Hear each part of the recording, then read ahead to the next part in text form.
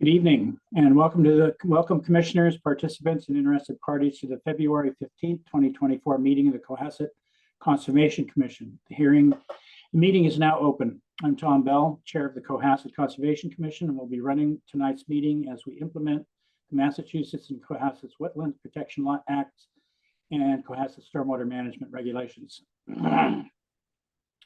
Conservation Commission meeting is now in session and is being held on a Zoom platform. If you have any questions for the Commission, put them in the Q&A section at the bottom of the page, and when called, please limit your discussion to 3 minutes. You must include your name and address to be recognized. Present this evening on behalf of the Conservation Commission are our Conservation Administrator, Anna Legiso, and Town Conservation Agent, Charlotte Bechtel.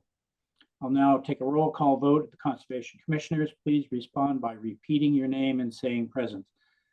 Kathy Berrigan? Kathy Berrigan, present. Chris McFarland? Chris McFarland, present. Valerio Romano? Valerio Romano, present.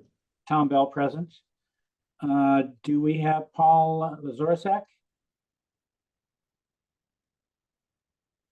I do see two Pauls in the audience. Paul, if you're here for the Conservation Commission, can you raise your hand? There you are. Can you promote him, Charlotte? Yep, he's rejoining. All right, there he is. And okay, Hi, Paul. Welcome. Paul, please state your name and say present when called. Paul Lazorczak. And associate commissioners are full participants in hearings, though they do not have a vote. Tonight, we have a quorum of 1, 2, 3, 4, and our associate. So the quorum is 4 commissioners. We'll be taking all votes via roll call vote, with each commissioner answering yay, nay, or abstain. Before proceeding to the public meetings, the following items are continued until March 7th, I believe. I'll call them each individually because they're not all continued to that time. So first is NOI 2401 and Stormwater Permit 2401 for 32 Lambert's Lane. That's continued to March 7th. NOI 2402, Stormwater Permit 2402, 35 Nichols Road. That's continued also to March 7th. We have some certificates of compliance that are being continued as well. The first one is NOI 2218, Stormwater Permit 2214. That's continued to March 21st. NOI 1801, Stormwater Permit 1801 for 1819 Jerusalem Road. That's continued to March 7th.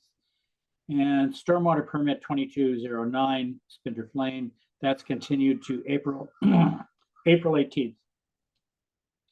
So first up tonight, we will resume consideration of a certificate of compliance for Stormwater Permit 19-15 at 149 King Street. That's been continued from January 18th. Carry it away. All right, thank you, Tom. Good evening, everyone.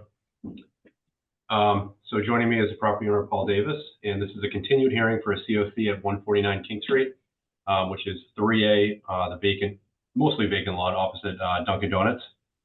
To give you a brief recap of what we discussed 2 meetings prior, all of the work is complete that was required under that stormwater permit, with the exception of planting 20 trees.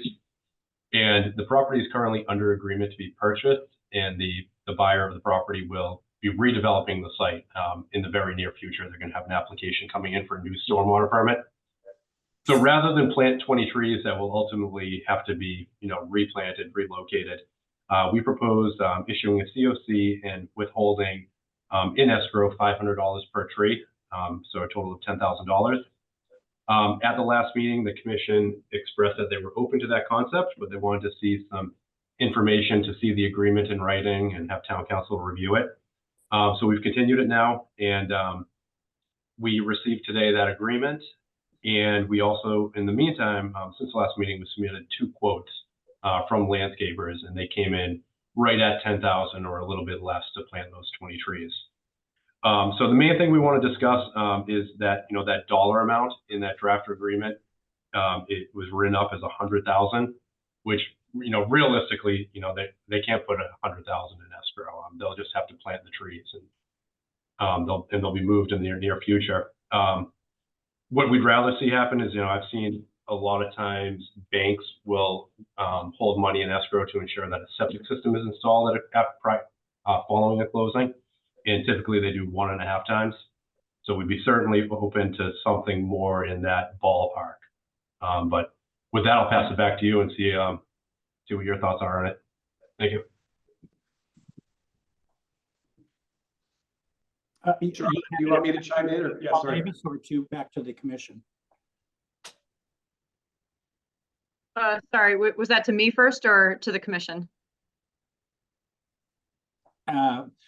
Jeff, who are you handing this back to? Paul Davis? Up to you. If Mr. Davis has something to say about this, then we're willing to listen. Probably nothing original. It was more to echo what Jeff had just said. The goal was to not plant the trees and then see them get disturbed or die. Apparently that happened once already with the previous owner. And I guess I would just like to point that out, that these all the orders, the trouble was the previous owner, the cutting of the lot and the not doing what we were supposed to. We kind of bought into that problem, so I understand I need to fix it. So the thought was, if this other company's coming in with a completely new plan, design, and they'll be seeking their own stormwater permit. But I understand the board needs a guarantee how, if they don't come through, is this work going to happen? So I think it was Charlotte and maybe John Hallen that came up with the idea of an escrow account. And we said, sure, so if we put the money there and it gets, this other company comes through and does everything they're supposed to, the board will be satisfied with whatever they approve for them. If they don't, if for some reason they walk or it doesn't happen, the money is sitting there for it to happen. I live in town. I would, I know you can't say, oh, I promise I'm going to do the work.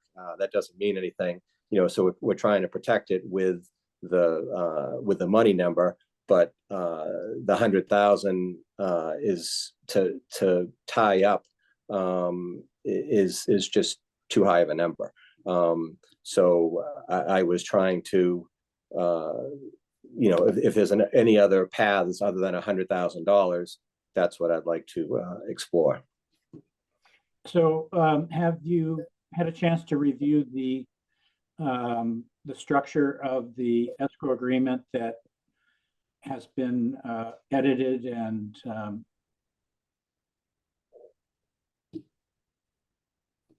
I have quickly on my phone as I was driving, which I shouldn't admit that, but I stopped at the $100,000 number and called the Morse Engineering and said, I think that's a typo, and they confirmed it wasn't a typo. So I haven't, we got the agreement today, so I haven't run it by my attorney, and so that's the extent. I don't know if there's other things in there. The way you asked that question, is there something else I should be concerned with? But that's where I'm trying to come from. It just seems like, how do we protect the town that they get their trees and not plant some trees, then they just get killed, in the transplanting process. I'm sure the developer will be as careful as possible, but what it's like, moving newly planted trees. I didn't mean to imply anything about the edited escrow agreement, other than I just wanted you to confirm that you had read it and you found everything acceptable, well, of course, except for the amount. But before we even get to the amount, I think that it's important that you understand what you're agreeing to here. So I have not reviewed it in detail either. What I would suggest is if we can come to an agreement on the dollar amount, that maybe would be conditioned on final review of the agreement. There was one other thing though that I haven't read it, but in speaking with Charlotte, I understand that the time frame for how long that money would be held. I wanted to talk about as well. What we had proposed was that once a new stormwater permit was issued to the new owner of the property, that at that time that money in escrow would be released. I understand from speaking with Charlotte that it was written up that that money would not be released until the new owner's COC is issued. And, you know, that's completely out of Paul's hands and it could be years down the road. And I know at that point, once a new stormwater permit's issued, that new applicant, that new property owner is on the hook to make sure those plants get in. I'm going to open up to open this up to the other commissioners. So, So I can chime in through the chair if that's all right, and Charlotte, if you think it's appropriate. Couple things. Yeah, So, go ahead, Larry. okay, great. Jeff, so one of the things you started out was what everything else in the permit has been completed except for the trees. Does that mean the erosion control has all been done and the grass has been planted? And like when we have a big rain event, it's not just wood chips covering the grass, covering the eroded areas? Because that's my understanding, is that wood chips were poured on it, and so that aspect isn't completed yet either. Or tell me if I'm wrong. I mean, yeah. I guess I'm not aware of that. My understanding is that when this was an issue years ago under the previous owner, they were working on the site, doing substantial work, and it was literally having it was silt washing out into 3A. And that's when they got the enforcement order. And my understanding is that the site has been stabilized and they haven't not had any issue with erosion and siltation in many years. So I mean, and we obviously want to move this forward, and we don't oppose the sale, and we understand the concern with why would you guys want to plant, or what would be the value in you planting trees when somebody's going to come in and redesign it and apply for a different permit? Like, so we're totally on board with that. We're totally on board with the sale. The issue that I think is sort of obvious is, I mean, according to Greg Morse's request for the $10,000 escrow, the extent of the erosion control that's been done was just having wood chips poured, where the stormwater permit does specifically contemplate planting of grass so that the roots would actually stabilize. And so in a big rain event, I think that hill continues to wash down. So if it rains a lot tomorrow, we don't have that resolved yet. And that's really been ongoing since 2017. So, you know, and I guess you guys only acquired Mr. Davis, you know, in the last couple of years. And so I realize it's not entirely on you, but these have been out there and it really hasn't been stabilized. So there is a little bit of a concern with sort of what's going to happen next. And so when you use the idea of like a Title V, putting 1.5 down on a Title V to ensure compliance, you know, a new septic system is 40, 50, 60 grand. So now we're talking, even under yours, putting down 75, 90, 100,000. And that's kind of what we're talking about here, because frankly, you know, I don't know exactly what the purchase price of the property is, but for me, if I was in Mr. Davis's shoes, I know, you know, reputation wise, it's different and he's local and all that, but if I put up 10 grand and got $1.5 million, and then somebody said, okay, you got to now organize for the planting of all these trees and ensure it gets done and spend your days like chasing down contractors and arborists and, you know, and finishing site plans and blah, blah, blah. I would be like, I'm not doing that. Keep the 10 grand, you know? And so I just don't think 10 grand is enough to ensure compliance. And on top of that, let's say that it wasn't done, then we have the 10 grand in our bank, but we don't have access rights to the property. I mean, if we could encumber the property by allowing the permit to sit out there and give us the ability to come on with our arborists and excavate and plant trees and blah, blah, blah, then we wouldn't be here in the first place, right? The whole goal here is to just sort of completely free up any obligations that might sit on the property so the new owners, the purchasers can raise money and buy it, right? And so I don't see how even if 10 grand was enough, which I don't think it is, I don't see how putting that in an account solves the problem. That's why it's got to be enough where it motivates Mr. Davis to make sure this gets done. And so that's why, you know, the two issues, one is the 100 grand figure. And I think there's probably some room to discuss that, but I'm only one member of the board, but unless I hear something that I haven't heard yet, 10 doesn't do it, for me anyway. And then the other issue is whether it's the issue of a stormwater permit or a COC. And unfortunately, I feel like the history of this property is like such that, we've had a stormwater permit sitting out there for years. We have like a bunch of conditions, which already tonight have been represented as being completed, but aren't. And, those conditions will still not be completed, right? So I feel like it's got to be at COC and not at the issuance of a permit. And that's just me, right? I'm only one member and, I defer to the others, but I don't see how putting money in escrow allows us to even plant the trees in the best case scenario. So that's sort of my 2 cents. And I guess my questions are, what do you think about that? What's, and maybe the board, we can all chime in on what an appropriate number is, or I can just be told, 10 grand's fine, let's move ahead, and that's fine too. But the way I'm looking at it is, let's finally fix this property after, 7 years of cease and desist orders and ignored, violations on the property. So.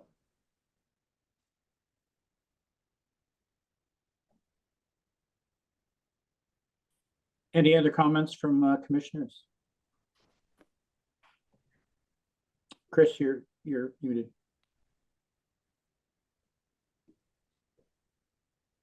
Jeff, are you hired by the new owner to No, the current Yes. owner. okay, so we don't know anything about the upcoming stormwater permit. Paul could probably give you some information on it. My understanding is that they'll be filing in the very near future with a project to develop that site.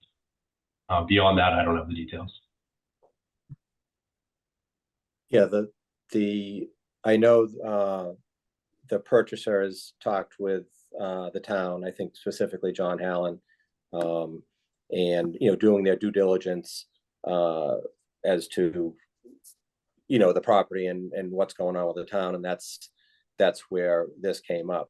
I'll just say this, my understanding when we bought it was back when they tried on the original enforcement order, they tried to do everything. They did the grass, they did the trees died.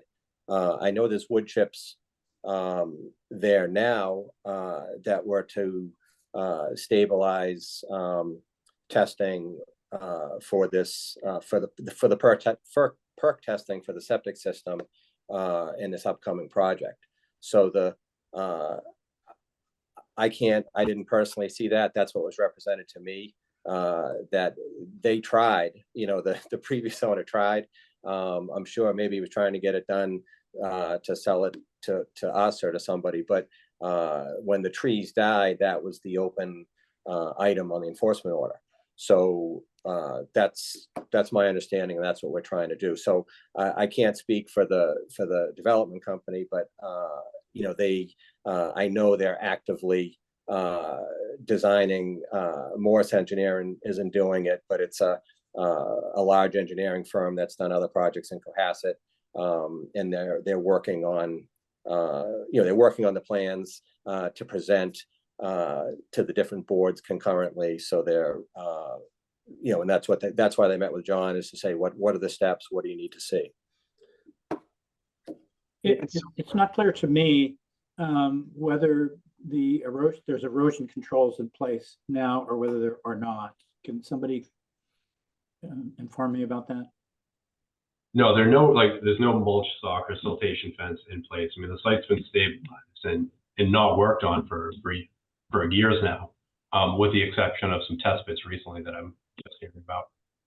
Okay, I don't think that the commission would be comfortable waiting for this purchase and sale to complete without having at least that done. So for one thing, I mean, I would like to see a commitment that you're going to get those erosion controls operational quickly, like maybe by next week. Are we talking about just in the areas where there's mulch? In any areas that might be shedding sediment onto 3A. I mean, Charlotte, you've been to the site, and I mean, I was under the impression that this site was stabilized. That's how we presented at the last meeting about a month ago. Yeah, there were just a couple things that I would respectfully disagree with a little bit on. Like, I think in terms of most of the impervious was removed per the approved plan. There was a Okay. small portion where the existing storage units are. There's still pavement that's on there, so it's probably just that original pad that was there that needed to be removed. At least back in 2022, when the original applicant had tried to file for a COC, the grass was not 100%. If anything, it was barely even at 50. But given the 2 years of time that's passed since the last COC was requested, I think there's more vegetation stabilization. It's just when Greg Morris and I went to the site back in January, it was covered in snow. We did dig up some simple spots, but it was hard to determine whether or not there was a greater than 75% vegetative cover in the areas of the vegetation that was removed. But in terms of the site overall being stable, I think I'd be inclined to agree with that, maybe with the exception of a few sensitive spots that were closest to the existing impervious road that goes up the hill. There were some dirt areas where some equipment was stored. And so I don't know if those areas in particular are 100% stable, but I think overall as a site, the site seems to be stable for now. It's just I can't confirm if it's 75% or greater vegetative cover. So my question really wasn't about stabilization. It was whether or not we had, whether or not you have temporary erosion controls in, specifically silt socks. And wherever they're necessary. Now, I haven't been on the site. I drive past it occasionally, but try not to look at it. It's an eyesore. So are there places where there should be silt socks that and there are none at the moment? That's my question. Not whether or not the site is stabilized by growing vegetation, but do we have some prevention from silty runoff encountering, pouring down onto 3A? At least in the area closest to the slope that the road that goes down into 3A, if we have to put up some barriers in a small area that kind of are still like, it's again, at least when I saw it, it was dirt, but the rest of the site, I don't know if needs any erosion controls unless Jeff or Greg have been there more recently than I have back in January. Yeah, I think we're talking about a small area, and Yeah. And I'm not aware It's of like any erosion and siltation coming off the site and some of the very significant rains we've had. I would call it generally stabilized with the exception of maybe that one area you're talking about. I mean, that's really good news. Obviously, that's really what we're looking for. So if it's like majority stabilized, that's great. That was it. I was really mostly going off Greg Morse's letter where he suggested the 10K and his description of what had been done. And he basically says in his letter that there were wood chips were just spread. He says there was some vegetation came in, but to the date the applicant removed the 4,100 square feet of impervious surface. The applicant has also spread wood chips over exposed soil locations on the site. I mean, and I'm not, I'm fairly new to the board and I'm not an engineer, but to me, wood chips don't create erosion control, particularly in, a heavy rain event. So I was just going off what was proposed to us by, the current owner as to what the status of the site is. So I'm really happy to hear that it's not eroding as badly as I was worrying. It seems like on a big rain like that hill is just washing away. And if that's not the case, that's great. I didn't realize that. And I guess, so it sounds like there is some area that would need some additional stabilization or erosion control. And I defer to the rest of the board.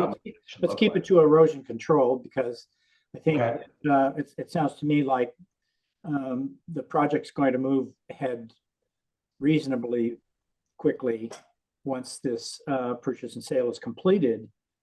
But in the meantime, I think that we need some assurance that we do have some protection against siltation. Yeah. And Jeff, I have great confidence in you to be able to assess that site and decide where you need to lay down some silt socks if necessary. And I just would like to hear a commitment that, yes, you're going to be out there next week and at least take a look and not leave anything to chance. It's easy enough to say, well, it hasn't been doing it yet. And we have had a couple of heavy rainstorms, but just because we haven't had one in a couple of weeks, it's not it's not good enough for me. I But mean, well, this is not a site that's been like recently stabilized. Like we're talking the last several years, there haven't been any issues. Like I was on Yeah. site, I think it was 4 years ago now. I think it was in 2020 doing test fits. Yeah. And it was generally stabilized at that point. But you know, saying that, yeah, we can absolutely go out. I can walk it with Paul and Charlotte as well. And if there's an area of concern, well, amongst any of us, we can put up a barrier in that area. So Most that'd of be the my- site that'd is be my upland. short-term concern is that there are silt socks in place if necessary and where necessary. This is a Yeah. relatively small thing compared to really the meat of our conversation, which is what sort of an escrow amount is necessary to ensure that everything goes as planned. Right. And you know, what we see happening ideally would be an escrow agreement set up for the planting of these trees. And then you're going to see the buyer come in with a new stormwater permit and a whole new landscaping plan. And once that's approved, but you know, it supersedes the old one. You know, that planting plan is a moot point at that point. Which is why we would request that the funds are returned at that point. But if we can't, but I think we should start the conversation on the dollar value. I mean, see if we can come to agreement on that. Mr. Davis, is your understanding of the sale contingent upon permitting by different agencies? Yes. Okay, So, yeah, So- exactly. So if yes, they have to get an approval to build what they want to build through the different boards before we can close. So this is, you know, they're going to present to the conservation, to the planning, to the Board of Health, to each one of the boards in the town, and go through probably peer review and the what needs to happen to approve the project, and then we would close. Have they executed the contingent P&S yet? I'm sorry? Have they executed a contingent purchase and sale? Yes, They have executed. yes. Contingent, exactly. It Contingent spells upon out- local approvals. Exactly. It has a due diligence period, which is they're done with, then it has a permitting period, and then we close. Yes. So the It's a only short- barrier to completing this is the encumbrance on the deed from this incomplete stormwater permit. Is that accurate? Or are there other conditions that need to be met to complete the sale? No, well, the approval to construct, but no, this is the only question mark, so to speak, that this needs to be resolved to continue. Charlotte, what is the start date for what is it, 3 years that those trees have to live? What's the start date? Is it certificate of completion? Usually, at least for this is just a stormwater permit, but usually for orders of condition, when we issue like a COC with the ongoing condition for 3 full growing seasons, it usually is like when the COC is issued. That's usually the time frame that we go by when we issue a COC with that ongoing condition. We don't have a condition like that for stormwater, but Can we put a can we put a condition of that sort in? Because here's my thinking. This is not in my opinion, what Cohasset doesn't need is another locker space. And that's what the applicant said they were going to build there. I hope some people in the town think otherwise.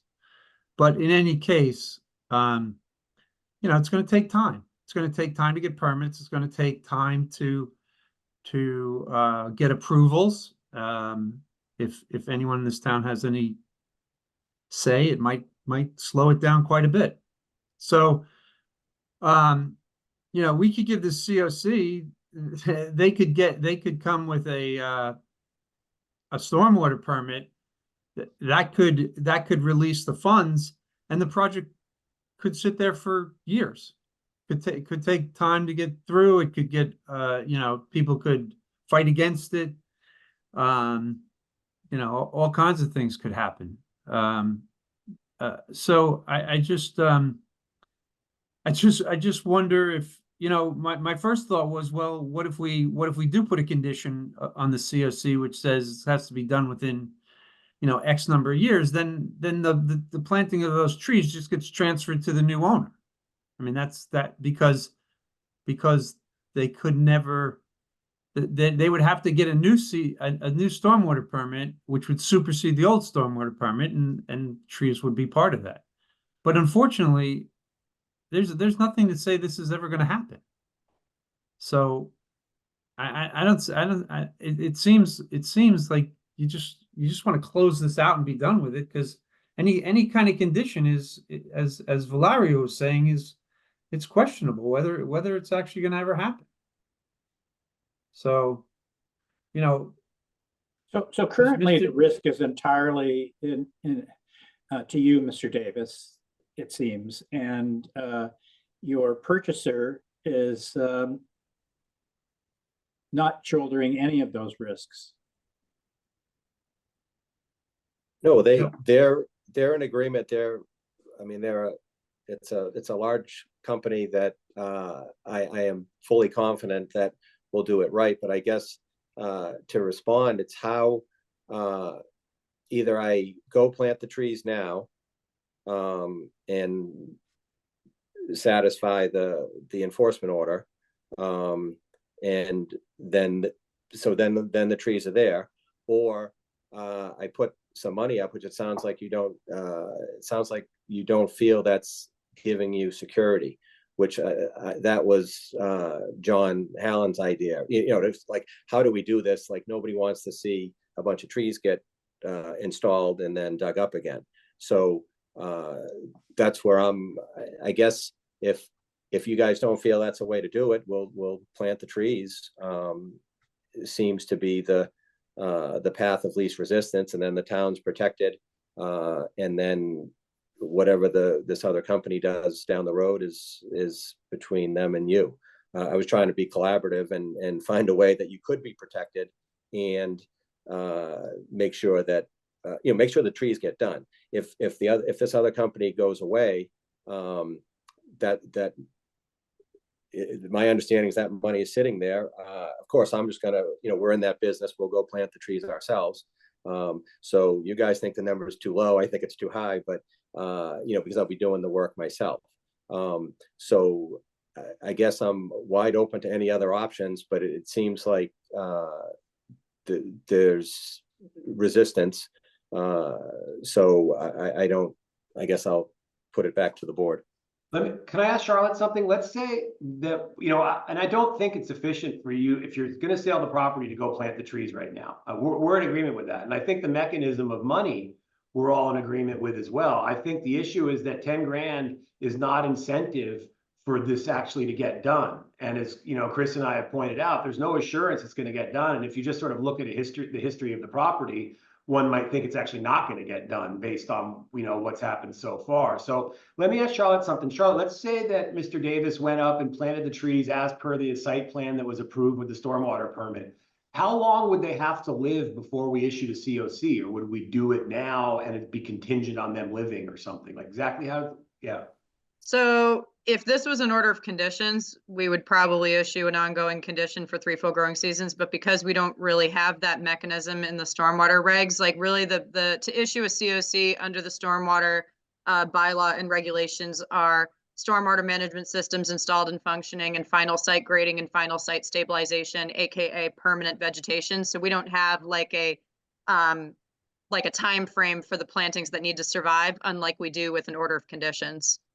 So just merely sticking them in the ground, we don't know if they're going to live till next year. That would be it. They would still be able to get a COC. Yeah. So final site stabilization is the last requirement for a stormwater COC, in addition to obviously the final grading and the stormwater systems being installed. So, when a stormwater permit's closed, we issue a COC, the trees could die the very next day. I mean, we don't have those, unlike an order of conditions where we have a little bit more of a, monitoring period, unless there was a condition specifically issued in the stormwater permit then we could do something about it. But at least for now, the way that the permit was written and the way our regulations are just for stormwater, we don't have like any sort of monitoring period for trees. But there would be the additional requirement of site stabilization as per the permit and the various orders that are outstanding on it, which Yeah.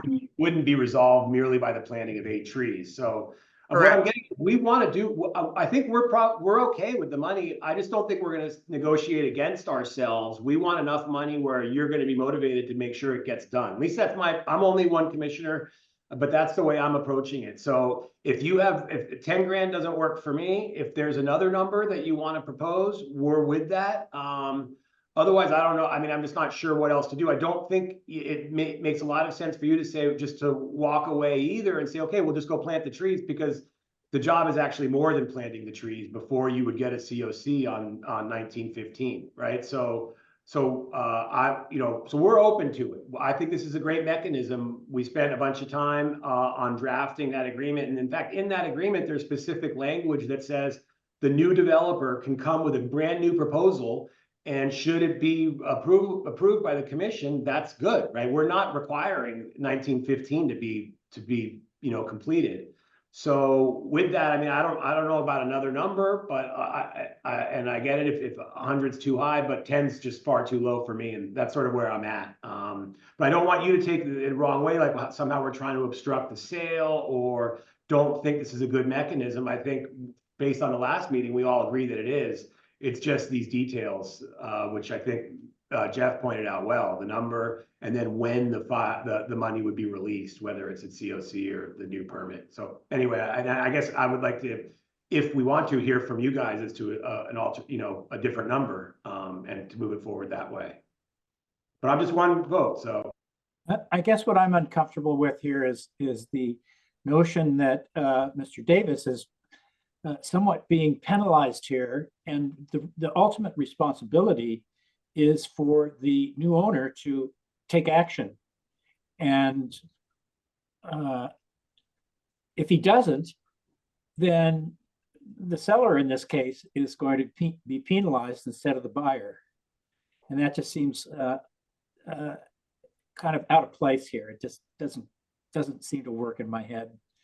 Well, I'm not sure that the buyer should have the incentive, I think, to get moving on this as soon as the sale is done. And I don't know how any mechanism, maybe somebody else can think of a mechanism to compel the buyer to not just sit there. We don't want to see that thing sit there for another 5 years like this. Well, I mean, I think the couple things, Mr. Chairman. One is, but the current owner is the one responsible for it. The new buyer hasn't bought the property yet, right? So the current owner is responsible. It's been sitting out there for a couple of years with the current owner, knowing that, these various conditions on a whole bunch of cease and desist haven't been complied with. So that's one thing. And then the other thing is, why don't, Mr. Davis, can you go back to the buyer and say, look, I'm going to be putting up X amount of money. You're guaranteeing me that you're going to go apply for a permit and develop this property to the satisfaction of the municipal boards, and that's going to have to happen. Why don't you put up the money instead? Or should you not do it? Let's just have a note that I'll be able to collect on then. Like, you just get some note with security that you put up the money now, they don't do it, you get it back from them. But no matter what, I feel like it's up to us just to enforce the state and local laws and protect the town. So that's the only mechanism I can think of for doing it. But I hear what you're saying, Tom. We want the property to pass. We want it to be developed nicely. And right now it's not being, resolved. So yeah, anyway, I feel like I'm beating the dead horse here. And I think that, Mr. Davis and Mr. Hassett know what kind of I'm looking for anyway. Well, let me. I just want to give you a little history on this project. The previous owner cleared a bunch of land and cut down trees, quite a few. If Tom, I don't know if you were here, but it was somewhere in the area of 43 trees, if I remember correctly. And the agreement was that he was going to plant, how many trees is it, Charlotte? 20? 20 trees to make up for the 43 cut down. And and there's nothing in the stormwater regulations which requires that.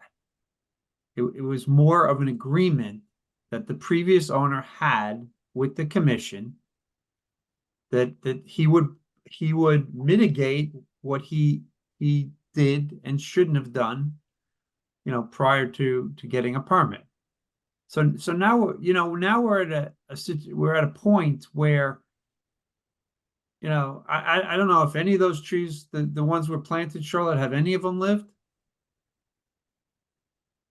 Maybe like one, but when John and I went out there 2 years ago, they were pretty much all dead. But I'm also guessing, you know, they're talking about storage units on this site. You know, that site is gonna be completely denuded of the other 50 trees that are out there. And so, and they probably are not going to have a lot of residual land, which is going to allow them to do much planting. So I wonder if, you know, is there an opportunity to mitigate elsewhere that we can satisfy? I mean, basically what we were trying to do as a commission was say, you know, thanks a lot for cutting down 43 trees. Would like you to plant some trees to mitigate what you did. And so is there a way of possibly mitigating elsewhere, which gives, you know, Mr. Davis the opportunity to do it or something? I don't know. I'm looking big picture here. You know, I think that I don't think we're going to get, you know, they're going to be stressed for finding 20 places to plant trees. I assume that the road edge may be an area where they can do it. I'm not really sure. It really depends where the property line is. But you know, look at the other storage facility. It's all parking and a little bit of grass. So I don't know what we're gonna end up with here. Well,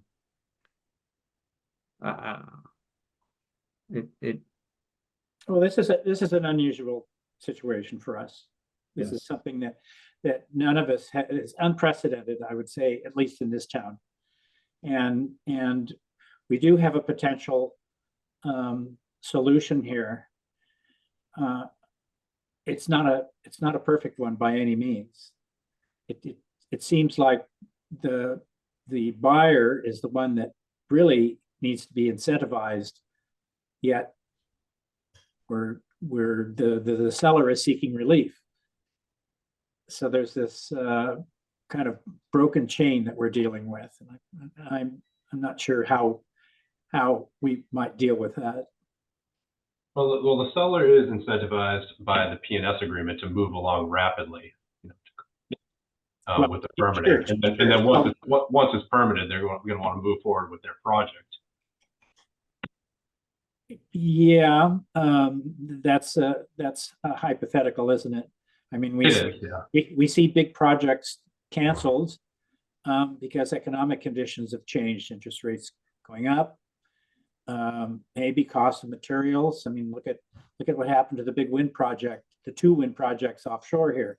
Everything looked like it was going great. Everybody was incentivized to get those in, start pumping some carbon-free energy onshore, and poof, they're gone. So the same thing can happen with any project when the economic conditions change, either for the developer or in the larger economic realm. Then suddenly, when they run their model, the financial model, it doesn't look so good anymore, and they walk or sit.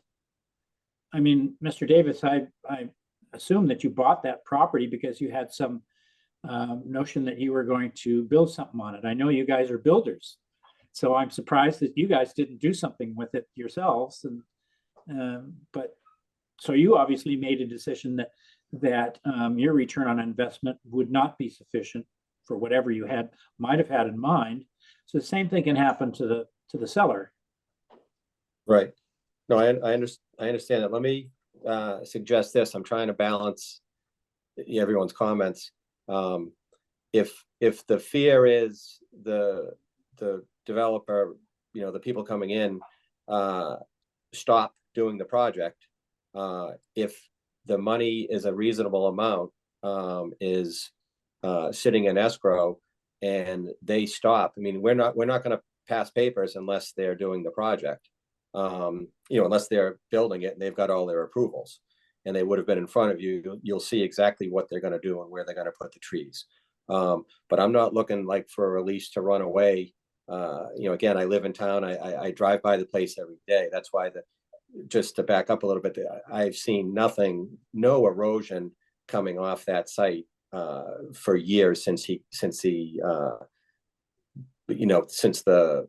they stabilized it the best they could. The vegetation has grown right over, and the one place that water does come out along the side is the driveway. It's running into a catch basin, and watch it. There's never any silt or clay in it. I'm sure you'll be more aware of it now that the project's in front of you. But if the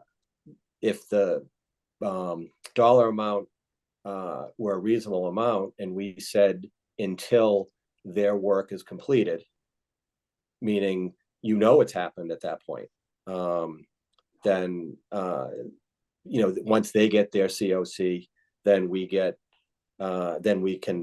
get the money back essentially. And if they walk for any reason, we'll use that money again. I'll do the work myself and put the trees in, and then ask for the money back, type of thing. But I guess that's where I'm missing where don't you have protection in that?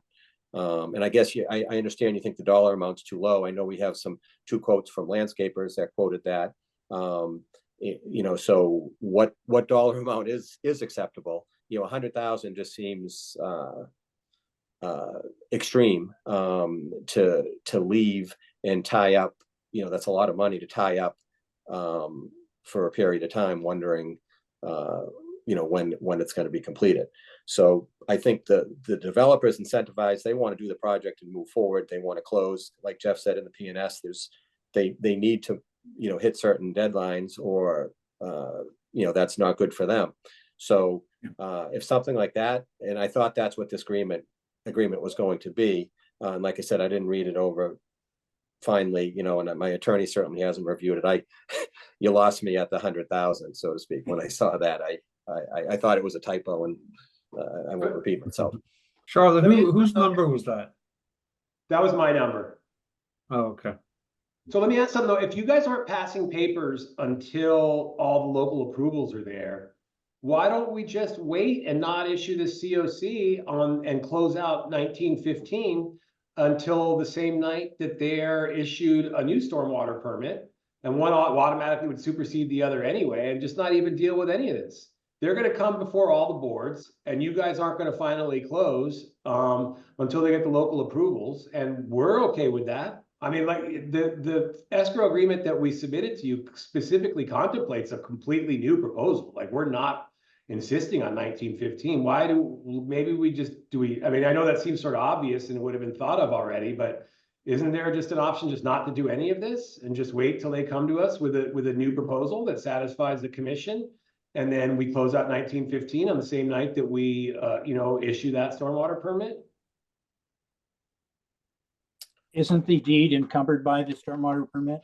No. I don't think it is, Mr. Chairman. I don't think we and Charlotte, correct me. We don't file the stormwater permits with the registry, right? No, unless it was somehow recorded with this property. And last time I checked, Paul, I don't think the stormwater permit itself is recorded. Sometimes people record stormwater permits in congruence with an order of conditions. It's not required per our bylaw or our regulations to record stormwater permits or the COCs that are issued for them with the registry of deeds. That's only for orders of condition. So in terms of the encumbrance, is it just the prior enforcement, or is it just the fact that there's just a pending local permit that hasn't been closed out? I think it's just a pending permit. Looming. Pending obligations on the property. Yeah. Right. They So, wanted. sorry to interrupt. Well, I I'm think you, sure they wanted well, I more think you than- said that you were actually okay with the, money being tied up until the COC was issued for the buyer's project. So, I mean, if that is the case, I mean, you are protected for the whole period of the project. Yeah, and that's great. And your money is not just sitting there. I mean, at least it's earning interest, you know, so you're going to get that interest back. Of course, it's not being put to work properly, but at the very least, it's getting an interest rate on it, you know, if you'd like, so I think you asked again, well, what's the right amount? I guess I would just ask you the same question. I proposed, and I vetted it, you know, with Charlotte, and it got sent to at least one other member of the board. We're not going to do anything to, you know, risk having a quorum without a public meeting. But I guess I would ask you the very same question. You know, what is the right amount? I don't mean to laugh. I thought I presented the right amount, just from being in the business. You know, when we came up with 10,000, that's what it should cost.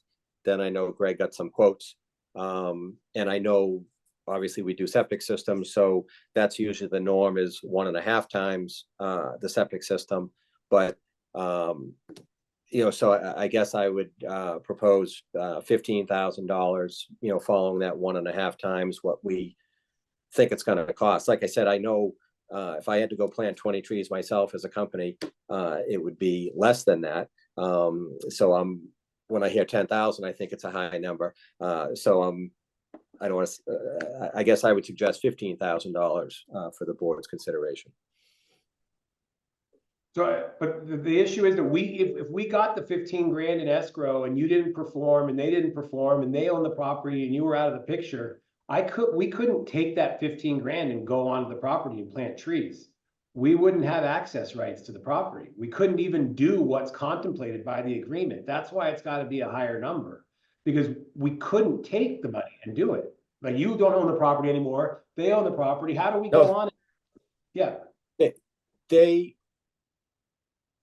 They wouldn't own the property until you have approved the new COC. No, we would approve the new that's- stormwater permit. They wouldn't get a COC because the job Right. wouldn't be finished, right? So they Right, get a but- new permit. We approve that. We wrap up this one. This permit's gone. You've sold the property. They have all the local approvals they want. And then, just like since 2017, they just sit on the project for all the reasons Tom said. We have another pandemic and the cost of materials is higher, whatever. The economics change. They realize, oh my gosh, we didn't see there was a storage place about 100 yards away. So maybe we shouldn't put a storage place here. Whatever it is, you know, then they don't do it. All we have is 15 grand in escrow without the ability to go on the property and plant the trees. You know, I don't want to keep belaboring this. I know we have other matters on the calendar tonight, and it seems like but maybe the other option, like was proposed, is maybe we don't deal with any of this stuff, and they come before us, for the local boards, and they get their approvals, and as part of the issuance of the new stormwater permit, we close out this one. I mean, that makes perfect sense to me, and it resolves everybody's problem. Okay, I can run that by them. Their goal was obviously to have a clear title. They actually thought they couldn't present plans if there were any enforcement orders on there. So if they can present plans to conservation, I'll run it by them.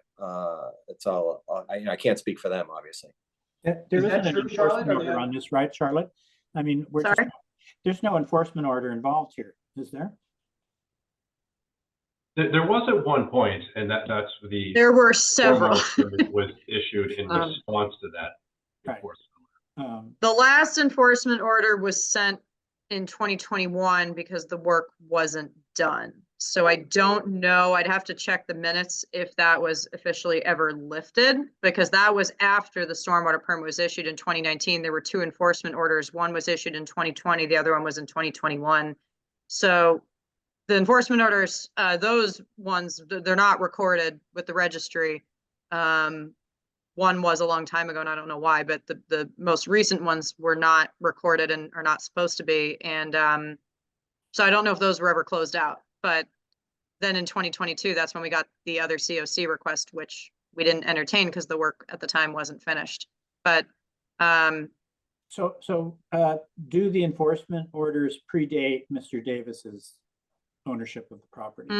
I can double check that. Yes. Paul, do you know when did you Yeah. purchase the property? They do. They do. They They do. predate his ownership of the property. Mhm. So we could close those out tonight, couldn't we, Charlotte? I have to see if they're, I mean, I can pull up the in 2021 enforcement order, and I don't know if this rings a bell for anybody, but basically that's the last one that was issued because the work wasn't done. So it seems to me if the enforcement orders were levied against Mr. Shannon and he didn't comply and he doesn't own the property anymore, it's moot. Mhm.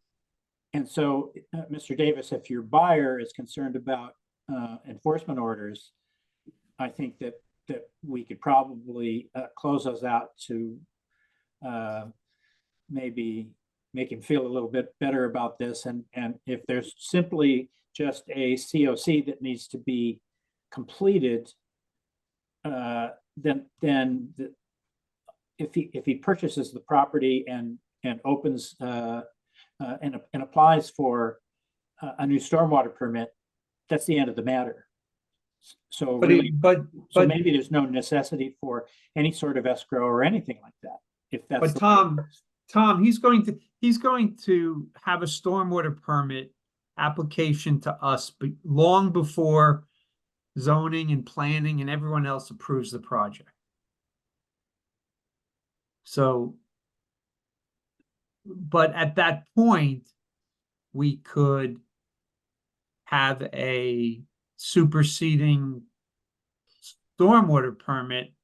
But if he doesn't buy the project, but if he doesn't buy the property, then there's a new permit that overrides the existing permit. You know, what I'm So- saying is that if he does, if in fact he does buy the property, then with this existing stormwater permit that needs to be closed, and if he comes to us with an application for a new stormwater permit, we can close the one that we're talking about tonight at that time.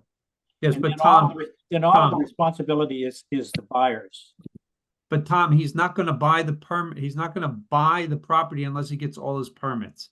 So he's gonna have a stormwater permit months before he has a building permit, I mean, a planning board permit, Yeah, and he's not gonna buy until that time. So it's, yeah, good point. so then if that can of worms permit, if there's- that permit supersedes the current permit, then Mr. David and the project never goes ahead and the sale never goes ahead, then we have a new stormwater permit that Mr. Davis is responsible for, even though he's not building the building that they are showing. So let me make a different proposal then, that we accept the $15,000 counter offer here. And Valeria's got a good point. I mean, the $15,000 is sort of sits in limbo. We not only can the town not go on that property without permission, the town would never go on the property and plant those trees in any case. We know that. That money would get put in the general fund and the property would remain exactly like it is. That's maybe a little too cynical, but that's probably what would happen. So it just seems to me that this is I not, have a, none of these so- are perfect solutions. yeah, and Mr. Chair, I will note, it's been almost an hour and I know we have a lot of people in the audience, so I have two suggestions and we may or may not need to table this, Paul. I know we've gone on for an hour and it hasn't really gotten anywhere, but in order to not keep talking until the end of the night, I have two proposals.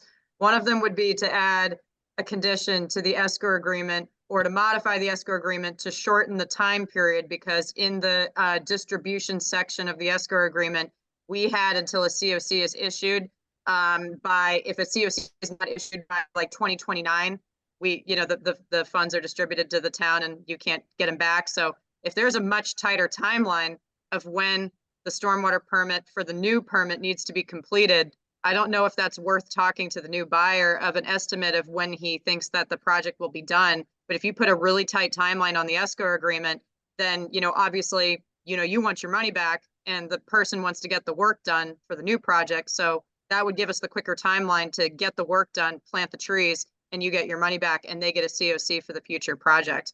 So we tried to be generous with that time frame because obviously there's a lot that's going to go through for that next project. But if a tighter timeline gives the commission any assurance that this is going to get done and we're not going to sit around waiting 5 years for this to be taken care of, that's one option. The other option is obviously, as Valerio had mentioned, to just forego the entire escrow agreement. We can lift whatever enforcement orders were previously issued in 2020 and 2021, and then the stormwater permit just stays open until such time where a new permit is issued, and then you close out stormwater permit 1915 with any conditions, and you can carry the condition over to the new stormwater permit that the 20 trees have to be planted. So then it's a condition in the permit either way, which we can enforce under the stormwater permit itself.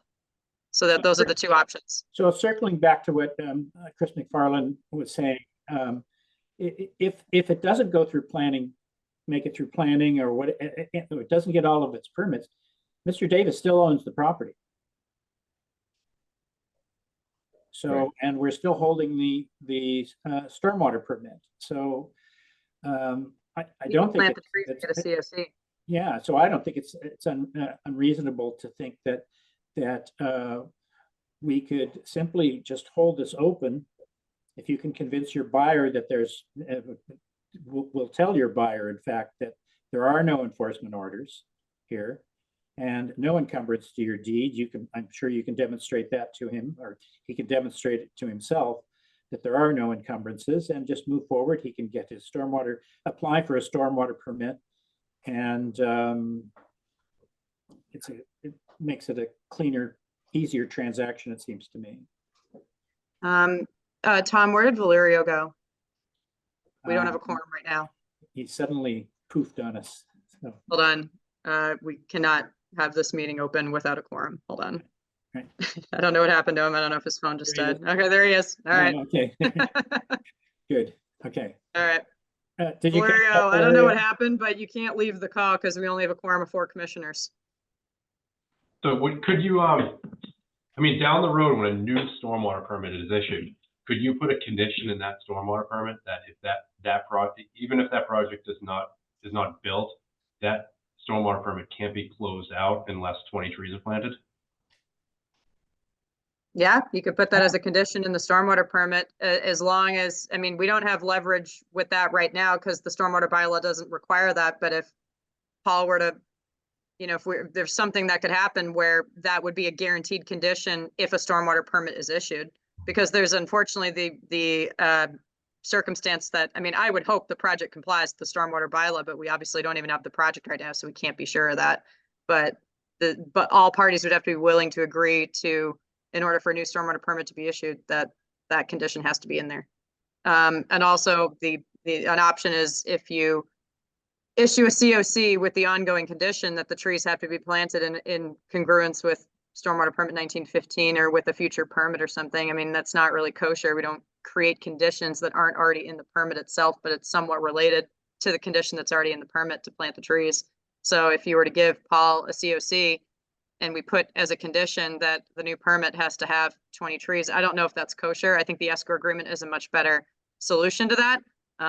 But the other solution, like I said, is to shorten the time frame in the escrow agreement and make it like something quick, like 2 years, so that everyone's under the gun to get their new permits or complete the work, or otherwise the funds are kept with the town. Otherwise, Paul will go out there himself and plant the trees. You know what I mean? Like, I don't know.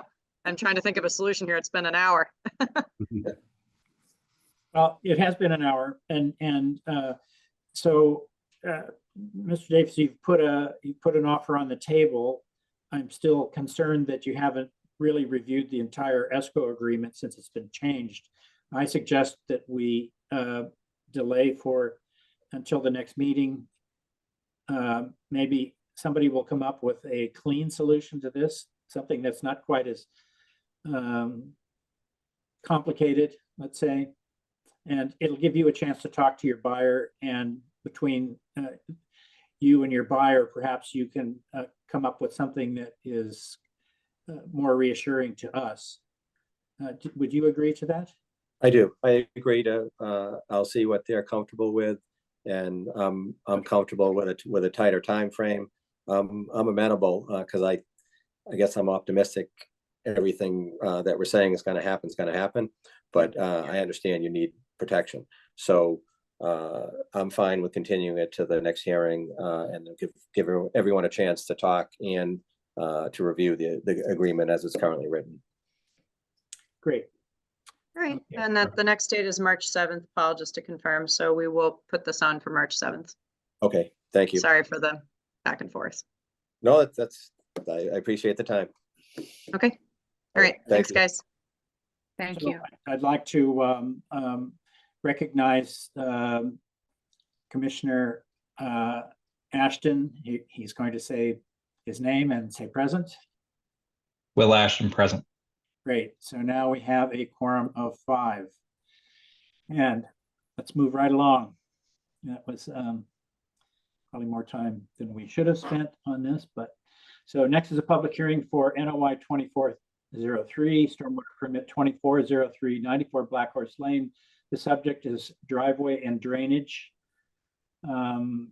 So in accordance with Massachusetts general laws, Chapter 131, Section 40 of the Cohasset Wetlands Bylaw and the Cohasset Stormwater Bylaw, the Cohasset Conservation Commission will hold a public hearing on Thursday, February 15th, 2024 at 6:30 p.m. via remote participation on a Zoom platform for NOI 2403, stormwater permit 2403 at 94 Black Horse Road.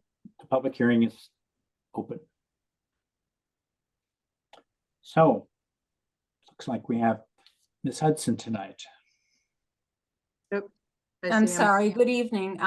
Charlotte, could you possibly promote Will Eads? Yep. He's also- Yeah, sorry, I didn't see Adam in the audience, so I wasn't sure if he was here for that. I know Adam couldn't make it, so Will is filling in, and he is going Okay. to give a brief introduction to the project. And sorry for just for the record, we have Carmen Hudson from Merrill Engineers and Land Surveyors, engineer representing the applicant. Nino DeNuno is the applicant for this project, and then Will Edis from DTM Law representing the applicant as well.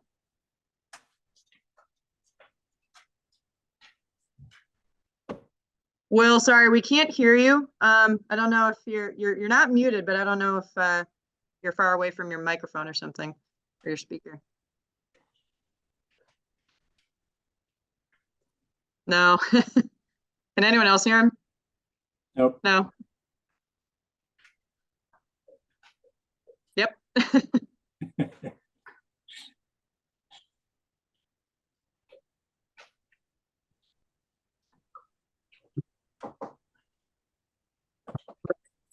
Any chance to hear me now? There we go. Yes. Yes. Okay. Apparently, I'm working from home because I have a dog who recently had surgery, and apparently, if my second monitor is plugged in, it makes my microphone not work, Hmm. which is news to me. All right. So, before I turn this over to Carmen, who's going to have much more interesting things to say about the project and the performance standards and such on that, I wanted to just give everyone a brief overview of the permitting history that brings us here tonight. The applicant, Katie Custom Builders, purchased this parcel in 2022. It was an 8.7 acre parcel that had at least eight grandfathered lots on the parcel. Mr. DeNuno decided to develop 3 single-family lots in the parcel, plus the existing home located at 94 Black Horse Lane. The property generally is accessed via Black Horse Lane, which is public up to a point and then becomes a private 12-foot wide paved private way. Which also serves the properties at 80, 90, and 94, as previously mentioned. So when he began this project, his initial proposal was to develop a common driveway serving the 3 new lots and the existing house at 94, which would have avoided all of the Con jurisdiction areas on the property. When that was submitted to the planning board, they denied that application for various reasons, and that denial was appealed to the land court. we at Mr. Duno when that then went back to develop 3 separate driveways off of the private portion of Black Horse Lane through building permits. Those were also denied and appealed to the ZBA.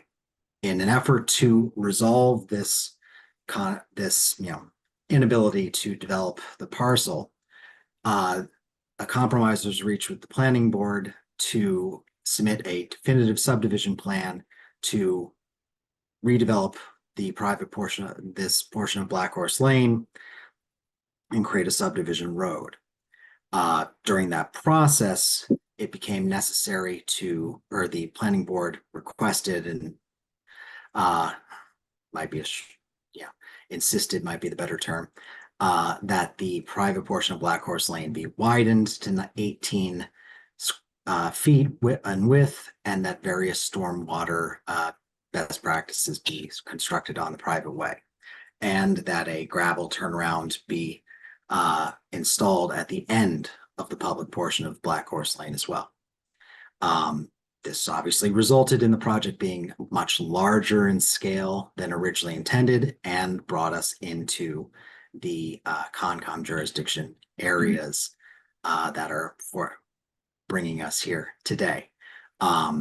Just as a comment, additional this, obviously as I mentioned, increase the scale of the project from, just building a number of driveways to a subdivision road that is costing Mr. DeNuno over $550,000, in addition to a gift that he made to the town of $40,000 for the development of the public portion of Black Horse Lane. So, would you confine your conversation to your discussion to those parts of our jurisdiction where I'm not sure if it's relevant that well, no, that was the end of my story. Good, thank you. Right. So now I wanted to turn it over to Carmen to discuss the project in more detail. Thank you. Thank you very much, Will. Can everybody see this plan?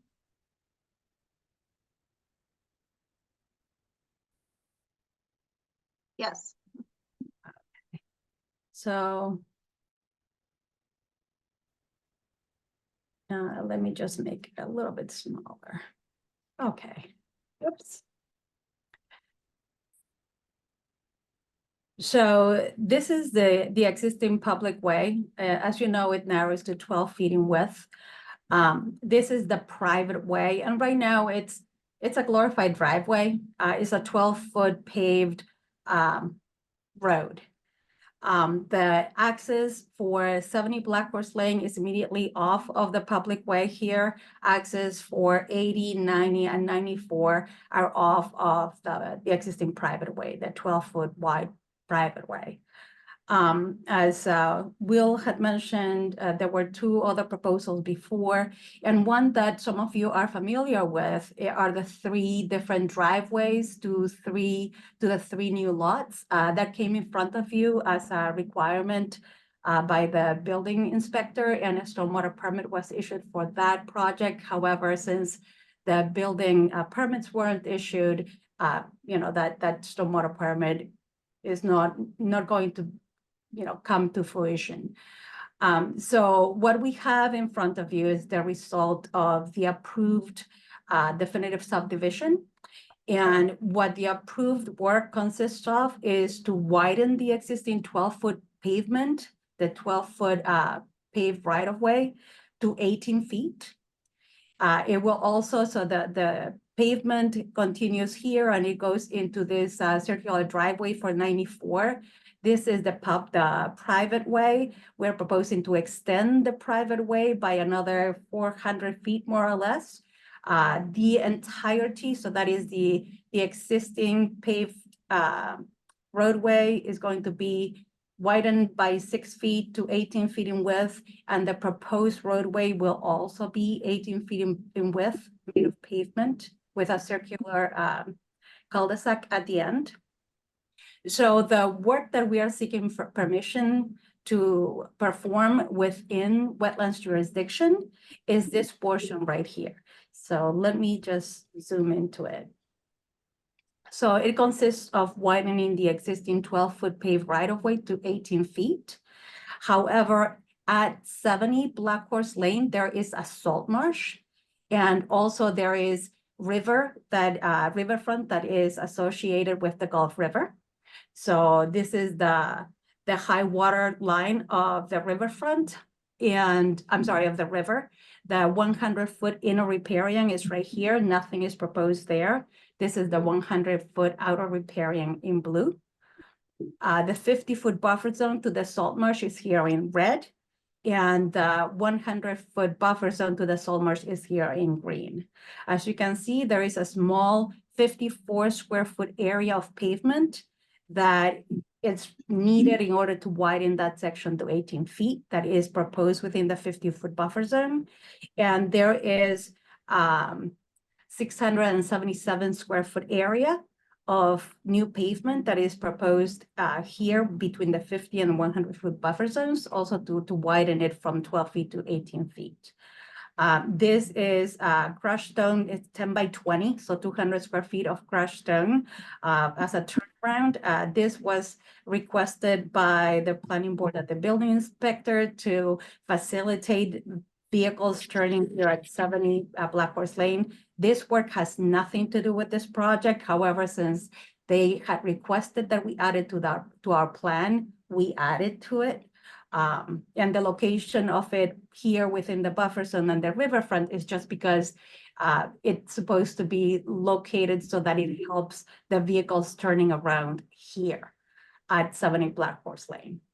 So therefore we couldn't move it. There is also this outlet from this subsurface infiltration system that it would be located within the 100-foot buffer zone. These areas that I mentioned before, between the 50 and 100 and within the 50-foot buffer zone, are also located within the 100-foot outer riparian zone. And there is an additional area here in blue that is outside all buffers, but within the riverfront of 147 square feet. So that covers the notice of intent portion of this project. The stormwater portion of this project, we went through a review with the planning board of stormwater. We started the stormwater controls with one subsurface infiltration system. However, they had requested that more treatment be proposed. So what we did is we added swales in order to prevent water from the ledge, because this topography is very steep and there's a lot of ledge. So with this swale upstream of the road, we are going to capture water, and we're proposing a catch basin so that we pipe this water so that is clean water under the road so it does not mix with the roadway. We're also creating swales here, so any runoff from this ledge over here is captured by another catch basin and sent into the subsurface infiltration system, so it does not mix with the roadway either. The majority of the roadway will be treated. There are different catch basins that are located throughout the road. There's only a small portion over here that will not be treated, and a portion over on this side that will not be treated. But right now, there are absolutely no stormwater controls in the paved 12-foot right-of-way. So there we are increasing the amount of treatment, and we are also reducing the peak rate of runoff and volume during all storm events, particularly during the 2-year storm. We are reducing it by 2 CFS, which is incredible. And that is because of the additional infiltration that we added to the stormwater controls going through the planning board review. And I think at this point, if anybody has any questions, I would be very happy to answer. Charlotte, do you have any comments for us? So, you know, for the portion within the wetlands jurisdiction, Carmen submitted a summary about the compliance with the redevelopment standards under 310 CMR 10.585 under the Wetlands Protection Act. So just wanted to point that out for the commission. And then as Will and Carmen mentioned, it went under a stormwater peer review through planning board. So those documents were available as well. And planning board issued a decision with several conditions. You'll see in my comments that I kind of noted that some of them do overlap with the purposes for these permits. So I think that's kind of just something to note there. And then there were some notes on the site plan. You know, I know the site plan was finalized with planning board, but I just had a couple comments that Carmen said she will add and incorporate into the site plan, mostly for like surveying the information for trees and ledge removal, just to kind of clarify, especially within wetlands jurisdiction, but overall for the project. And then since this is a separate permit entirely from the actual subdivision development, that's why it was submitted as a separate permit and a separate notice of intent. But I will just acknowledge that obviously, given this design, of course, that's going to affect the current stormwater permit that was already issued for the subdivision. So not going to chat about that tonight, but just wanted to note that will need to come back at some point as an amended submission, but at least for tonight, just looking at this. So Charlotte, can you, so in other words, we're not going to consider the impact of the paving, the extensive paving of this private way and the infiltration chambers that are shown on the map. Is that correct? So this is just for the road itself. So all stormwater systems proposed are for the road itself, not for the subdivision, which is a separate permit. Okay. So how much pavement are we talking about? Who is the? I mean, there's this very large turnaround at the end, you know, cul-de-sac. It looks like a lot of excavation to do it as well. So A this lot of cutting area, going on there. this area is primarily filled. There is, as you can see, all this area is at elevation 40, 38, and it goes down. 42 is right here. We're bringing it to elevation 42. Only this area will be excavated. So there's actually a lot of more fill and very little cut. So one of the concerns I have is how steep that slope is from the northeast side of the cul-de-sac. So this slope is in ledge. No, the slope on the other side, northeast side there. Oh, that's a 3-to-1 slope. So this is consistent. This is a 3-to-1 slope that is going to be. You see, I believe it has it has like a mat on top and vegetation. It was going, so it's similar to what we were proposing for the stormwater permit that you approved, which by the way was not for a subdivision, that was for 3 individual driveways. So that is similar to that, is the 3-to-1 slope with the native vegetation. You see here it's reinforced with the core mat, so it's a mat, and it's going to be vegetated with native vegetation. I'm sorry, this area is 2-to-1, this area is 3-to-1. Yeah, looks very steep. What's the contour interval there? 1 foot?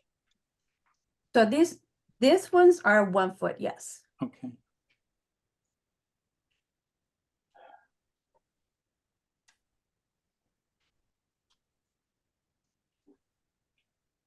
And what did you say it's going to be covered with? So it's a mat. And that is going to be vegetated. However, because this, as you can tell, these contours are tighter than these contours. So these are 3-to-1 and these are 2-to-1. So, and this is fill. So we're proposing a mat to provide slope stabilization, and that's going to be vegetated with native plantings. But it's not simply vegetated just because we normally propose a vegetated slope when it's a 3-to-1 slope. Since this is a 2-to-1 slope, we're proposing a mat as well.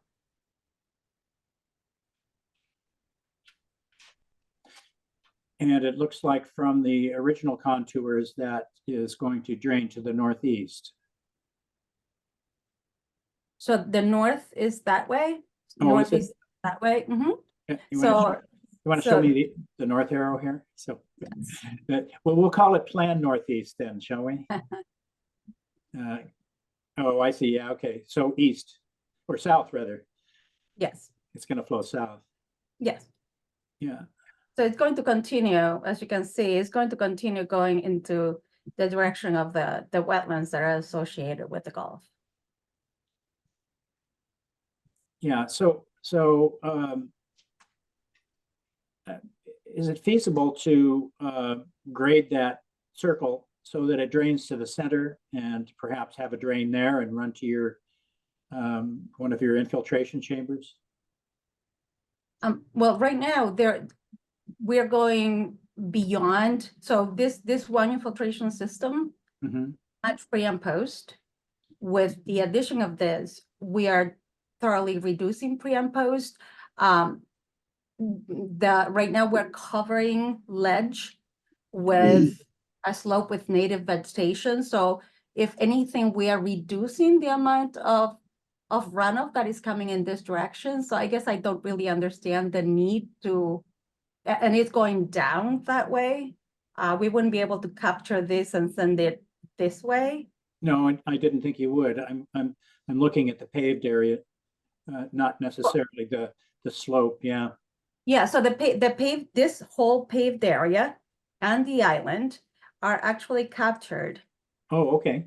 by this catch basin right here that goes into this manhole and goes into here. Okay. There good. is another catch basin here that also goes into this manhole and goes into the subsurface. I'm sorry, I thought you were talking about the slope. Well, I was initially, and then I kind of changed gears, and I probably should have clarified that. Okay, so the paved area then is being directed into an infiltration chamber. Yes, and there's also Cape Cod berms at the edges, at all the edges. So none of the pavement is being directed away from the road. Everything is being directed into the stormwater controls. Okay, thank you. You're welcome. Charlotte, who's the applicant on this project? Katie Custom Building. And who was the LLC. applicant? Who was the applicant on the previous stormwater permit? Same applicant. So is the intention at some point to come back with the subdivision? I'll let Yeah, the so- applicant confirm that, but I believe the we would- answer is yes. We would come Well- back with the individual homes. You would This come back with application the. is for the construction of the roadway only, as approved by. I planning. understand, but if you look at if you look at the stormwater regulations, they say the project has to be presented in entirety. So if what you're doing is you're breaking this apart and then you're gonna put it back together again. Well, I've been sort of hamstrung by the planning board because I can't convey the lots until the road is complete. I can't design the homes until I can convey the lots, so this is the only option. You can't convey the lots until the road is complete? Is that what you just said? Correct. If you can't convey the lots, how is it a subdivision?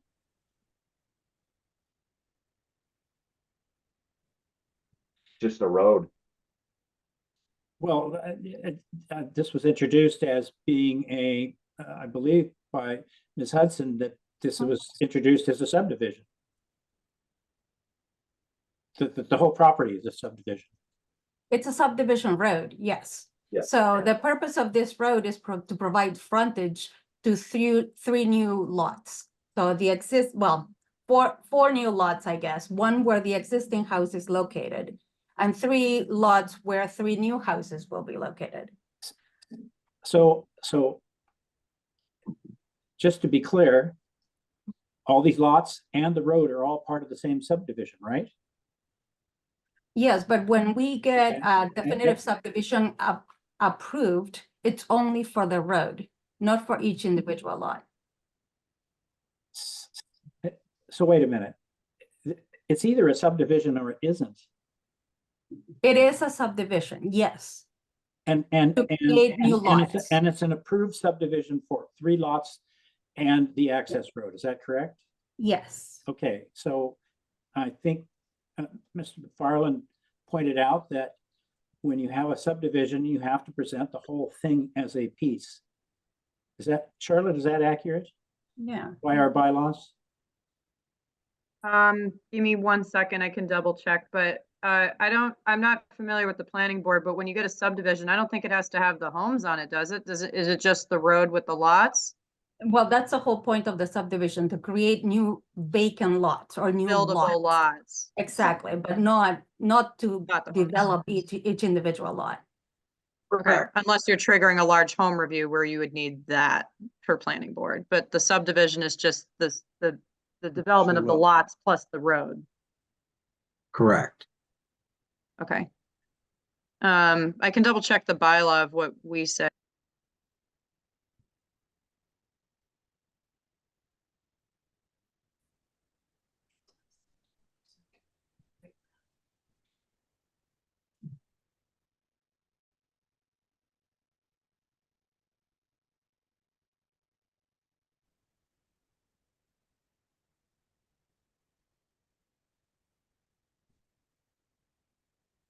Carmen, oh, okay, I was gonna say, can I share my screen? Thank you.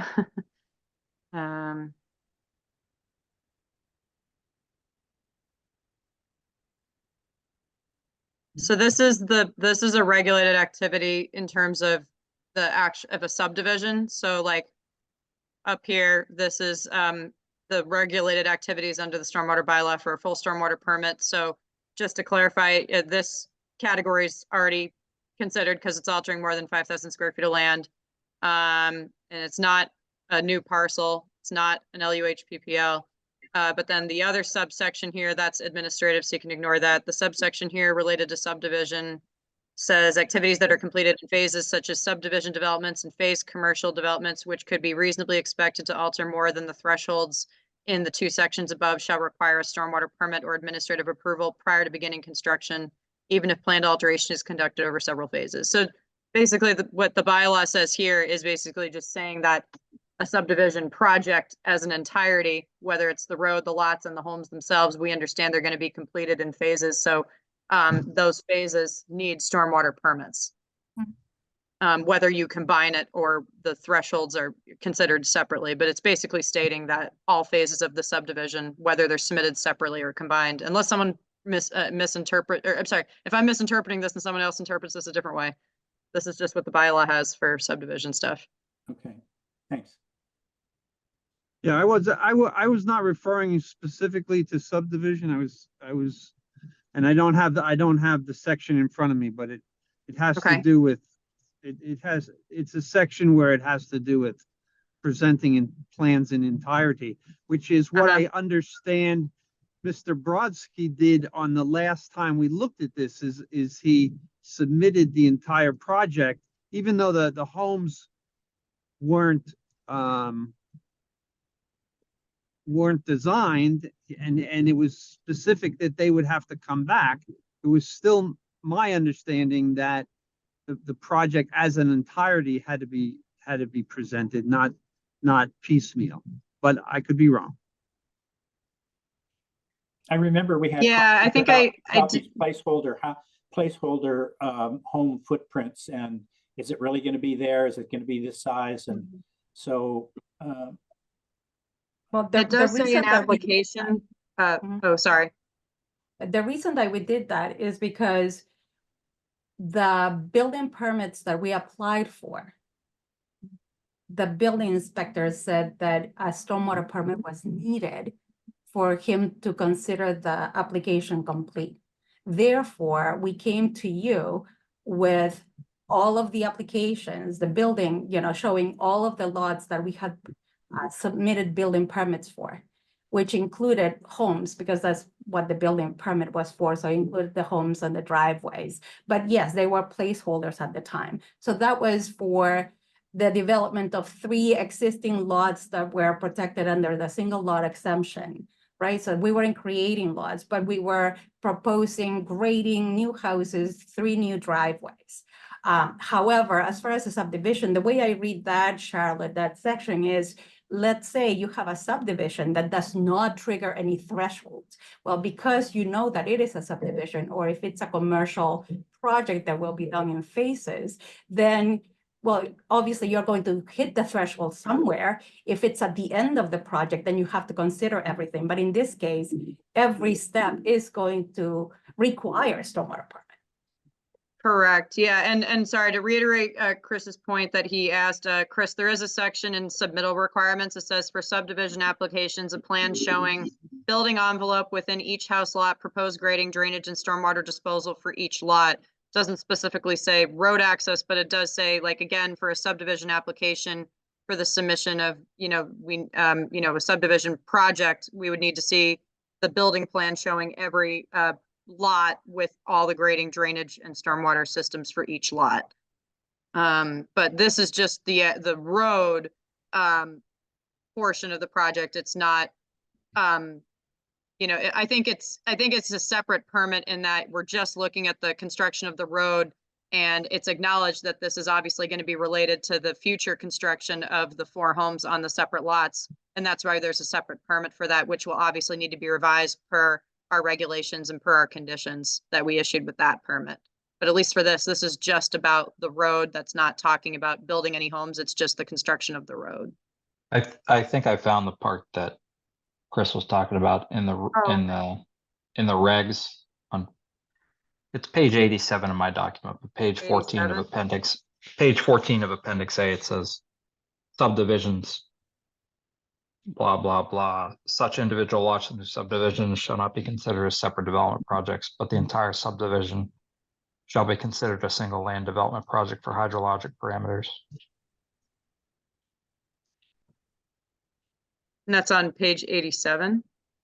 In the PDF, but it's page 14 of appendix A Mm-hmm. in the document. Okay. Number 12.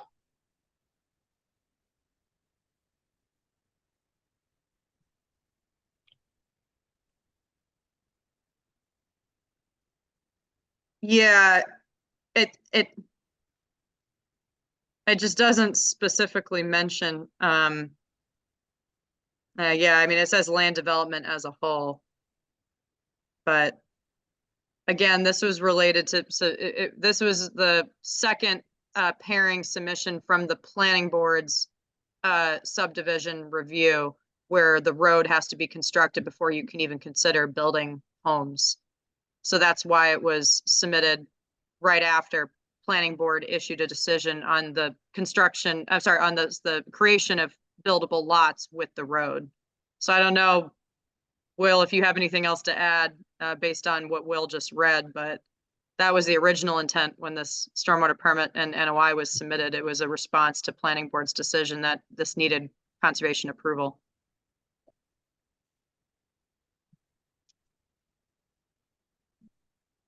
Okay, so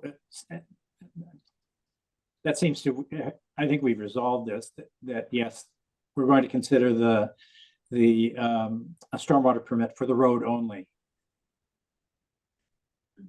Unless somebody has an objection. So, any further questions, or comments? Mr. Chair, we have a question.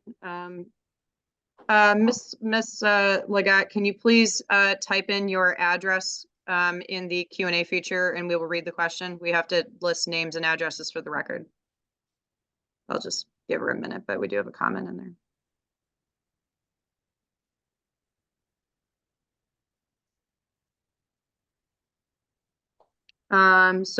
Sarah Legat of 39 Cedar Lane, question about the flow of water off the back circle. Is the flow projected to go to east northeast, or is there flow that also goes south southeast? Now I've really confused it.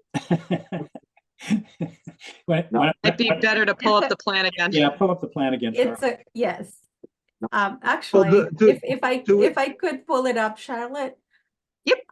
Yeah. So this is Sarah Leggett property right here. And as you can see, the contours go in this direction. We are changing the contours here. However, the flow will continue going in the same direction. So really nothing that we are doing for this road is going to change any of the flow going into 36 Cedar Lane. I think that was her concern. Do you have a drawing that shows the drainage systems? Yes, But like the flow, where the flows go? Yeah. so- yes, so that would be the subcatchment area plans, yes. Yes, They were thank you. submitted with the application. Can you call that up? Oh, Uh, we ask for this every time, you know. Yeah.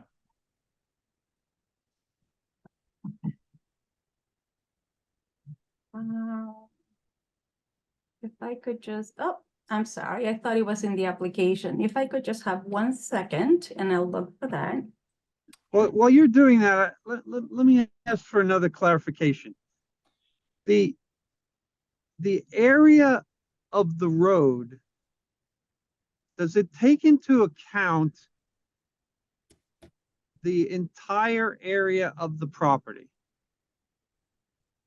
The area of the road, yes, so this is the subcatchment, this is the subcatchment area plan. It takes into consideration everything up until, you know, a little bit into the salt marsh.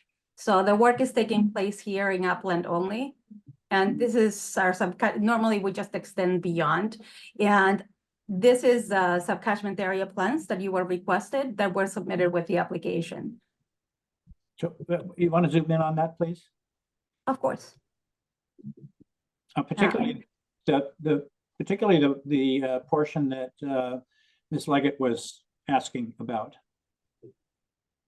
Okay, so that would be not the roadway flow because the road flows into this subsurface infiltration system, but the ledge over on this side is going to be filled. Zoom in a bit, zoom in so it really, you're really close in there. Yes. Yeah. So as you can see, this is the existing topography. This topography goes here into a swale. The road goes into this catch basin. This filled area goes like this, and then it goes into the existing topography and down to the wetlands. And this topography continues the same way it is today, which is in this direction towards the wetlands as well.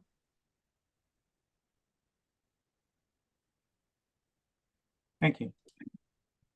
So, Mr. Chairman, here's what I don't understand. If we're looking at the entire property, right, then the calculations are based on the entire property. But that's just for the development of the road. It doesn't include the development of the individual parcels. Once the individual parcels are separated out, then their numbers are only in relationship to that parcel. But that doesn't, that could affect like the bigger whole. I don't understand how you can separate these two areas. Like it seems to me that the area of the road would be separate from the area of the individual lots. Otherwise, your percentage, you're double counting your percentages. I think the way that it reads is once they come back for the houses, the entire subdivision has to be included, road, houses, driveways, everything. That although we're looking at the road now, and they bring the houses back. That's my point, though. If you the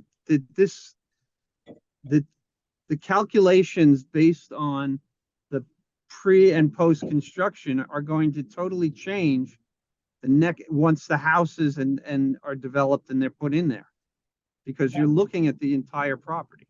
Not necessarily, then because they still have the pre-existing conditions documented. And I agree with you that they would have to use those pre-road conditions in their model.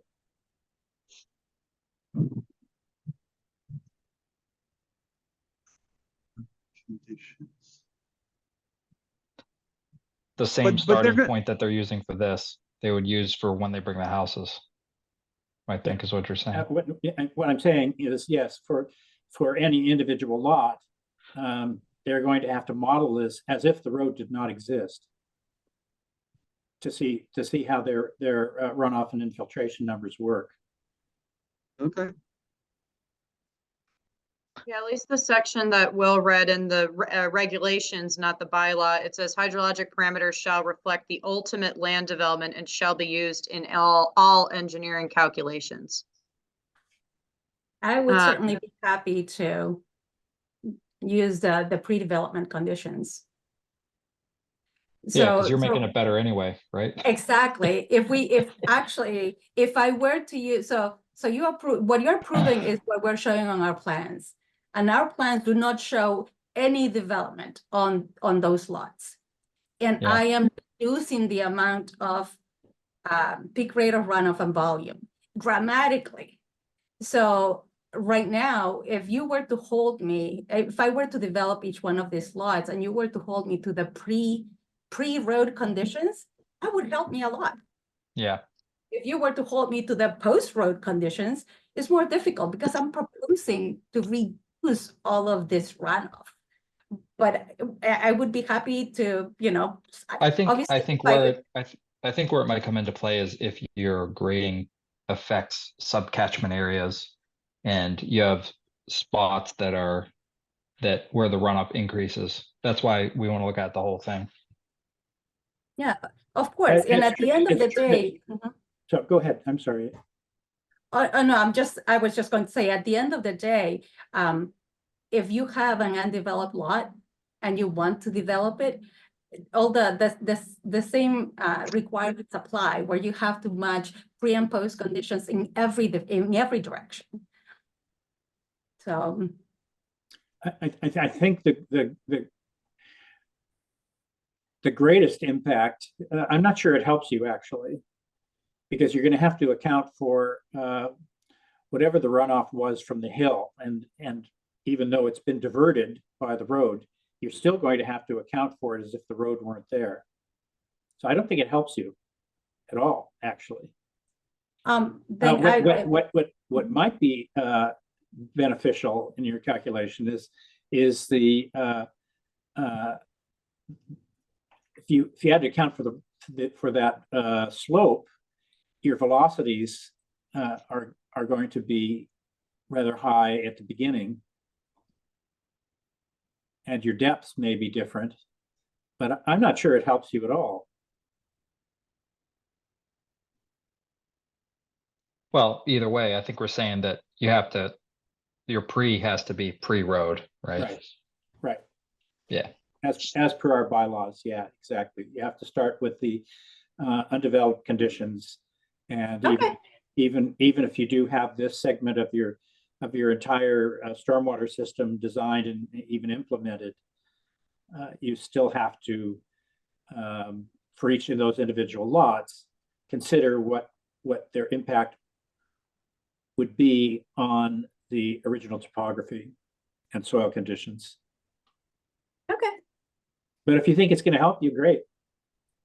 You're going to. At least for the projects in front of us, like for the actual road, the notice of intent, and the stormwater permit. I think just to quickly summarize my comments, I know we had some, I think Carmen needed some more time to kind of just tweak the plan a little bit with some erosion control maintenance notes, some tree survey notes, and clarify a few more things in the operation and maintenance plan. So I don't know if any commissioners have any other comments or things that they would like to see for this particular notice of intent stormwater permit submission just for the road itself and the stormwater design. And I don't know if the commission has had a chance to look at the stormwater peer review that was done by Weston and Sampson, along with any other potential overlapping conditions you may or may not want to consider if permits are issued that would relate to stormwater maintenance, easements, management, things like that. But I don't know if anyone got a chance to look at my comments, but those are kind of just some things that I think we we're tabling until we at least opened the hearing and got the commission's input. So you want to run through your comments? Well, they're very long, but I Oh, wait, kind of okay, just wait a minute. summarized them. I take that back. Yeah, no, I summarized them basically saying, there's some things that you might want to look at in the stormwater peer review, since even though that wasn't something per our request, I think it'll help with understanding the stormwater design and the amount of time that went through the planning board to consider the stormwater design as part of the subdivision. And then I did have some notes for the plan. One of them was just to kind of clarify under the wetlands and stormwater regulations, the requirements for showing existing and proposed vegetation, you know, any tree removal, especially within wetlands areas, and then trees of 12-inch caliper or greater to be surveyed and shown on the plan per our regulation requirements for stormwater. And then I did have some notes about just the logistics of maintaining the road long-term, of how that would kind of be determined. I don't know if Will or Carmen or the applicant have a kind of an answer for that. Right now, the applicant's listed as the primary responsible party in the operation and maintenance plan, but I didn't know if that was actually going to be long-term, because again, this is just for the road. It's not for the actual stormwater management systems as part of the, you know, any potential future development for the homes. So just the logistics of maintaining the road and all the stormwater management systems, you know, just want to make sure that's really clear who's going to be doing that in the long term. So I guess based on my comments, and I don't know if the commission has any other comments, to maybe, you know, I don't know if you guys want to. I think that last one's a critical one. Who is going to be responsible for this road once the development is completed? Mr. DeNuno, can you answer that? Yes, so I will continue to live down there myself as I do now, so I'll be part of that, but it'll be created through easements, Will? Yeah, Yep. cross easements. Easements, yes. So would that be then become attached to your deed? To all the, Yes, the intent is to put in place some, as Carmen said, cross easements with a maintenance terms integrated in those easements that'll be on record. Okay. Yeah, and those will just need to be finalized prior to the issuance of a COC. So not necessary to issue a permit, but definitely to get any sort of certificate of compliance. But yeah, I didn't know if you guys were okay with like my comments, or if you disagreed with them, or if you wanted to see more of that information, or if you wanted to close the hearing with any conditions, or, you know, just trying to get leeway there, or I'm sorry, any input there, because it's been almost an hour. Yeah, so I guess what remains to be resolved? You mentioned that Ms. Hudson needed to make some additional changes to her plan, like adding the trees and et cetera. Yeah, I had some erosion control notes, some, you know, simple tweaks to the plan notes and maintenance, and keeping stockpiling and stuff out of the riverfront, since they have plenty of room to work with on the site. So I think that's reasonable. Just, you know, making sure that, you know, all the information about, you know, just the amount of vegetation and land alteration is just clearly noted on the plans in accordance with our regulations. And then I had some notes about the gravel turning area, but I didn't know if that was discussed with planning board, but just the general size of it, is that large enough for, you know, I don't know. It just looked kind of small, at least in the, and I didn't know if it was possible to get that area outside of the riverfront, or if that was considered previously, but those are just some of my comments for the site plan in particular. So the bottom line is here, are we ready to issue a stormwater permit or not? Because it sounds like there's still some loose ends here. And are they significant enough so that it would be maybe premature to try to set conditions tonight? I think a lot of my comments could be think so. incorporated in I think conditions. we'd like to see, certainly like to see the distribution of trees and their calipers that are going to be cut here before. And that doesn't. Plus, I think that the area of disturbance and the silt, the erosion controls those are all important. So, because that's a very steep slope, it's gonna be very difficult to build. I just think it's important that those things are all documented well. Okay, so other than what Carmen will address, did the commission have anything else to add? I just had one. The Okay. peer review said that they asked for calculations of the first 200 feet of the driveway. I didn't see those. Were they in there somewhere? Is that already done? That was done, and I can provide the response that we submitted to them. Okay, great. So you're talking about the velocity, correct? Yeah, Yes. yeah, not flooding the I can- intersection, basically. Yeah, Okay. so I can provide that response. Okay, so it sounds like we do need to continue. And Ms. Hudson, are you clear on what you need to provide for the next meeting? Yeah, so from what I hear, I have to address all of Charlotte's comments, which was what I was planning to do. So I will do that sooner than later. So to make sure that everything has been addressed to her satisfaction. So everything should be done, well in advance of the next hearing, 7 days in advance at least. So does March 7th work for you? Yes, absolutely.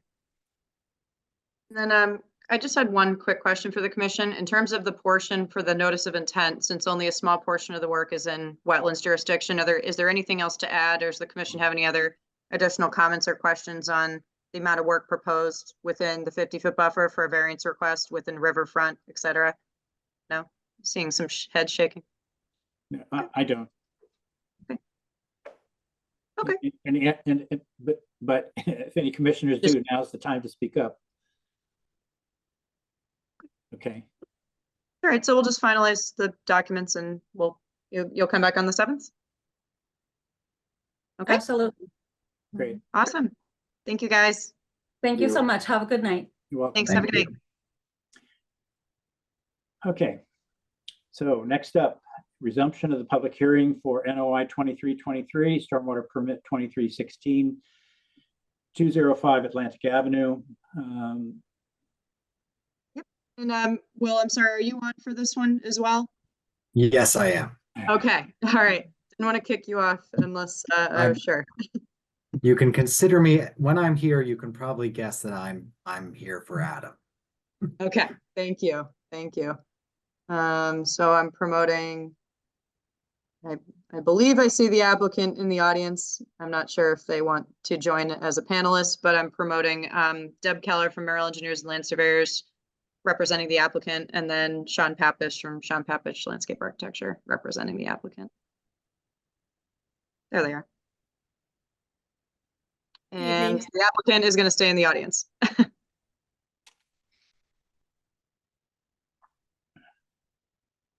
All right, just to introduce again, Will Eads from Joe and Tocho Morgan. I'm joined by Deb Keller from Merrill Engineers and Sean Papish from Sean Papish Landscape. I forgot the end of your business's name, Sean. I'm sorry. And frankly, I'm just going to turn it right over to them. Do you want to start, Sean?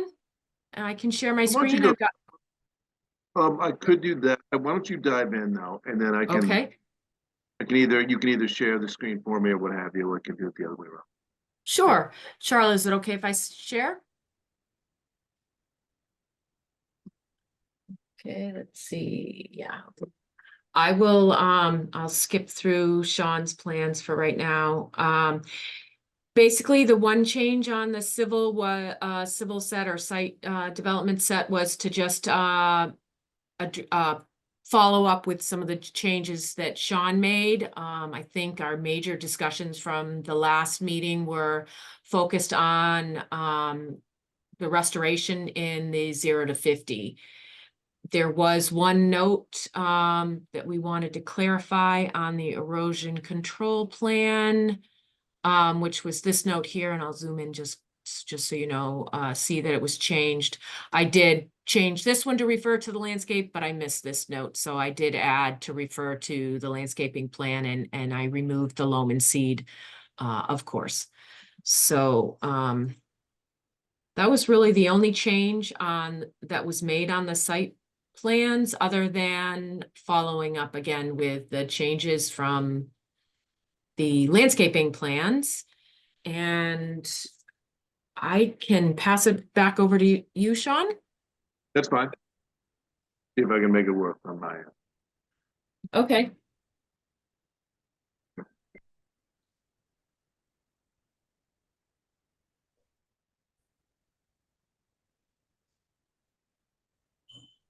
Can everybody see this right at the moment?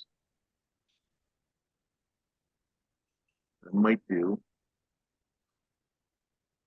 Reduce it down for the short term. So this is the overall master plan. Try to pull the aerial photo into it to give it a little more context. Can you see that yet? Yes. Make sure. Okay. Good. This is the overall master plan. And pulled it into the aerial photo. We're going to be speaking about primarily, certainly the entire site, but most of what we had our marching orders on from our second hearing were primarily the 0 to 50 foot buffer in this area right in here. And from what you can see here is certainly some of the existing trees that exist. This is the area where we have that southern area is where we have the existing knotweed field, so to speak. This northern portion is where we have the tennis court, which is pretty much this almost entire portion of it, really from edge of existing trees down to edge of existing trees. So just to get a feel for the context, this is the stony beach, gravelly beach that you have to the outside. The entire area itself is really held up by 2 retaining walls in these areas. One was there to hold up the existing tennis court, asphalt tennis court. The other one's there. Not sure why they had held that up, but at some point somebody built a retaining wall that holds up all of this area. One of our missions here was in listening to the commission the first few hearings, a couple of things that were asked, a little more natural feeling or more random plant layout. Talked a little bit about diverse and more naturally feeling design space. These fingers that come out into the landscape as opposed to maybe something too layered or too formally designed, I guess is what you were saying. More woody species and certainly no non-native grass in the 50-foot buffer. Now, what we did have on the previous plan was some native or some non-native. We had a little bit of lawn in this area from the previous plan. And we were going to do a lawn path to the existing steps, which we were keeping in place there. We also had some hardscape. That was the other piece too, was we had some hardscape with a fire pit, a little bit of terrace and walkway area in the 50, just to the edges. One of the things that we talked about, and that you talked about, was considering this a restoration project. What are we restoring it to? And it is our feeling it's somewhere between a coastal woodland, a coastal or maritime shrubland, and a maritime grassland. So we believe it is a transition zone. We believe it's an edge treatment when it comes to a landscape type. And so, and think about that, we enhanced more of what we had before, which was one of the moves that we were, I believe, expected to make, and that we treat this more like a coastal woodland edge, heavy on our shrub plant material, also have introduced a fair amount more trees into this entire buffer. What this plan illustrates is just that. There is no lawn now in this 50-foot buffer. There is, there was a minimal amount before we took all of it out. There is no hardscape, there's no paving in this 50-foot buffer. So that's been accomplished on this plan. The entirety of the area is planted with native plant material. What we show is still a mix of shrubland and grassland, but we also have some overstory trees as well as some native evergreens. And we use plant palettes. When we were considering this, we certainly looked at some of the CZM, the coastal zone management documentation, also Division of Massachusetts Division of Fisheries and Wildlife when they consider natural communities of classifications. We utilize documents, utilize their information, and tweaked our plant list a little bit. It was not far off from what we had before, to be honest. I know that there was a question about just getting more woody plant material in here. So we did do that relative compared to the previous plan. Again, this was where the tennis court was in this northern portion.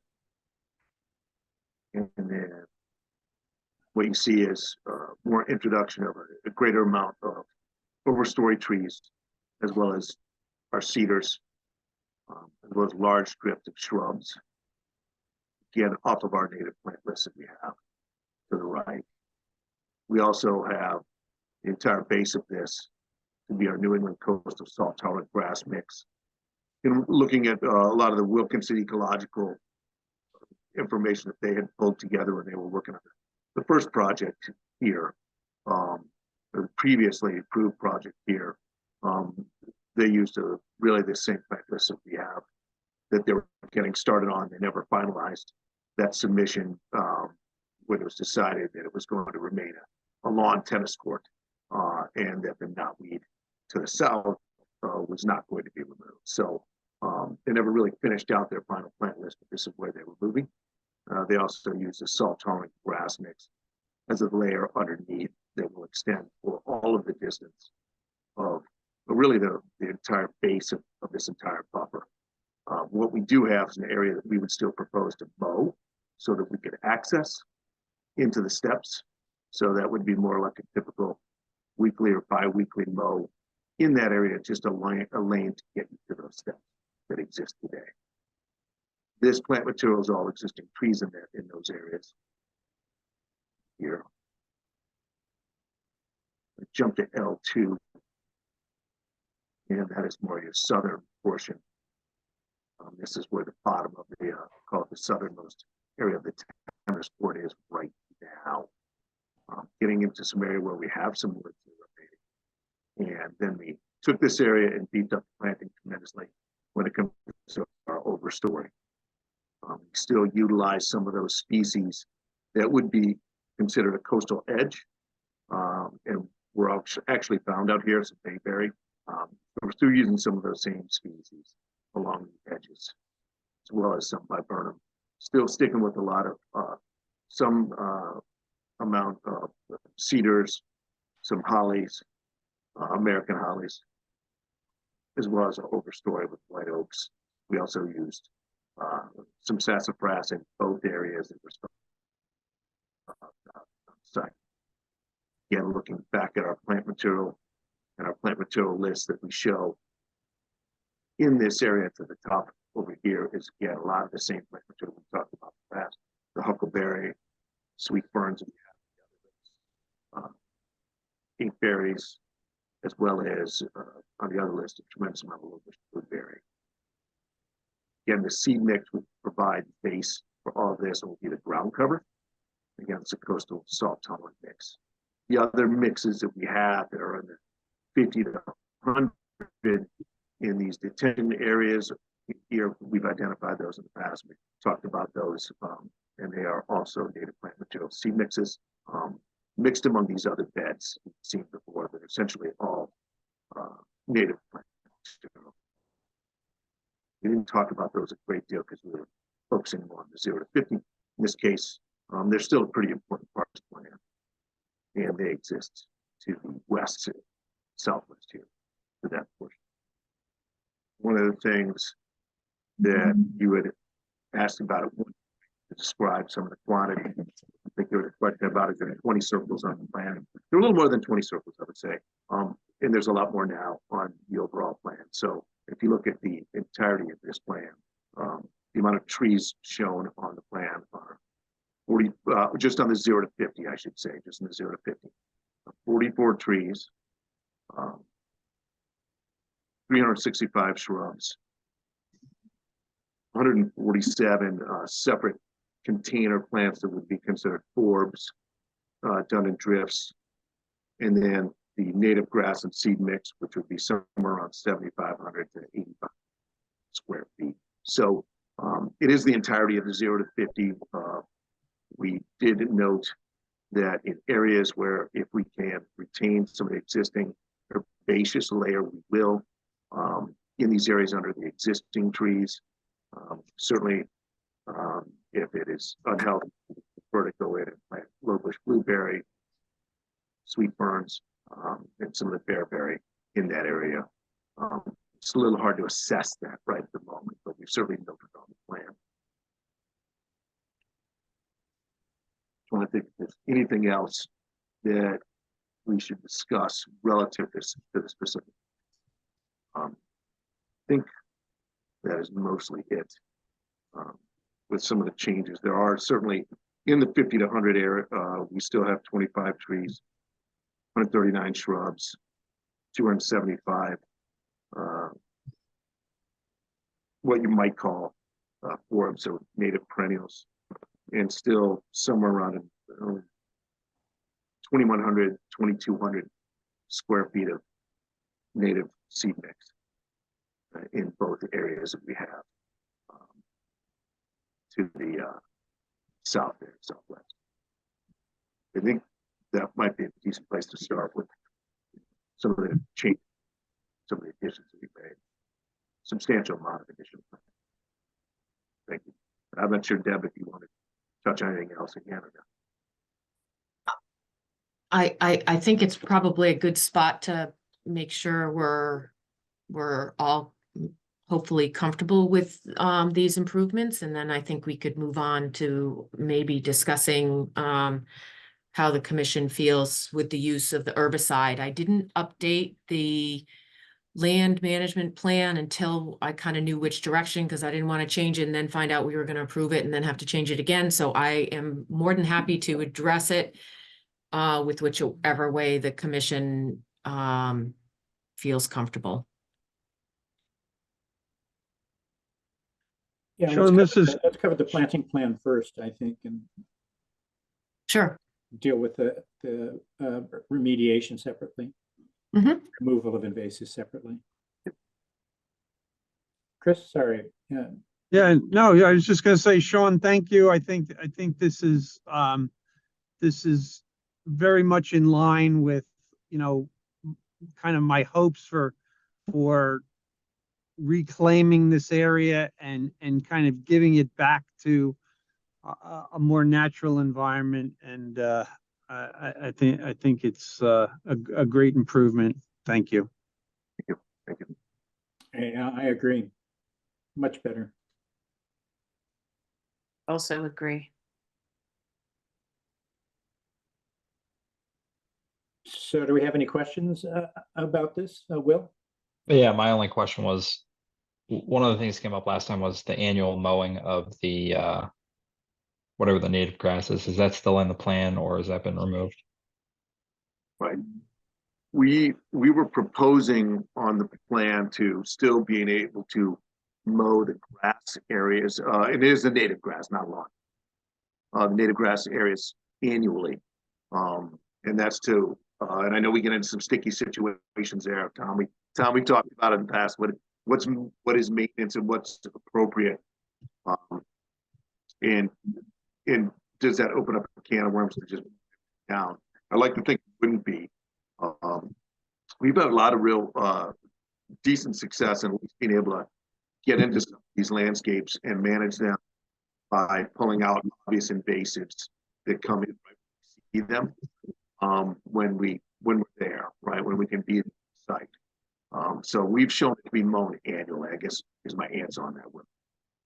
So a single mow once a year. Is that what you're talking about? Like November, December, something like that? Something like that.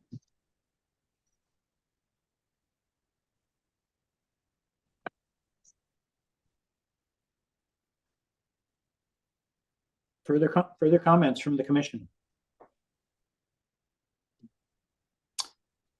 Okay, Ms. Keller, I guess we're going to dig into the weeds now, aren't we? The real weeds. Hey, Tom, I'm Yeah. sorry, before we jump into the herbicide, I'm a little concerned. It's kind of a double-edged sword here. You're going to improve the ground plane,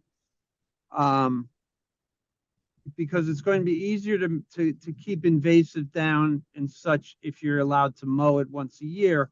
But it's setting a bad precedent, because typically the 50-foot buffer is a no-touch area. And I think this kind of goes hand in hand with the herbicides, that it's a difficult proposition to get in there and to kind of hand pick invasives, kind of on a continual basis. But this is a pretty, it's a pretty special place that the people who eventually are here should really become the stewards of this property. Yeah. And so I'd like, I mean, my gut feeling is we don't open that can of worms and create a one-off situation where this person's allowed to mow every year and other people aren't, because it really should be a consistency. So I think that this probably, to mow the path, okay, that, that's someone walking with a weed whacker and that's kind of it, but the rest of it should be left to go. I mean, it's a successional forest, and they're going to have to get in there and take out the roses or wisteria, whatever self-seeds itself, and that's part of owning this property. And then I'll make the same comment with the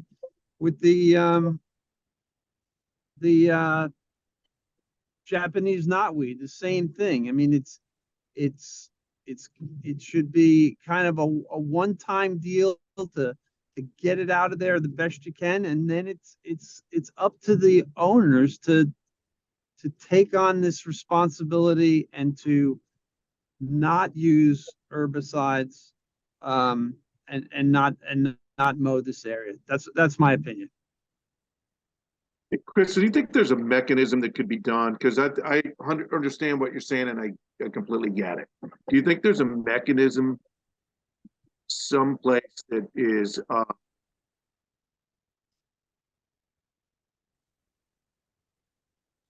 not hearing you. where it could be an application? Try to. Oh, shoot. Can you hear me now? Hey, Mr. Pappas, you broke up for a minute there. Pappas, you broke up for a minute there. If you go back 20 seconds. Can you hear me at this point? Yeah. Yep. Okay, thank you. I was trying to figure out, I know we talked about it a little bit, is there a mechanism or an application that could be filled out or could be inquired with the agent to be able to go in and maintain an area, or to come in with a weed whacker and mow it, or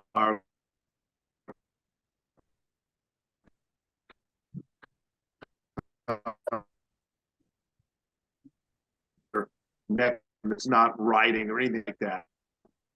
Do you think that we could try to consider?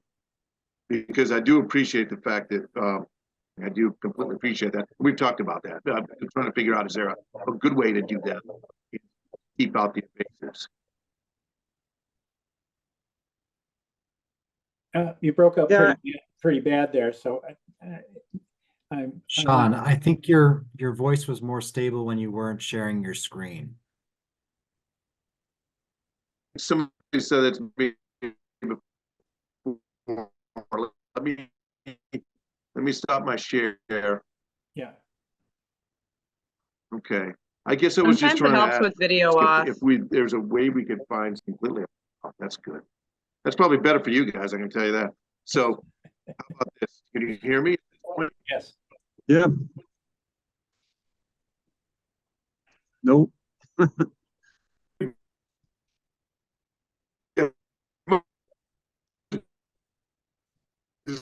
out of the meeting, right? We realized Charlotte and I have spoken there to do something. You'd have to have an NOI to try to maintain some of these parcels or maintain some of these landscapes. I'm still, you still can't hear me, can you? Or can you? Well, you're breaking You're up. a coming bit. in pieces, Sean. I can kind of do what I did last time with another project where you can call my phone and I can just put you on speaker, but I don't know if you, I'm gonna try something else. okay. And I'll try to go to a different place. Bear with me. You guys want to stop and tell some jokes or some stories while I'm transferring, you can do that, right? You can hear me. Well, I guess Sean's figuring out his other option. Oh, sorry, Deb, do you want to, go ahead. I would, thank you. What I was thinking is something on what I think Sean is trying to ask. It would, and this might be sort of a happy medium when it comes to the herbicide question, is whether or not we could have, I'm going to take his language and say a one-off, to say, to go in there and do what's described in the land management plan, to hand, paint each root system so you're getting just the herbicides focused on the knotweed, and have that be sort of the one-off, so that we do the biggest punch for eradicating it with the first step, and then the future maintenance could be more manual and maybe more limited with the herbicide. I don't know if that helps or doesn't help. I just figured I'd throw it out there. Yeah, knotweed's really, my experience with it, it is pretty persistent stuff, and it's, and I've only tried using foliar applications, but I suspect that this direct injection right into the stem is going to be far more effective than what I experienced. But it took us a good 3 seasons to get rid of it on our property when we lived in central Pennsylvania. Yeah, and I agree. I didn't catch that note that's in the land management, and that I've taken out with it, so that there is no spraying in the land management for herbicides. So the only treatment would be through hand painting or direct injection. So, I know I differ on this point than others, but I'll just give you my feeling. And I'm, I grew up as a landscaper. I've used the chemicals, but I feel that I'm reformed. If a nice family moves in here and 12 years from now, a young child shows up with cancer, and the only thing they can attribute it to is chemicals that were used on the property, it's something that I don't feel very good about. And so I just don't feel very good about breaking kind of the mold that the Conservation Commission has held to in the past, and with the possibility that someone could get sick from it, and that's a problem. So that's my opinion.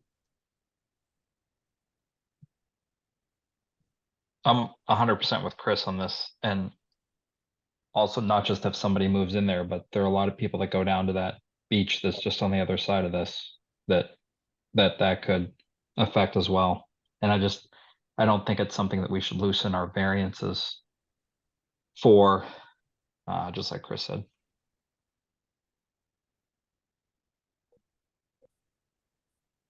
I agree. So I guess my a question would be is, other than basically excavating, and my understanding with Japanese knotweed is the root zone could be extremely deep, and sometimes they're talking 10+ feet down. I mean, that disturbance is enormous in that area. trying to find that, that sort of middle ground as the best or effective way to get rid of the Japanese knotweed to improve that buffer. But also totally agree with, I wish we didn't, right now, it seems like the best way is using the herbicide, but I understand the negatives to that and I can completely appreciate that. Is there any thought as to any other option besides excavating out those roots?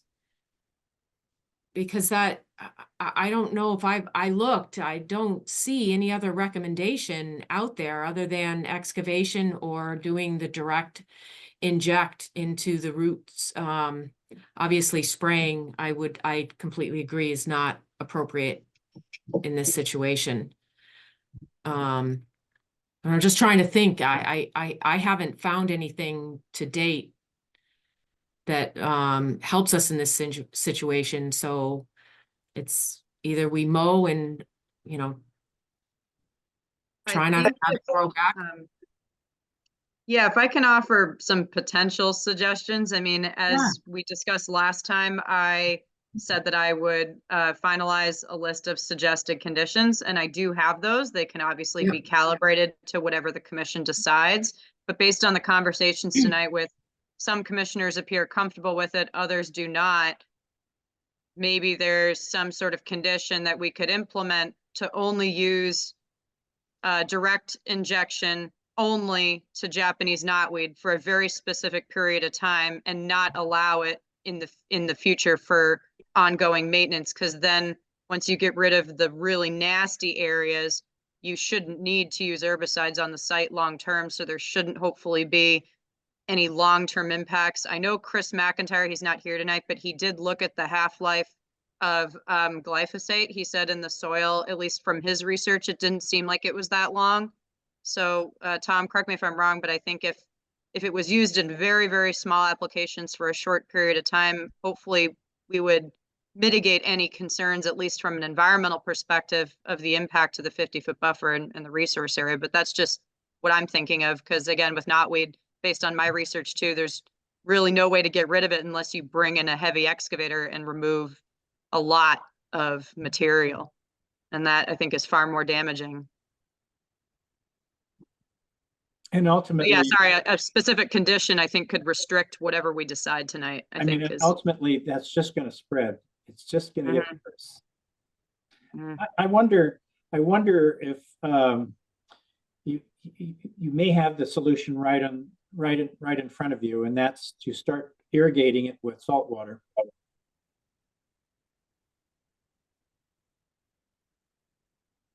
I wonder if that'd kill it. I think it can take some salt water though, Tom. I think it will, I mean, it may not be able to take being flooded with salt water, salt water, your point there, but I do think it can take some salt water in the roots. Well, I think if you had a regular, say a drip irrigation thing going there and it was constantly bathed in salt water, that might do it. I don't know. I mean, it'd be an experiment to try that, I suppose. But it's pretty clear that the commission's not ready to change that longstanding and well-founded prohibition of using glyphosate. Now, of course, when we think about it, we're thinking about people out there with spray cans and just spraying it around and getting it all over the soil and stuff. And that's not, we're not talking about that here. We're talking about cutting the stems and literally injecting it into the stem. So it's not being turned loose into the wild, it's going directly into the roots. But that said, it's still pretty clear that I don't think there's enough support in the commission to allow this. So I don't know, maybe this maybe a drip irrigation system using salt water might be effective. Of course, that's not very specific, and so it's gonna kill a lot of other native plants around it that we don't want to kill. I don't know if there's. It's a blunt instrument. I don't want to fact check anybody, but I just found a scientific article saying that invasive knotweeds are highly tolerant to salt stress with a paper from 2012. Guess that's out. Sorry. Okay. And that's just one article. If someone wants to find something else to prove me wrong, I was trying to find the science to actually show any support, but knotweed is one of the most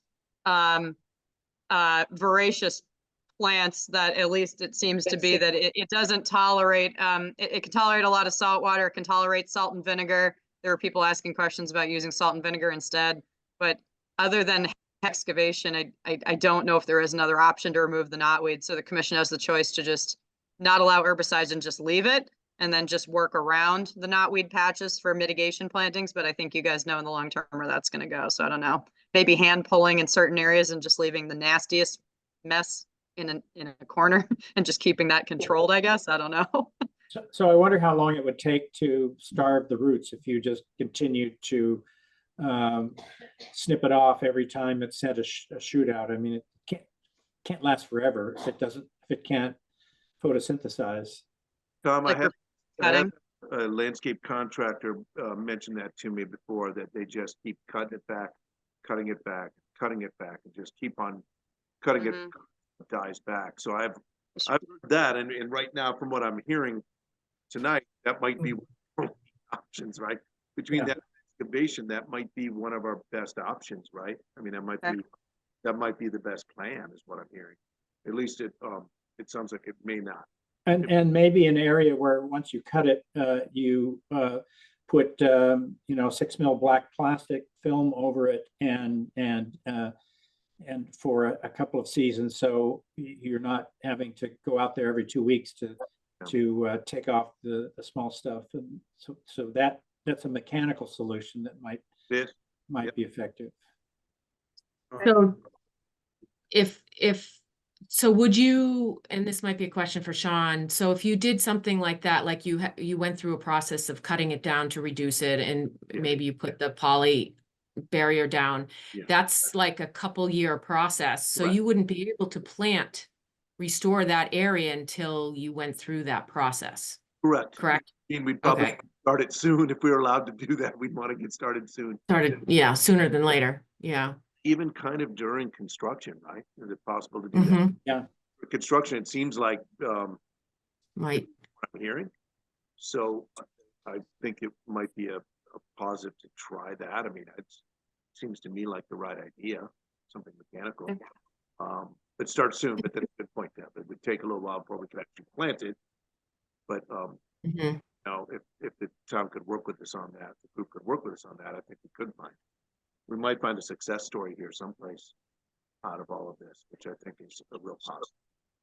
So commissioners, would you be amenable to trying this experiment where we're not using any herbicide, we're doing just a mechanical removal? And of course, there are going to be there's going to be some collateral damage in terms of native plants that are also going to be covered by plastic for a few years. But if you're the applicant is willing to come back once they think the knotweed's gone and fill out their landscape plan as it's designed, probably in 2 years or 3 years, then that could be a workable solution, I think. I think it's a great idea. Yes, me too. Also. Okay, seems like we're in agreement on this then. So what other sticking points are there in the plan? I mean, does anybody see any other things that they'd like to address about the landscape plan in general, or anything specific? I just wanted to say that I thought the restoration maintenance plan was extremely well done. It covered everything, including, the references, and you spelled out every single step and how you were going to do it. And I thought it was an excellent plan. Just wanted to give you some credit there, Sean. Yeah, that's what Excellent. The whole team with Deb and the whole team. All of you. So would someone like to make a motion to Should we go through Before you Charlotte's? guys, yeah, I was gonna say, proposed- sorry, before you guys do a motion, this is there's a lot of moving parts in this project, and I wanted to kind of show you my conditions, because there's, okay. I Go think ahead, for the Charlotte. heavy work and the 50-foot buffer, you Oh, should yeah, be sure. putting in the right conditions for the variance request. Sure. The Go ahead. restoration plan does mention herbicides, so there needs to be a specific condition about not using them. So I can pull up my screen real quick. I was trying to edit this on the fly, but I'm just gonna show it to you. So I'm sorry, this is long. I will try not to read it so you guys can read it as I'm talking. This is the condition that was part of the original order. I think we should keep that in the permit since this new order will supersede the other one. And then I added this language in bold that the trees to be removed or proposed to remain within the limit of work should be marked. And then we can go out and do that site visit to inspect everything before the trees are all cut down. And then this is from this is more of a DEP recommendation for when you have two orders of condition for the same type of project. We should close out the one that was issued last year. You can easily submit a certificate of compliance request, Deb, to just say that the order of conditions is now invalid. So you don't have to do an as-built or anything like that. So that order should be closed out prior to any work starting under this new order. And then I don't know if, I think we resolved this. There was some tree cutting in the right of way, but I don't think there's any other work proposed within the town right of way, correct? I think that's been resolved. Okay. And then this was a concern from one commissioner of just keeping the site clean. And then I just added a note, if a dumpster is utilized, it should not be stored in the 50-foot buffer, except maybe temporarily within the tennis court until it's removed. So that was a staging question. Charlotte, And I would add one more, something a little bit more specific there for the dumpster, that it be closed most of the time and opened as necessary. And if the wind is above a certain velocity out there, that it should definitely be closed.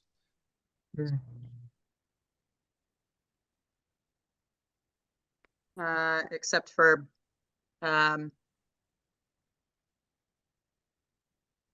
okay. And then this site is greater than an acre. So Deb, I don't know if you can answer this question. I don't know if you need an EPA general construction permit with an SPPP, but that's just a note just to provide this information to the commission. We've done this for other projects that are larger than an acre. I don't know if you need one. I don't think that I do. I think we're just under an acre of land disturbance, but I'll double check it. Okay.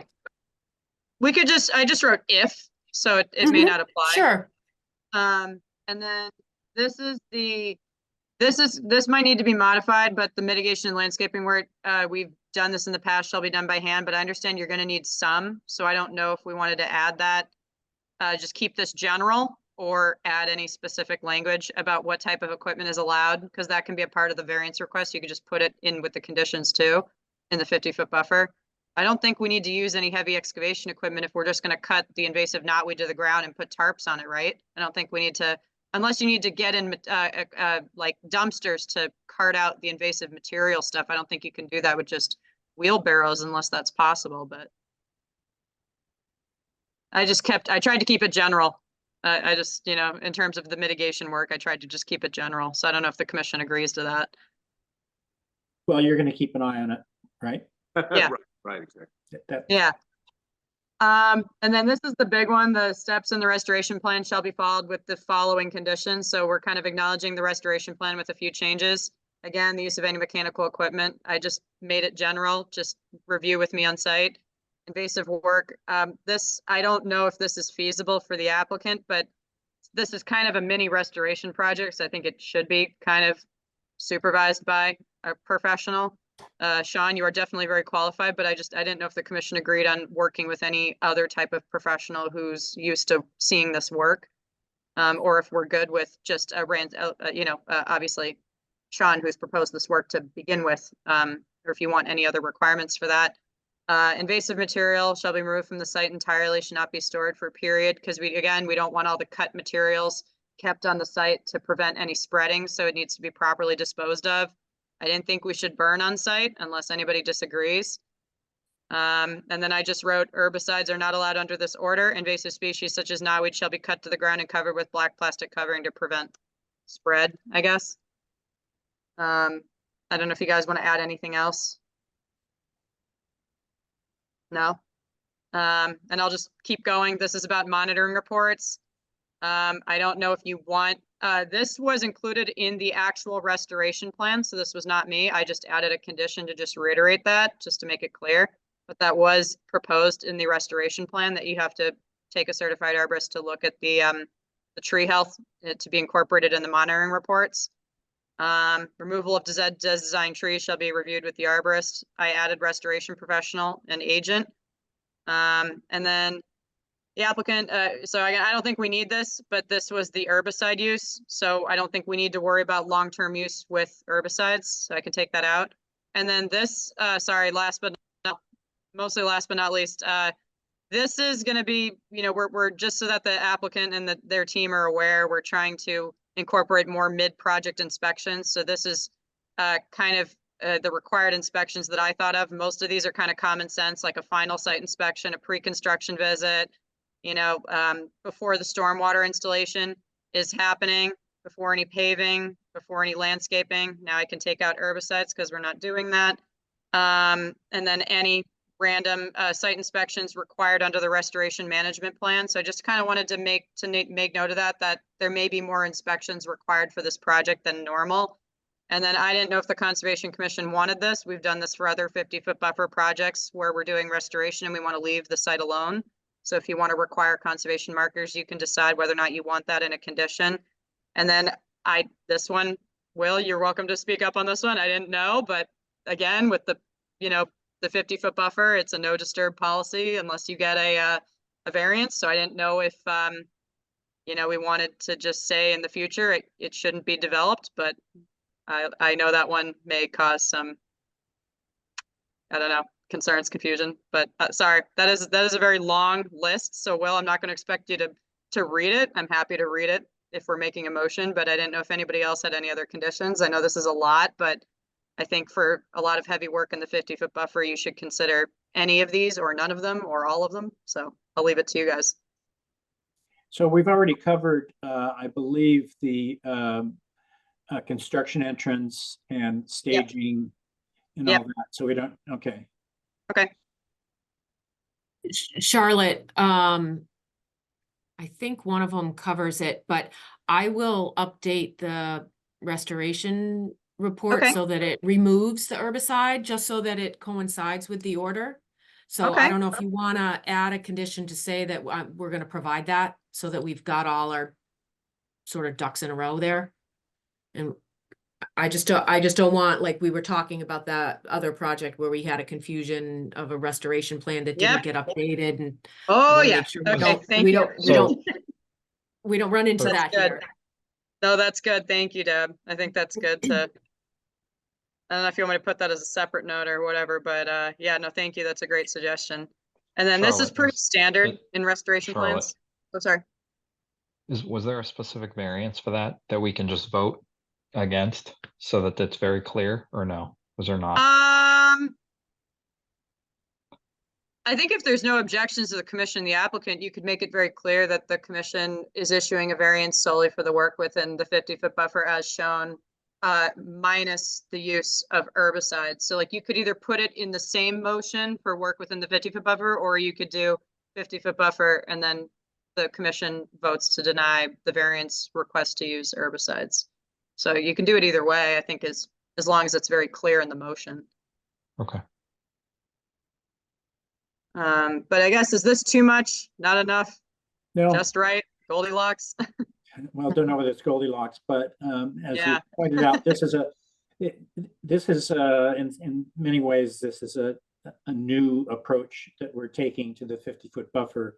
And so I think having this long list of conditions that are well thought out, and I applaud you, Charlotte, for thinking this out so extensively. I can't think of anything that you've missed here.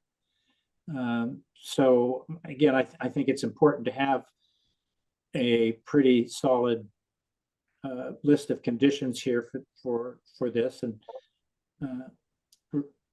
in the end, we're going to see how this all works out. I mean, if it does, then this will be probably an opportunity for others at some point to do the same thing. So you guys are our guinea pigs. Okay. I agree. Yeah, I was gonna say, are any of these conditions unreasonable with the commission and or the applicant, though? I know some of them may or may not be, so I'm totally open to feedback. I just think, like you said, if this is gonna be a different type of project for work in the 50, should definitely have a certain set of conditions clearly delineating this. But I didn't know if any of these to the commission or the applicant are unreasonable or can be modified. So I'm trying to keep them general here in certain areas, but then other areas like this, I don't know if you guys agree with this. Mostly this one. I didn't know if you guys agree with that. So I think our original thinking, or at least my thinking about this, was that the restoration ecologist was going to go hand in hand with the use of herbicides, and that's why I felt we needed somebody like that. I'm not sure that that's necessary for the rest of this. But before you take it out, oh, sorry. Yep. give the other right. commissioners a chance to True. to comment about it. I was thinking the same thing. Okay. Okay. Good. Yeah, a lot of this was framed around the use of herbicides, so Yeah. that is a great point. But that was the only one that I thought we should strike. Everything else looked good to me. Yeah. Okay, we can say by a necessary licensed professional, and then Sean, that includes you, obviously, and any other people you want to bring on. Correct. So Valerio and Chris, this is your, we're getting down to it here. You guys gonna weigh in and add conditions or amend them or remove some of them? No, I'm good with them. I think they're great. Okay, and this is the, I can take out restoration professional, but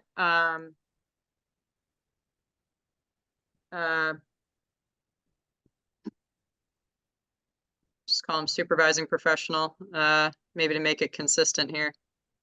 Yeah, supervisor on site. Okay, and then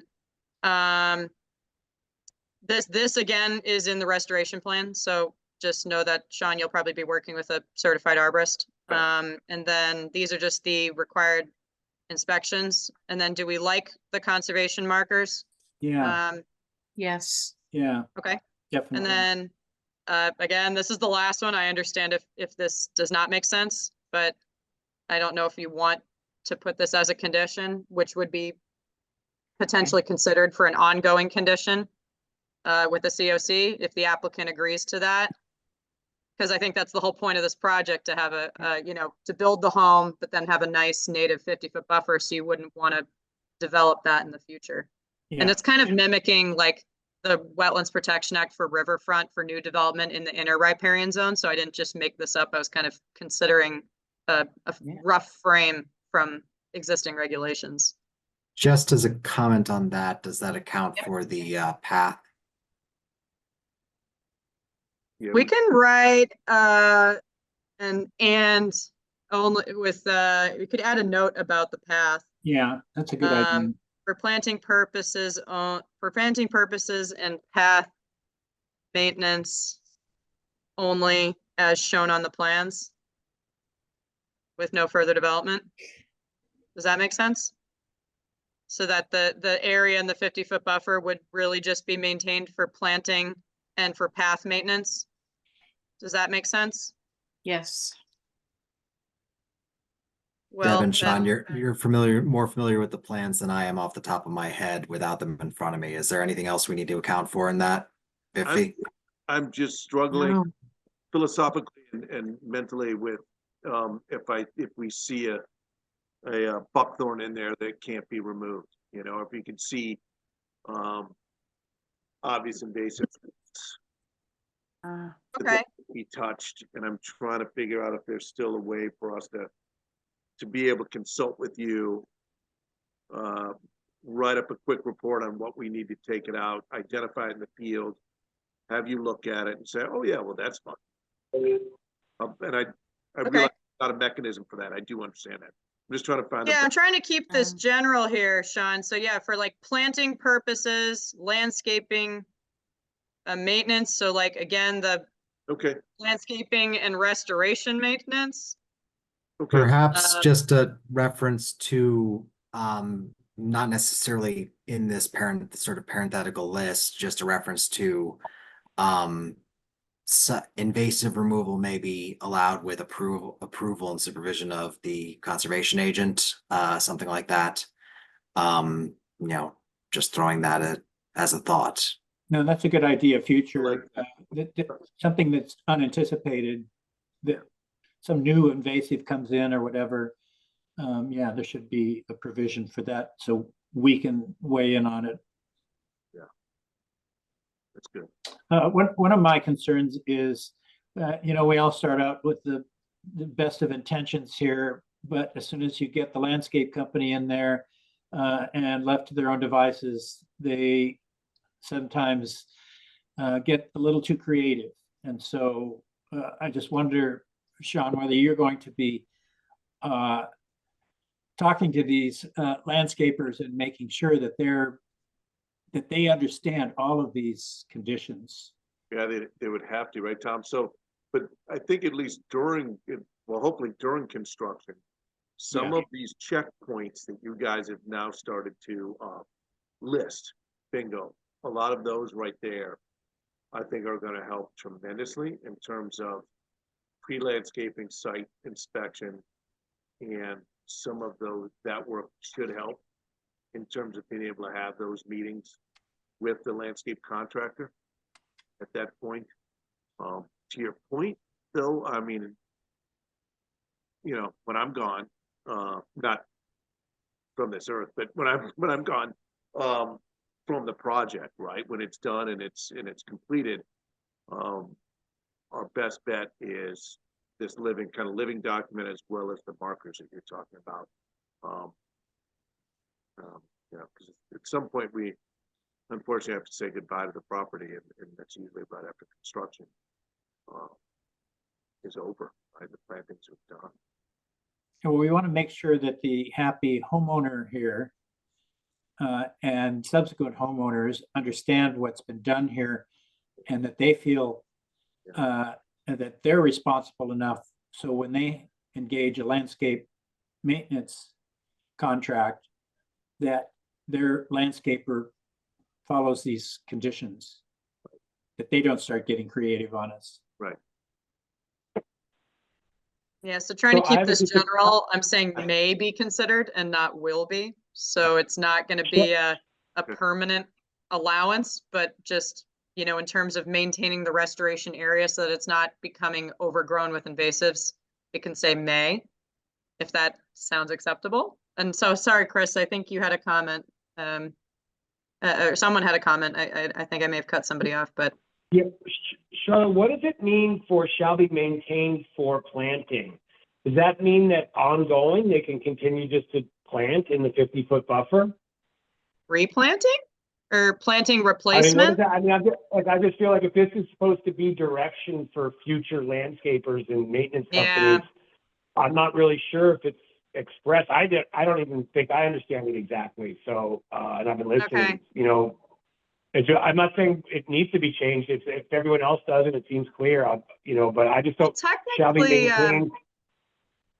yeah, sorry, Valerio. Technically, you could take this whole thing out. I mean, because again, when the order expires and when a certificate of compliance is issued, we have a condition that the plantings have to survive 3 full growing seasons. So all of this planting replacement, restoration, maintenance, maybe spot check, invasive removal will likely be roped into the whole 3 full growing season maintenance.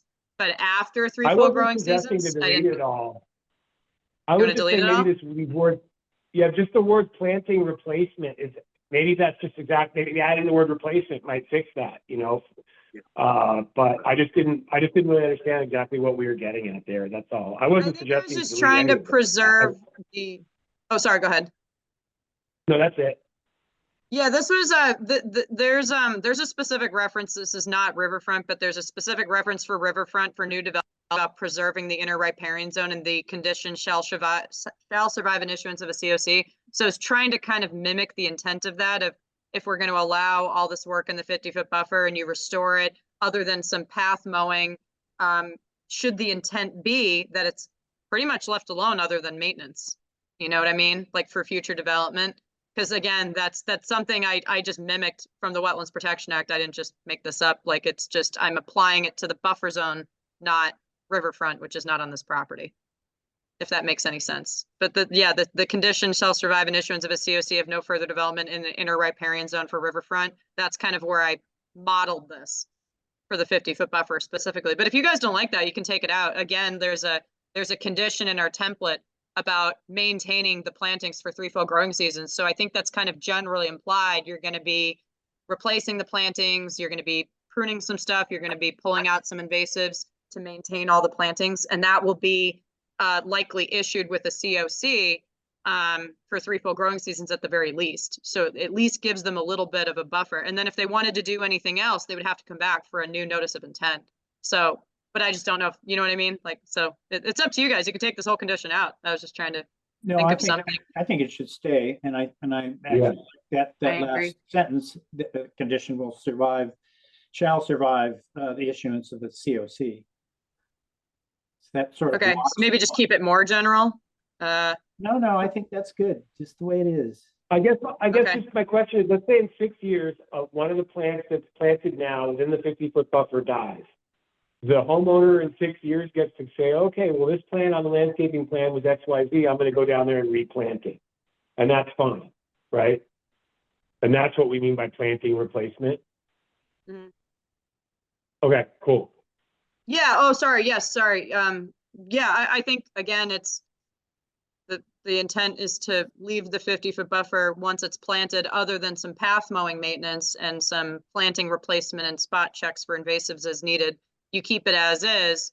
And, you know, obviously if things go terribly wrong, I think we're going to find out within the first couple years if this is even successful. And if it isn't, they're going to have to likely come back with amended plans to close out the permits and get a COC.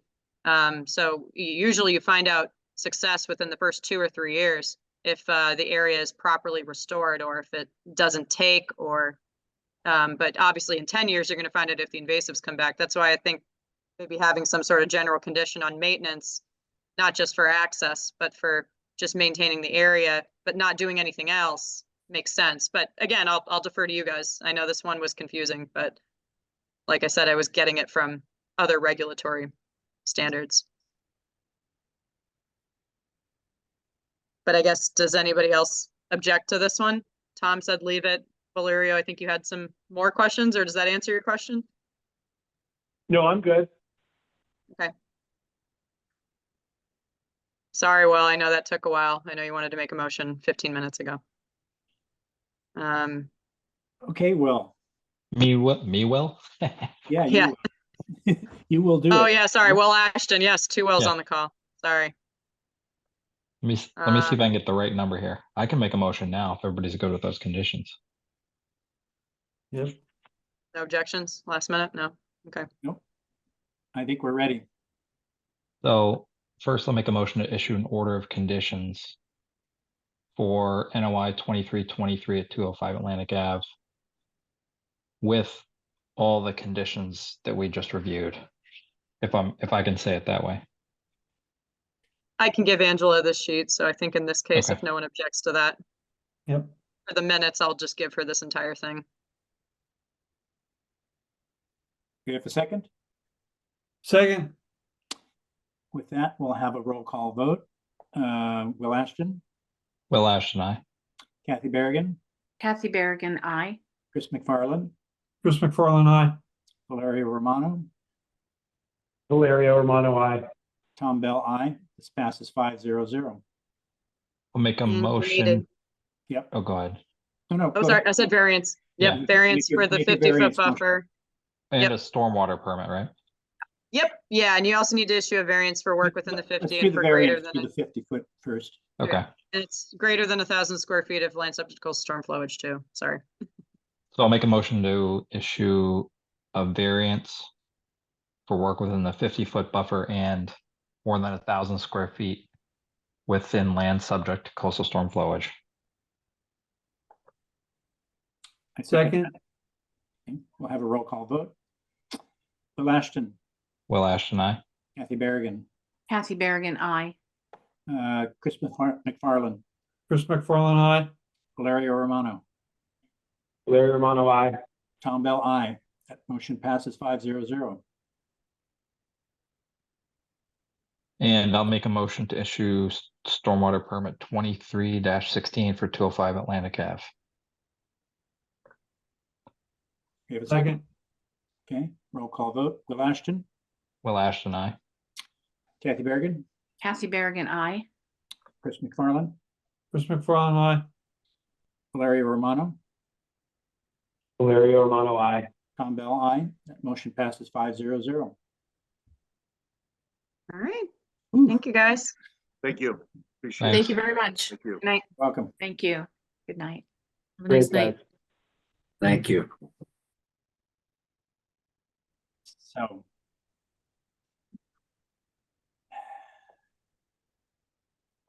Next, we're going to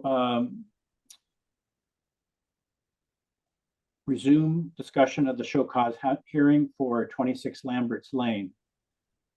Tree removal. Don't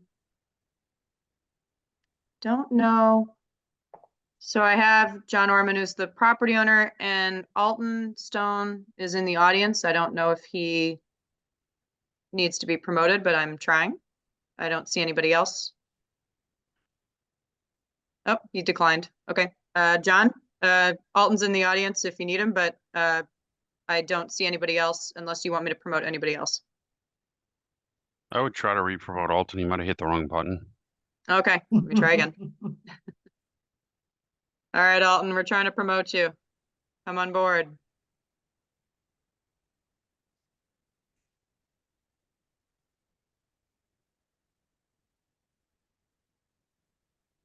I can also just allow him to talk.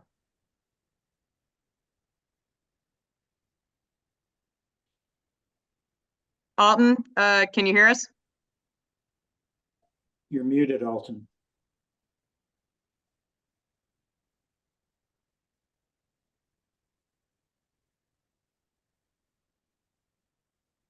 Hi, Alton. You're not muted, but we can't hear you.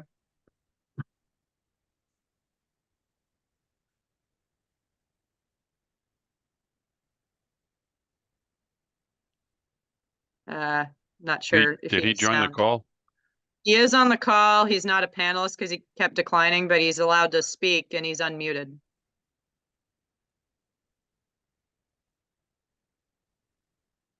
I just called him and he didn't answer. If you want me to start, I can. I have a Yeah, go ahead. PowerPoint slide deck. Yeah, please. This is something we spoke about 2 years ago, and there's a lot of new members on the commission. So this is kind of new for probably half of you. I don't think we have the quorum from the original group to make any decisions here, but I think this is good for us to go over this. You know, when I moved in here, I read the laws on riverfront, and there was a section 6 that basically said, hey, you can maintain the existing, you know, area that is in the riverfront if it was there before 1996, which it was. So I kind of took a few dead trees out and stuff like that. But let me bring up my slide deck. Please. Sure. Yeah, go ahead.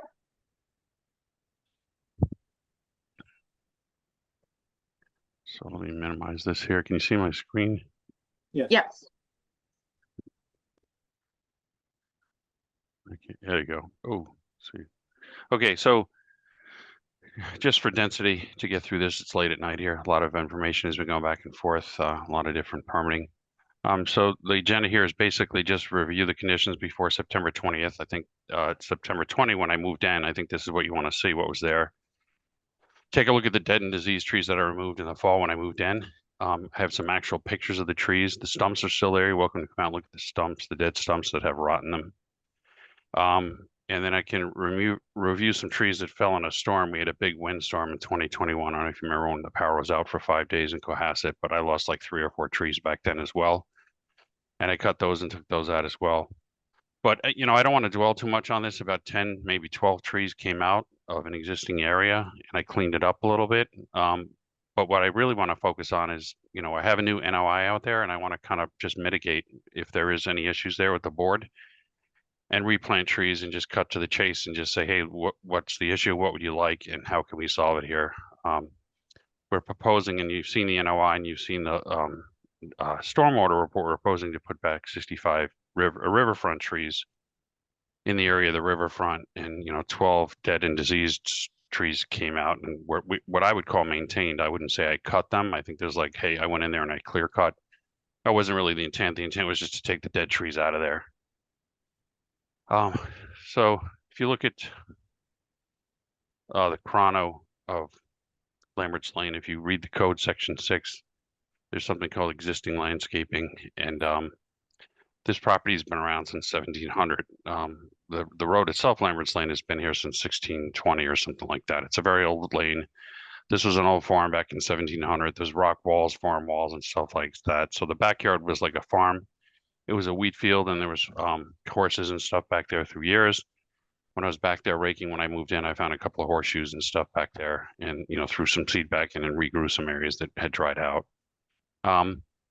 But then after 1940, after the Industrial Revolution, people started using cars and stuff. The family that was here, the Politos, they landscaped it beautifully. The gentleman that lived here, Mr. Polito, the grandfather with the Polito family here from Cohasset, basically did a great job. He did a lot of gardening in the backyard. There's some daffodils there on the front corner of the property in the riverfront. There's daffodils there, and there's like a lot of holly trees and a bunch of trees there. Let's not be too specific about things like daffodils and the like. Okay. Let's cut to the chase here, as you said. Okay, yeah, right, late night. Okay, so anyway, we can read down here that basically, 1996, a new law came along, Reg 1058 Riverfront. Hey, you can't do anything in the riverfront anymore. But they did add a section 6 that said, hey, if you already have a house and you're living there and you have a property, you're allowed to maintain it. You can't just let your grass grow 10 feet and you can't use your land anymore. So that's what section 6 is all about. And that's kind of what I thought. When I read it, I said, oh, okay, they probably don't care. I cut a few trees that are dead, clean it up a little, and move on. So anyway, I purchased the property in 2020. Things had grown in a lot more than regular. I don't know if you've seen old houses where, an older gentleman lives there and he doesn't groom it and cut it, and then he passes away and the family doesn't do anything about it. Let's keep it to your property, please. Okay, sure, yeah. Well, it's 26 Lambert's here. It kind of grew in before I moved in here.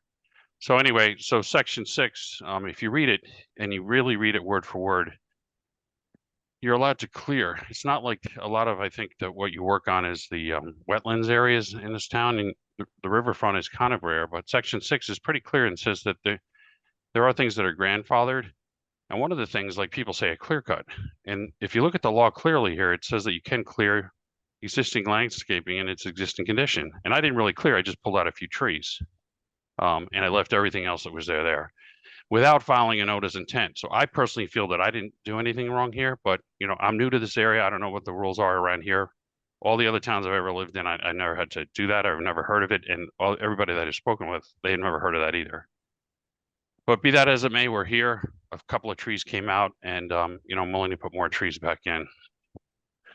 There is a statute of limitation for 2 years. I did this cutting like 3.5 years ago. So it is what it is, but there is a limitation there. There's also a limitation on the regular 10.2 310 CMR, where you can remove dead or diseased trees or branches that provoke or provide a threat near the road. So I cut like 2 trees that were near the road and hanging over the wires. I didn't want any liability. I didn't want a tree to fall on a car that was driving by or hit wires or kill somebody. So I cut like 2 trees out near the road that were hanging and dead, obviously, because nobody's been taking care of this property for, maybe 10 years. So anyway, cutting to the chase, here's an actual picture of before I moved in, winter 2019, without the branches, leaves on the tree, so you can get a clear picture of everything. I drew the 200 line as best I could to kind of show you what's here. If you look at it, you can see this is my neighbor's property in a nice backyard. But you can see here, this area here, I cut this area mostly here. This is one of the areas that was cut, and this is outside of the 200 buffer zone. A lot of people think I cut all the buffer zone, but a lot of this was cleared already. If you look here, this is very thin here. This is gardens here. There's a couple of greens here that kind of were half rotted and scraggly, so I cut them and cleaned them up a little bit. And basically, there were a few trees out here by the road that were hanging over the wires, and I have pictures of those and stuff like that as well. But if you look back here, there's like a field and here's the rock wall back here. I don't know if you can see my cursor, but you know, this is kind of clear. It's kind of woodsy. There's one tree here that eventually fell. Another tree back here fell, and this tree here fell as well. And I have all of this outlined in detail. So this is the house when I moved in. I was pretty excited when I bought the house to move to Cohasset. I've been living in the central Mass most of the time that I've been up here in Massachusetts. Let's keep it to the point. Okay, so I was psyched to do landscaping. So basically I went to the backyard and I cleared it. This is kind of what it looked like before. These two trees that were outside of the buffer zone, I kind of cut them there. You can see them. And you can see the rest of that field back there when you were back there a week ago. This is kind of a meadow back here. And then there's a couple of dead trees over here. You can see that they're dead right here. And you can see that I left this place back there the way it was back there. All of this stuff to the left over here is outside of the buffer zone. So, you know, it's not really what we're talking about here tonight. So that's really it. You can see that there's some scraggly stuff here. These are thin woods here. I mean, I noticed we wanted to talk about curve numbers. We can do that in the next stormwater report. We can bring that up. We can create multiple scenarios and go through those and see how they impact the actual outcome of the runoff numbers. But that's not this meeting tonight. This meeting is to kind of review what was cut, what was there, and so forth. I highlighted that on the existing conditions plan here, and you can see in red, these are the trees that I cut that were kind of dead and dying in the red. The green ones that are ones that fell from a storm. And I have pictures of all these, and I have pictures of the inside of the trunks. This is the other stormwater plan that I did with the Conservation Commission last winter. And this is outside of the riparian zone, but for everybody that's here that's new, this was totally sanctioned. Stay within the Okay, all boundaries right. here. Yeah, Really. but everybody says I cleared the whole backyard. It was, well, this We're left not side of the saying- backyard we we're cleared. not talking about that tonight. We're talking. Okay, all right, about cool. All right, the all right, great. I riverfront understand. areas. So really, Okay, so these are the trees. So you take a look at them. The wetlands area, rough. You kind of look out your window every day. I did a nice job in the front of my house, so I thought I did. It's a small house. I look out the window. I see these dead trees here. I'm like, you look at the tops and they're wrapped with vines. They're all dead. You know, hey, why don't we clean this up and make it look decent? So that's kind of what's going on here. Wrapped with vines, invasive stuff growing in here, killing the riverfront. You can see some black locust here growing. Just kind of runaway property here. I think I'm the only person in Cohasset that has land that looked like this, and I felt obligated to clean it up a little bit.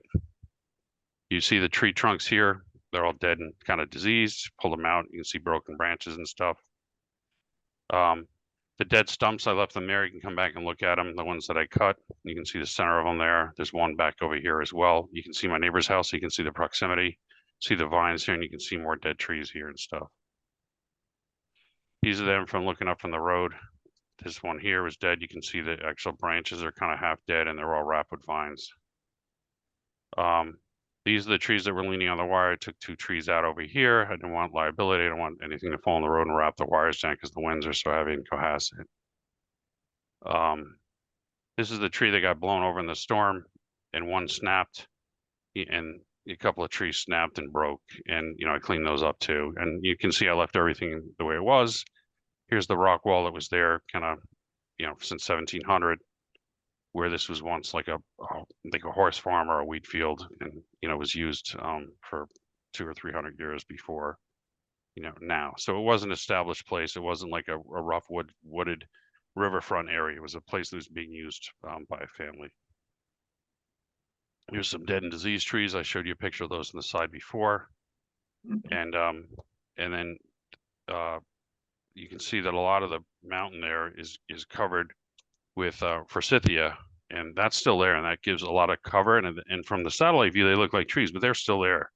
So the forsythia that's out there now on the rocks, you were there, you saw a lot of it growing over where the dumped area is. This is some of the existing landscaping that exists. This is a holly tree that was there. There's daffodils that grow in there in the front corner, and you know, so you can tell. And there's like a garden up here, and there's a lot of flowers, perennials that pop in.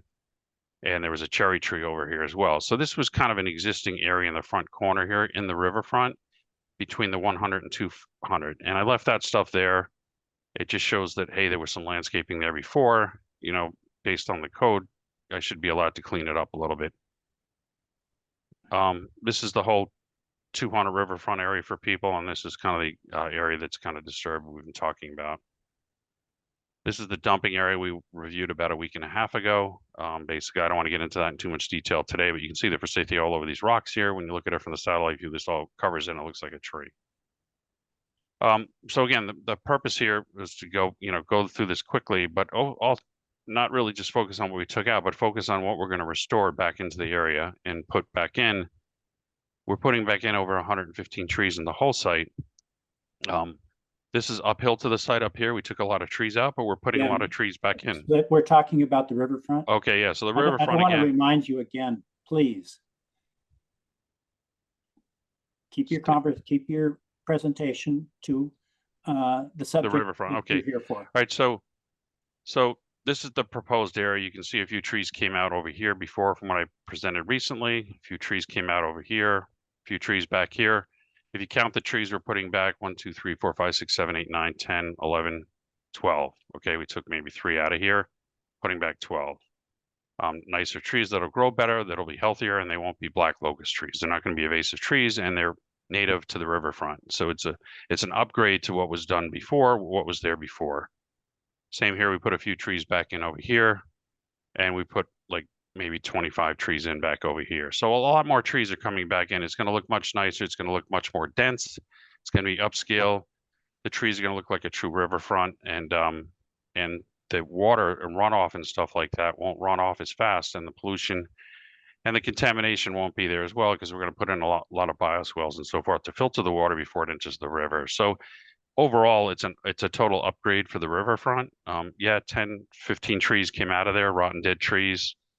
I have pictures of them. You can look. You could say, okay, maybe you took 1 or 2 or 3 more. Yeah. So, but we're putting in like 50 or 60 trees here. So we're putting back more than we took out. And we just hope that the board sees that and kind of like feels, that we can just close this issue out and handle it with our NOI. And if you want to make an order of condition that we definitely put these trees in, then we'll definitely put them in. So the summary here is that I moved in and I was eager to clean it up back in 2020 when I moved in. I reviewed the code and I believed I had rights to clean it up and maintain the existing riverfront area without filing an NOI when I moved in. If I know the Conservation Commission needed a notice to maintain the area of dead and diseased trees, I surely would have went in there and filled one out. Moving forward, I'm working to clean up the area. You've seen that I proposed to put in 65 new trees. I want to restore other areas of the riverfront. I want to clean it up. There's some dumping there. We're going to clean that all up. We're going to put some better soils in there, and we're going to put better plantings. We have better watering systems there. So the whole vegetation, that whole area and the whole ecosystem is going to be superior to what was there before. And it'll be more comparable to what our standard riverfront vegetation structure would look like. So that's all I have. I just want to make this quick and to the point, and then open it up to you and ask you, I'm reasonable. What else do you want me to do here? And how can we work on this together to bring this into order to any way that you see fit, so we can move forward here and conclude this. The questioning on the tree cutting there from 2020 when I moved in.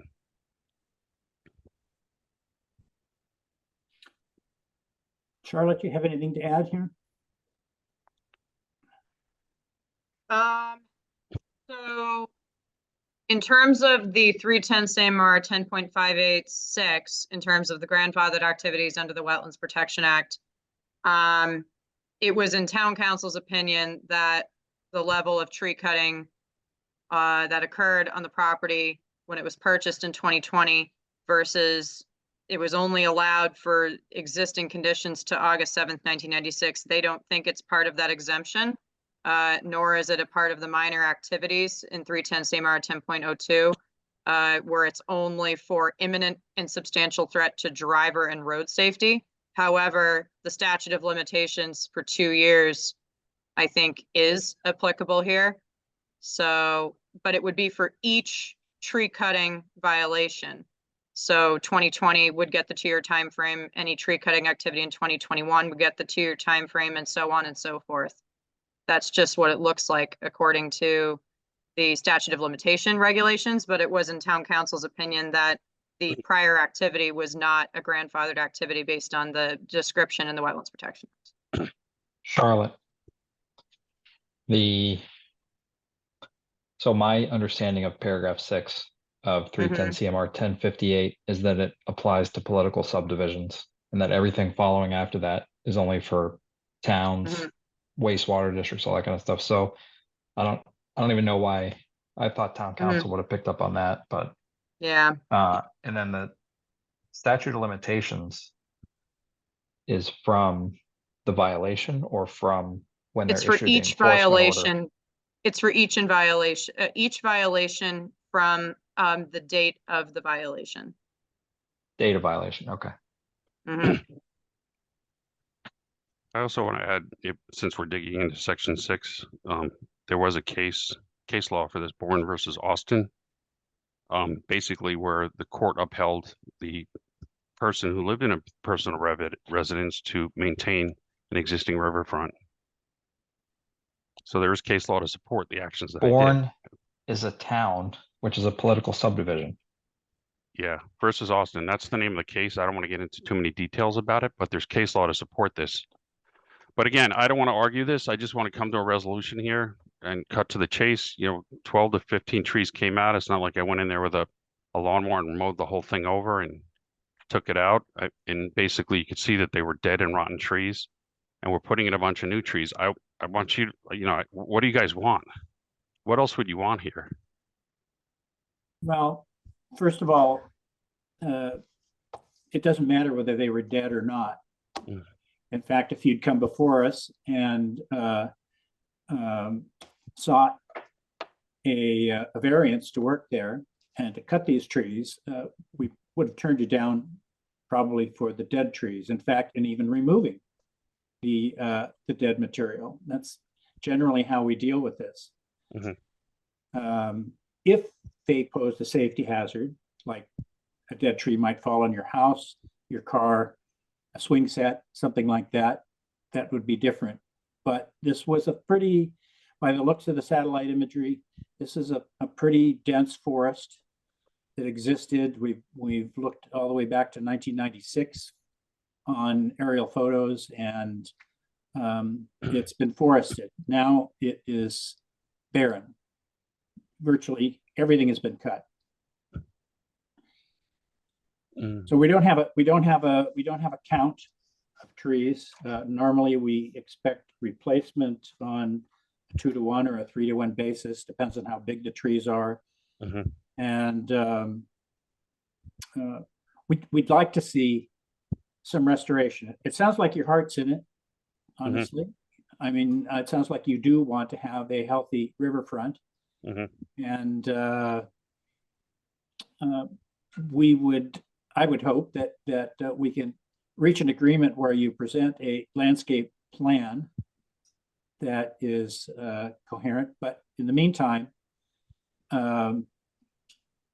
we want to somehow deal with this. No, I've lost my. Hang on a second. Where was I? Why can't I find the show cause? We want to close the show cause hearing with some sort of resolution, so you can move forward with your NOI and your stormwater permit. So I guess I'll leave it open to the commissioners of what do we want to see here. Well, can we use aerial photography to determine approximately how many trees have been removed? Yeah, I've taken a look and I believe my count was in the neighborhood of 11, or was it 22? Hang on, I gotta look at it.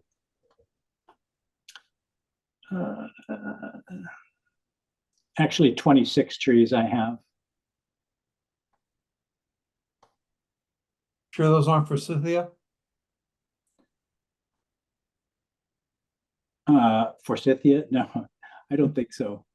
Unless forsythia has a canopy that's 20 feet across. So that I gotta wait for my GIS to catch up with me here. There we go. And yeah, so in terms of the numbers here, there's actually quite a few of them. It's kind of deceptive, of course, when you're looking at a winter scene. What I did was I looked at a summer scene, circled the canopies, and then looked at a winter scene and correlated the canopies with the shadows to get to where the trunks were. And so there's quite a few more trees than 11. And most of those would have been alive. Some of them were obviously dead, but most of them would have been alive. But whether they're alive or dead is actually irrelevant in the end, unless they do pose a safety hazard. So we do want this. We do want restoration here. That's the bottom line. And so you guys need to come up with a planting plan and a list of species and submit it to us.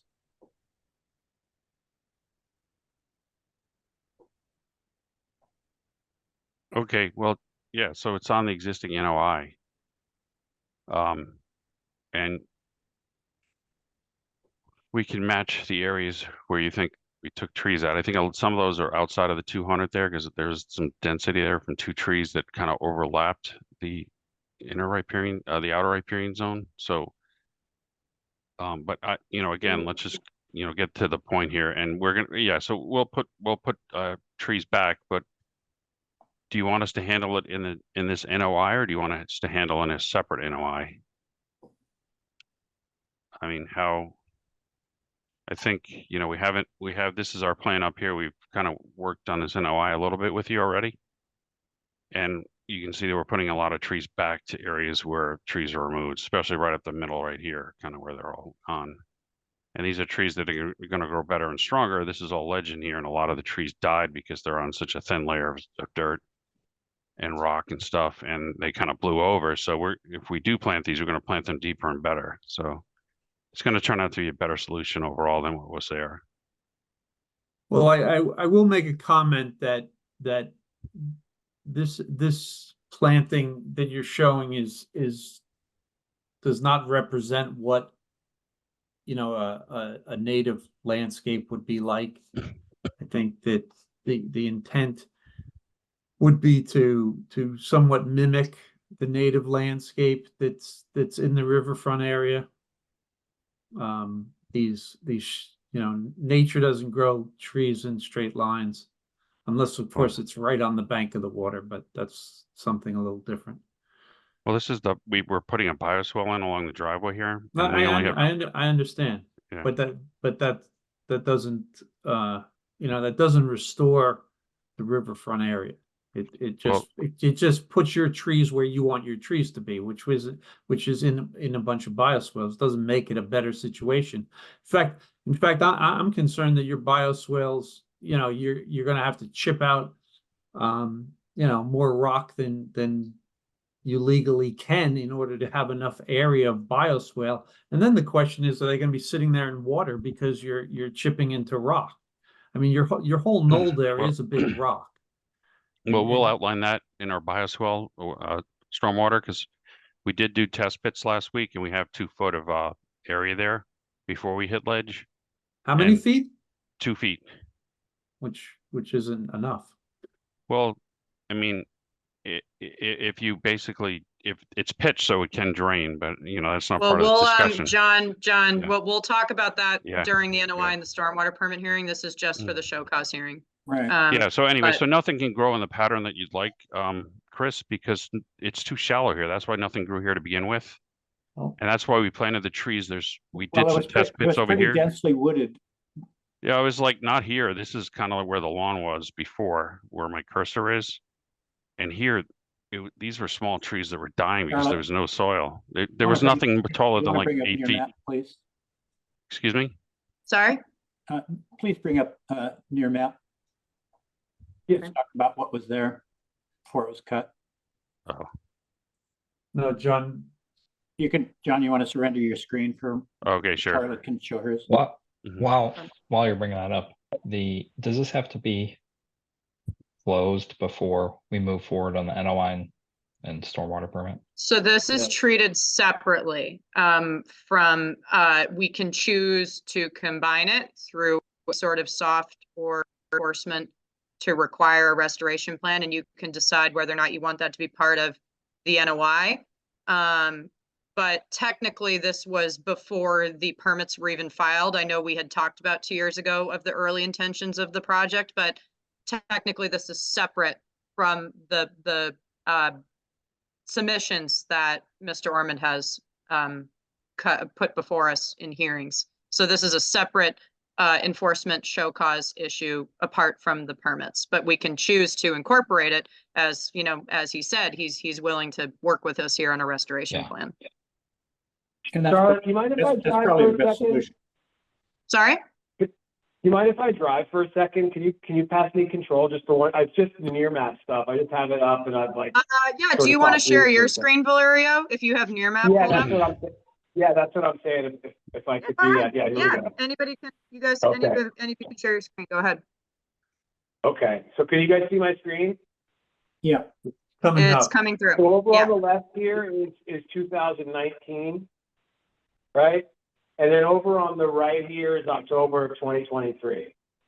Yep. So I think it's fairly self-explanatory what's going on here. I don't know how much I really need to sort of dig into, the response. And the other kind of concern that I have, which I think is sort of interesting, is if you go back to, so you had the cease and desist in February of 2022, right? So this is what it looked like in the fall of 21. And you have a cease and desist for the cutting in February of 22. Here's the house, right behind the house. So February, now we're in April.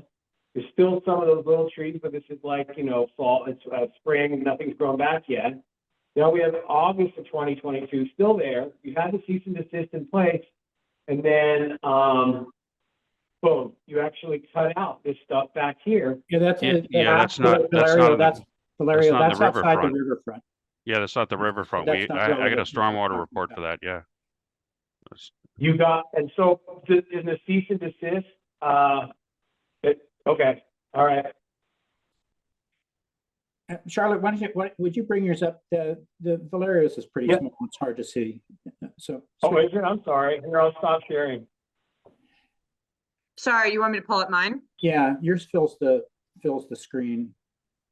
Yeah, I Okay. had two sides just so we could compare. Yeah, he had two, so this is just individual viewer, not the Okay. mirror version. All right, so if you step back in time here to 2020 or 2019. Well, that's the That's- point. that's- If you go to, let's say you go to 1980 or 1995, that's really where you should be going, right? Not now, because Yes, it's now, before 1996. Well, let's just get, our attorneys already told us that your argument about 1996 and being grandfathered is, in his opinion, invalid.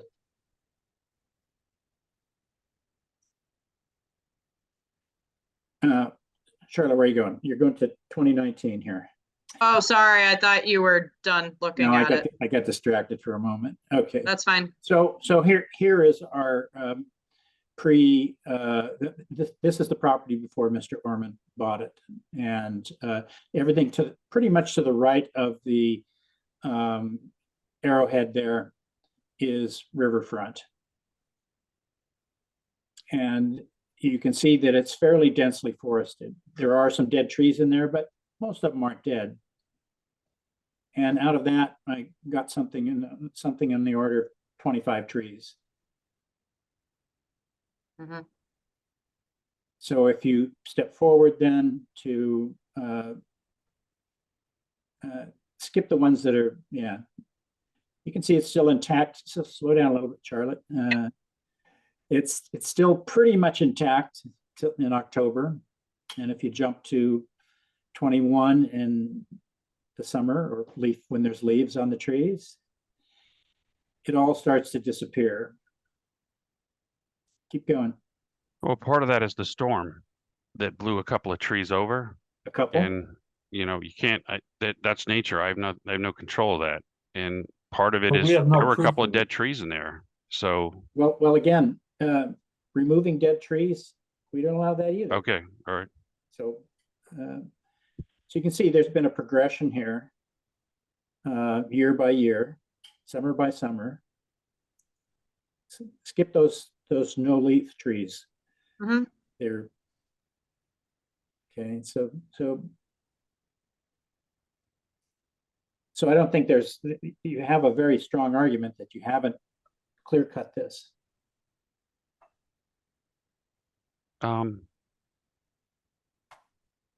Clear cut without a variance or any notification. And again, probably you're well aware that ignorance of the law is no excuse. Well, So I think in if you terms re- of a direction moving forward, I guess, what is the commission, as John has already asked, what does the commission want to do for a solution here? Well, I think Chris McFarland summed it up. Put back the trees Yeah. as part of a separate thing, Just or as do we want I mean, at Chris's point that the forest doesn't grow in rows. We Mhm. want to see presumably random replacement here. Mhm. I mean, Chris, Okay. I mean, this is your, Didn't it's really didn't your we in a expertise. similar situation, didn't we ask for 2 to 1? Yes. Mhm. Okay, so do we want to put that, we won't discuss the notice of intent, but do we want to see that incorporated into the notice of intent, or do you want to do a separate thing for this? And then the applicant can choose whether or not to tie it into his NOI or produce it separately. So you can do an enforcement, you can do soft enforcement, or you could maybe keep the show cause open until he revises his restoration plan as part of the notice of intent and we look at it then.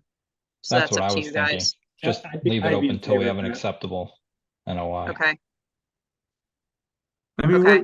what's important here is, if I use a round number, Tom, I don't remember if you said 25 or 26, you double that, it's 52 trees. They have to, mitigation is just the 2 to 1, so you're at 52 trees in the riverfront area. And you have to, then the question is there viable space for doing that? And if not, then where in another, riverfront area might this actually take place? So. Because it doesn't help to have a bunch of trees outside of the riverfront, because as you can see, if they just get cut down again. So Yeah. they have to be in a buffer, in either a resource or a buffer zone, so that they're protected. okay. I'd So- also, and I know we're only talking about this tonight, but what concerns me is that it's not just the removal of trees in this area, but it makes me question as to, how much land alteration's gone on here and how that impacts future development. Because I don't think there's a farmer who dumps in the woods. It's like if you have a pit, you dump into it. It's not, you're not trying to drive around trees with junk. So, I almost wonder if all that came after the fact. We're not going to get into it tonight, but I question what's going on here. Well, there is an awful lot of litter down there. There's no doubt about it. But we'll discuss that as part of the notice of intent. Right. Yeah. So So I guess, One more thing on that issue, though. Under 21E, I think it's your assertion, Mr. Stone and Mr. Orman, that the kitty litter presents an environmental hazard. Like, I mean, that's what your submission to us says. I think Chris McIntyre at first was like, does it really? I thought it was just airborne. Water isn't a big deal with that or something. And your submission to us says that it's an environmental hazard. So under 21E, have you notified the DEP, of the environmental hazard that exists and that you know of on your property?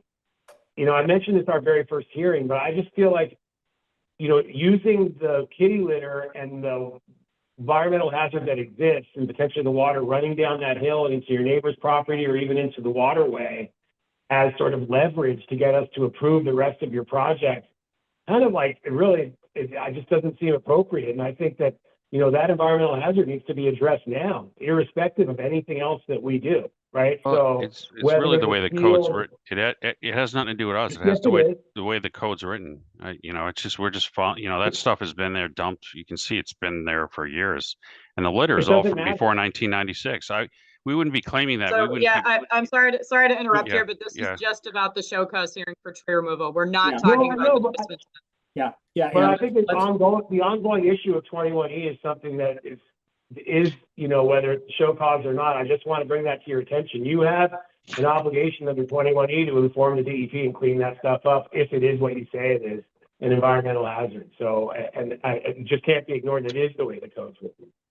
Charlotte, is the show cause hearing just for tree removal? Correct. It has nothing to do with on any kind of other alteration? No, the original show cause hearing was due to the tree removal that was not permitted in the riverfront.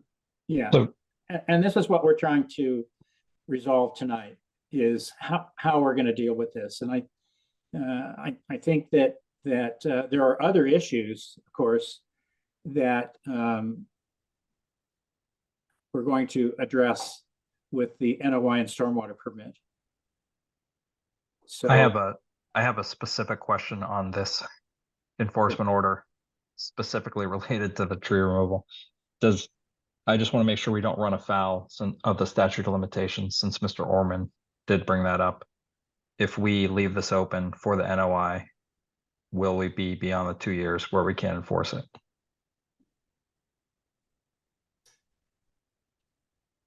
You're already beyond the 2 years now, but I'm willing to work with you to whatever you want, 2-to-1 restoration. So you already can't February enforce it because 18th. you don't have a quorum either from the original. But I'm willing to work to make it back to the way it was as best I can. You- But we got to make a plant lot these trees of- deeper. Legal sounding assertions that are not legal. Well, look. The case you cited predates Again, the I law don't want that to was debate. written. We could debate forever, but we're just trying to have a solution here tonight. So. yeah, I agree with that. I'm sure that we're going to have a more thorough discussion of a lot of these issues when we review this NOI. And so it's in some ways it's like some of the other issues we've even dealt with tonight is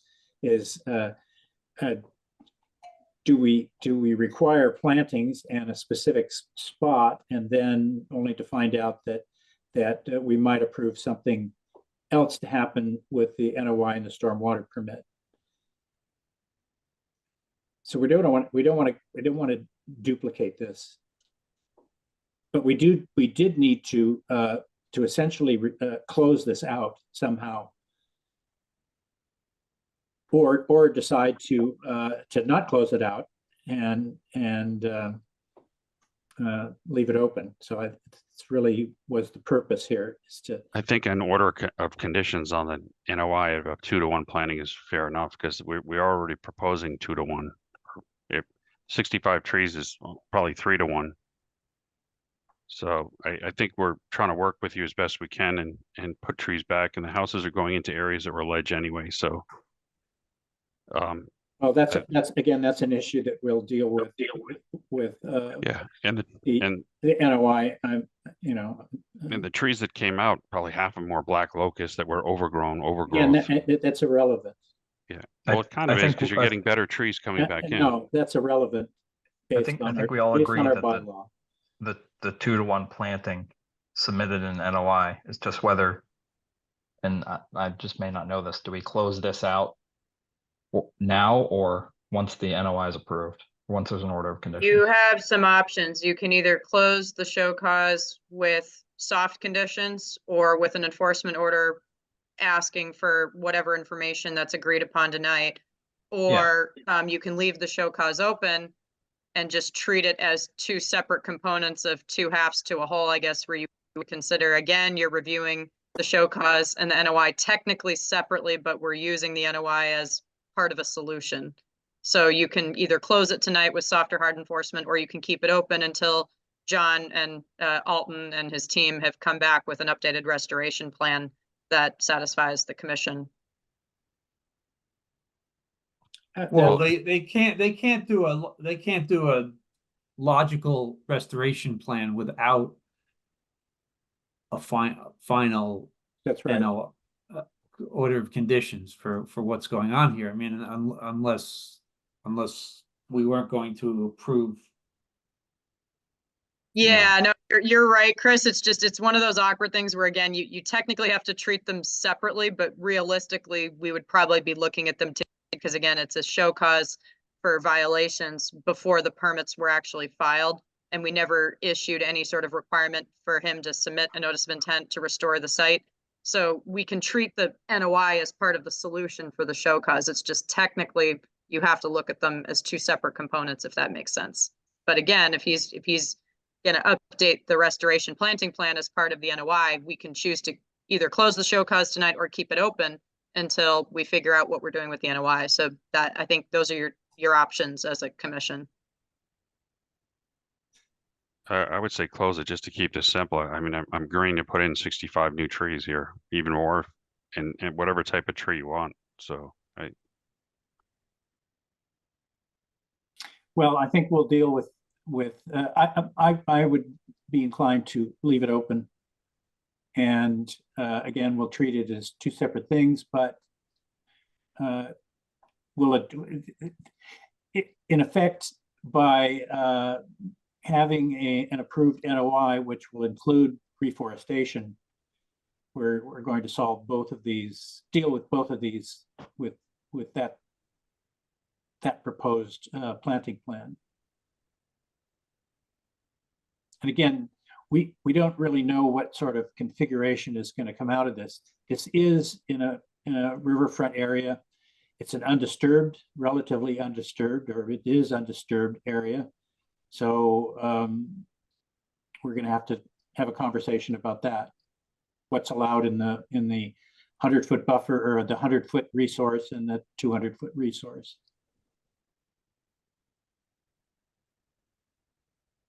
I agree. Leave it open. Figure it out in the NOI and apply that solution to both. Right. But is the enforcement order lifted or not? There isn't one. Oh, We have a show cause cease and this is desist just violation. Okay. Yeah. But if we want to leave it open, continue it to March 7th, that's at the moment, that's when the notice of intent and stormwater permit hearings are continued unless that changes. So we can just put the show cause on March 7th or until such time when, Alton and his team have had time to revise all the documents and come back to us for the notice of intent and stormwater permit. And then we can keep the show cause hearing on the agenda too.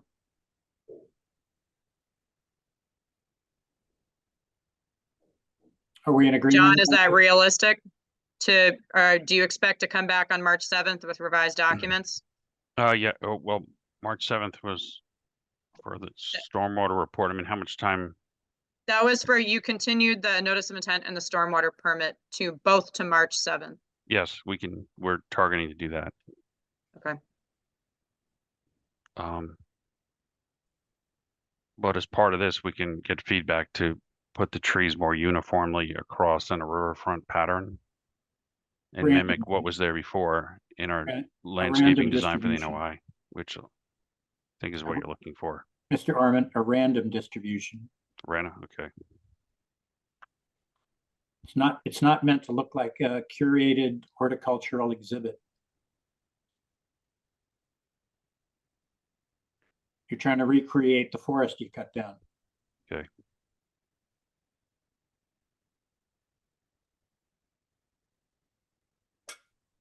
We in agreement, Yep. commissioners? Yes. Okay, so we don't need to have a vote on this since we're not making any, we're not closing it, we're not issuing an order or an enforcement order. And so it remains open. But we'll continue to March 7th. We'll continue to March 7th. We'll close it when we've closed the hearing for the NOI and the stormwater permit. Okay, Sounds great. All right, thank you. Have a Good. great evening. sure. Great, thank you. Take care, everybody. Bye. You're welcome. Okay, and finally,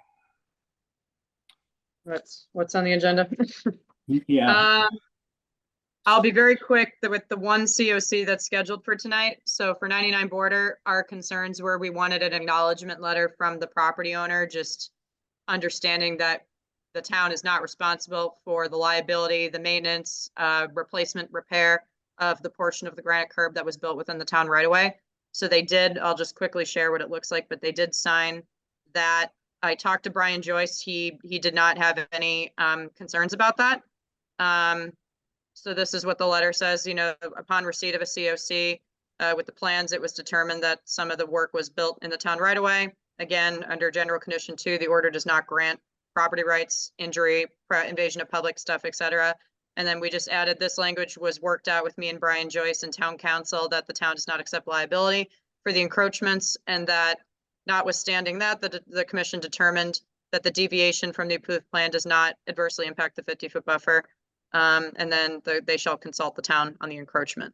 Does that kind of satisfy everybody for the COC? And if you guys did want to issue a COC, I would just recommend our standard conditions, number 40 and number 41, no use of herbicides, and then the plantings all have to survive 3 full growing seasons, because this was mostly a landscaping notice of intent. Happy with that. Agreed. would someone like to make a motion? I'll make a motion to issue a certificate of completion for 99 is it? 99 Border Street with the conditions as outlined by Charlotte. Second. Roll call vote. Will Ashton, Will Ashton, aye. Kathy Berrigan, Kathy Berrigan, aye. Chris McFarland, Chris McFarland, aye. Valeria Romano, Larry Romano, aye. Tom Bell, aye. Passes 5-0. Okay, and the rest of those have all been continued, so I will skip all those. Tom, time check. Do you want me to go through any of my construction updates, or do you want me to go through the violation tracker?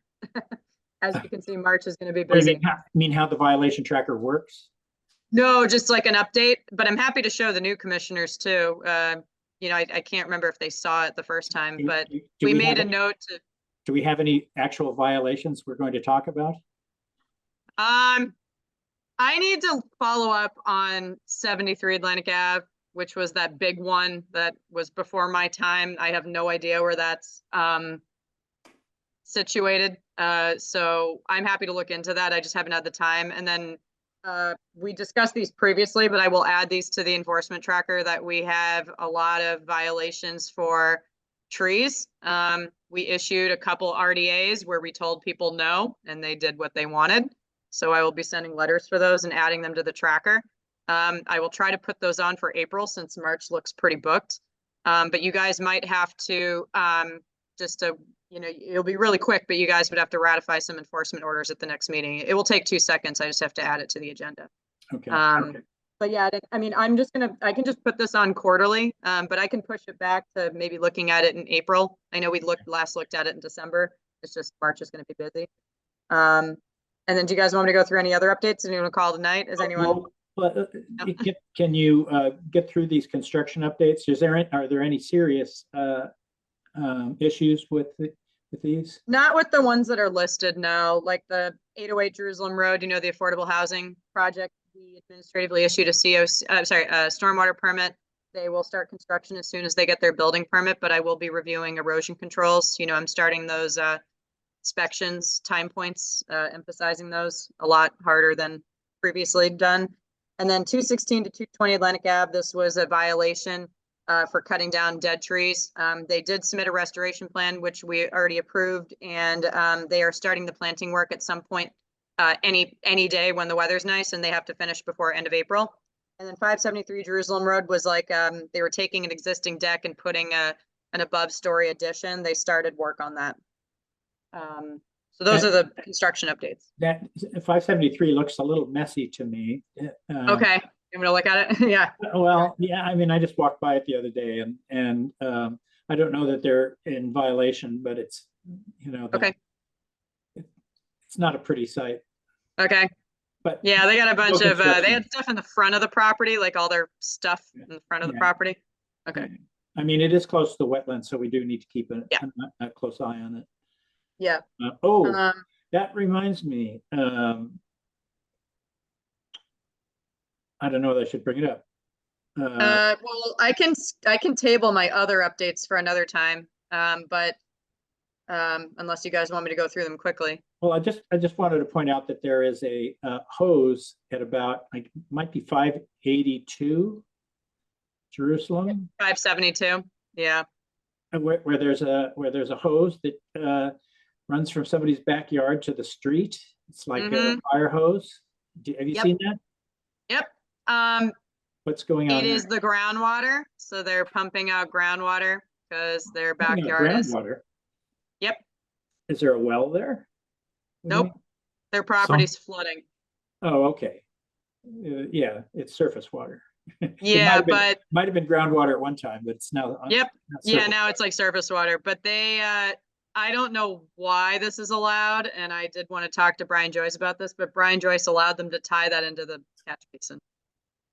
Well, it's not, that's just it. It's not tied into the catchment system. It looks like it just goes over the bank onto the road. No, he like literally put it underneath the fence into the catch basin. Oh, And Brian okay. Joyce allowed that, and I don't know why, because we would never allow that for other projects. So I've been meaning to talk to him about that, but Brian apparently said it was okay. John Hallen went to the site. It wasn't an illicit discharge, so it's not like it was, at least to my knowledge, a violation of the stormwater bylaw, but tying it into the it was originally being dumped into the road, which was an issue because that can cause icing and safety issues. Yeah, But that's then what it looked Brian to me, said- that that might have been happening there, but I guess not. Yeah, but then Brian said, just put it in the catch basin. I was like, okay. So this is all downstream consequences of what we allowed at 580. I don't know about 580, but 572 did a bunch of stuff on their property. We brought them in for a show cause hearing, but unfortunately at the time, I don't think we had concrete proof to prove whether or not they altered 5,000 square feet of land, which, no offense, I'm kind of convinced that they No, did, but they the did issue it over really the, starts at 580, where Yeah. they buried a wetland and then they put an infiltration chamber there. And so now that whole little swale back there used to have a little bit of water running through it. Now it floods, it'd be, Charlotte, what's the, you know what the number, you know, that older house that just got reshingled over the last year or two? That's the same side of the road as 580. It's just before, I don't know how to describe it quite. It's right across the street from the Lincoln House, that historic Okay. house. Last time we had a really big rain, their cars were flooded to the top of their hubcaps. And that's all water that used to go west towards the storm drains where at Windy Hill. Now it all goes east through everybody's backyard that's east of 580. So I know we had we went through a lot of effort at 580 trying to get a good stormwater system there, and still it's junk. It's yes, they infiltrate the water, and about 30 feet down gradient, it comes right back to surface, and it's causing flooding in everybody's backyard there. Yeah, I'm not really sure in terms of enforcement, Well, trying there's to nothing- identify there's a nothing- violation. Nothing we can do about it. It's an I don't approved, know. it's an approved Yeah. stormwater plan. It's one of those failed stormwater systems that, hmm It doesn't help that 572 is sitting slightly lower, and they did do activity in the backyard. We brought him in for a show cause 2 years ago, but unfortunately at the time, he was doing bits and pieces where I don't think it was enough to prove that he altered 5,000 square feet of land because his parcel is larger than that. But right now, the way it's written in our bylaw, we don't have any sort of like time, like 5,000 square feet within a certain time frame. So it's really hard to kind of piece what people do on their property to like over time to determine whether or not that's a violation. Some towns have a look back policy, but we don't. So I mean, I'll be honest, I'm convinced that that property was altered by over 5,000 square feet. It's just at the time we brought them in for a show cause, I don't think it was up to those amounts because he was redoing the driveway. He did some regrading in the backyard, but it wasn't enough to kind of show a clear violation. So we closed the show cause hearing and yeah. yeah. But since so then, between- there've definitely been more changes to the property too. I mean, he did a little patio, he did some other stuff. So it's awkward the way our bylaw is written. I don't think we have any sort of time, stamp in terms of determining a violation for, incremental stuff. You know what I mean? So those two houses really screwed their neighbor to the east. Yeah. Serious flooding in their yard. I mean, really Yeah. serious flooding. Yep. And now they're pumping it all out. Yeah. Yeah. Good. I just had one quick OneDrive question for you guys, but other than that, do you want me to table my other updates or does anyone have 48-hour updates to quickly go through before you guys are all set? I know it's late, so I don't know how late you guys want to stick around, but I just had a OneDrive question for you all. Unless you want me to go through my other updates. Is there anything serious in your other updates? Well, as you guys know, town meeting is coming up.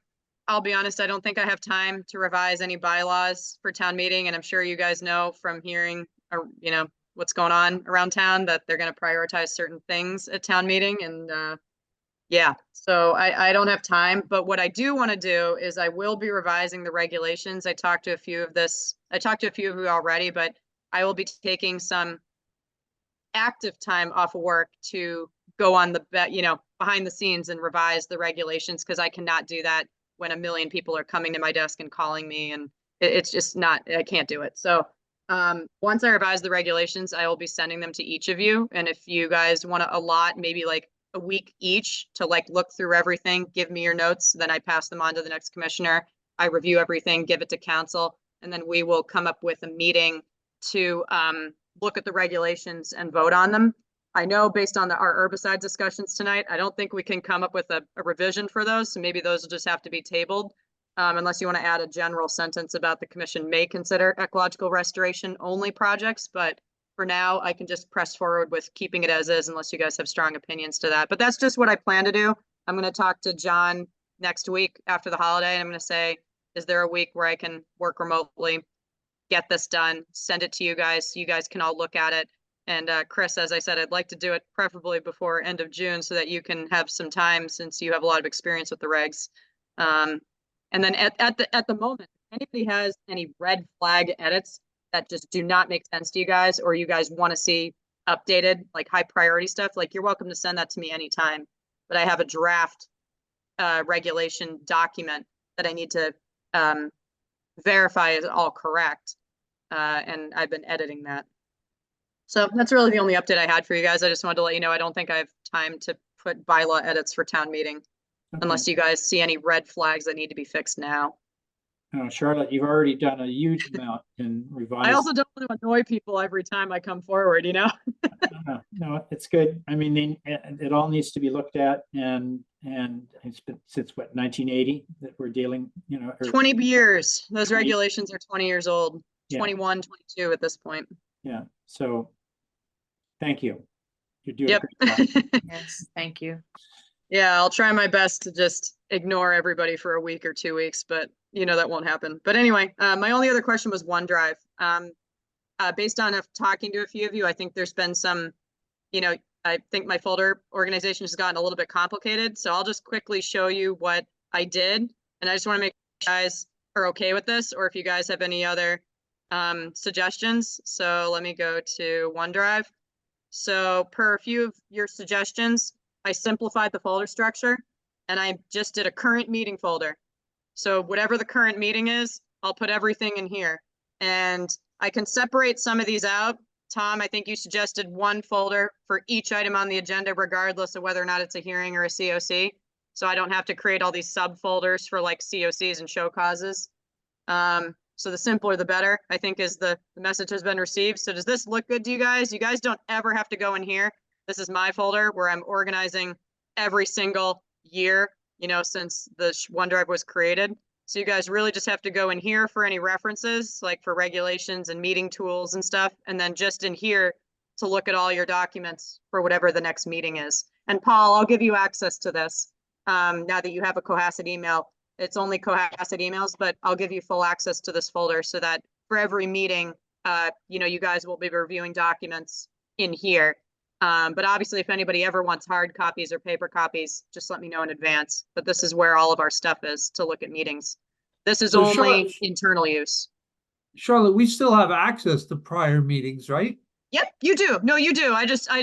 to avoid confusion, don't go in here unless you want to be like, what is this? So these are all the historical. Yeah. Yeah. No, you have access to this whole folder. This is the main folder. You guys all have access. But per a few of your suggestions, I just made a current meeting folder to keep it nice and simple so that no one's questioning where to find the meeting documents. Does this look good to you guys? Great. Great. Okay. And I can make a suggestion to make it even easier. Once you Okay. open current meetings, Yep. set it as a bookmark. Take this out. No. Just set, no. Once you've gone to current meetings, all Yep. of you, then just set it as a bookmark on your browser. And so you'll be right where you need to be 10 minutes before the meeting. There you go. Mm-hmm. Okay. Yeah, and it's a different color too. I realized I can do that in OneDrive. Actually, it only works on yours. It's not a different color. What? Oh, you guys can't see it? Oh, Yes, that's you neat. can. Mine is It's colored. red on mine. Yours is Yeah, red? red. Yeah, I see it red here. I was gonna point out how cool it was. Same. I never saw Oh, that okay. before. I don't know, I know- Tom, are you colorblind? I'm just kidding. I was gonna say, I know it's red, but it looks the same as yellow to me, just because It's Oh, interesting. okay. colorblind. Yep, I can mine's make it yellow. blue. It didn't Mine's change green, color. red. I can probably change it Yeah, I was myself. gonna say, do whatever color you guys It's want. weird, but, Tom, that you can't see it, because everyone else can see it. Yeah. I'm not colorblind. maybe You it's have your. you have a black and white monitor? Yeah. Yeah, I can share Yeah, my screen to so- prove it, but anyway. No, but thank you. That's really helpful because my file stuff, I'm trying to, it's for my own sanity where I sometimes make a lot of folders so I can clearly organize everything. But I do agree that it needs to be simpler so you guys can easily find things. So Yeah. thank you. Thank you. Um, Thank you. Yep. Sorry, Kathy. I know you had questions today. I was like, sorry, I just changed Okay. the folder structure. All right. Um, Got it. That's it. That's all I had for you guys. And I can table the other stuff. It's not too important.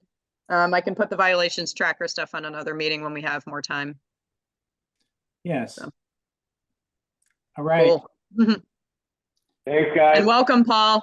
Sorry, that was better than midnight, but welcome. We're happy to have you. Yeah. Hi, Paul. Hi, Yep. Paul.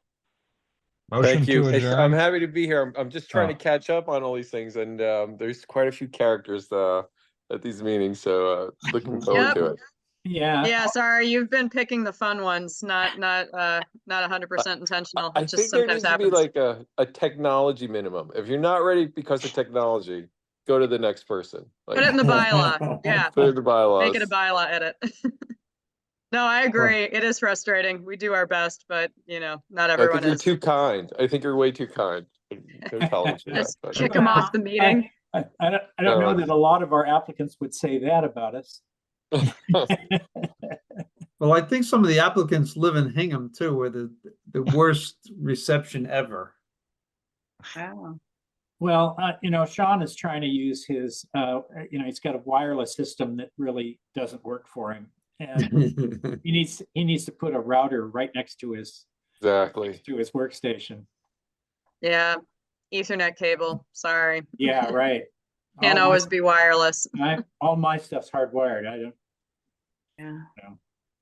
Anyway, but okay, yeah, so, yep. good evening all. Thanks, Good guys. evening. Thanks all. Have a Charlotte, great Charlotte, evening. wait, Charlotte, just Oh, quickly, yep. what is the submission deadline for the next meeting? February 20th, next Tuesday.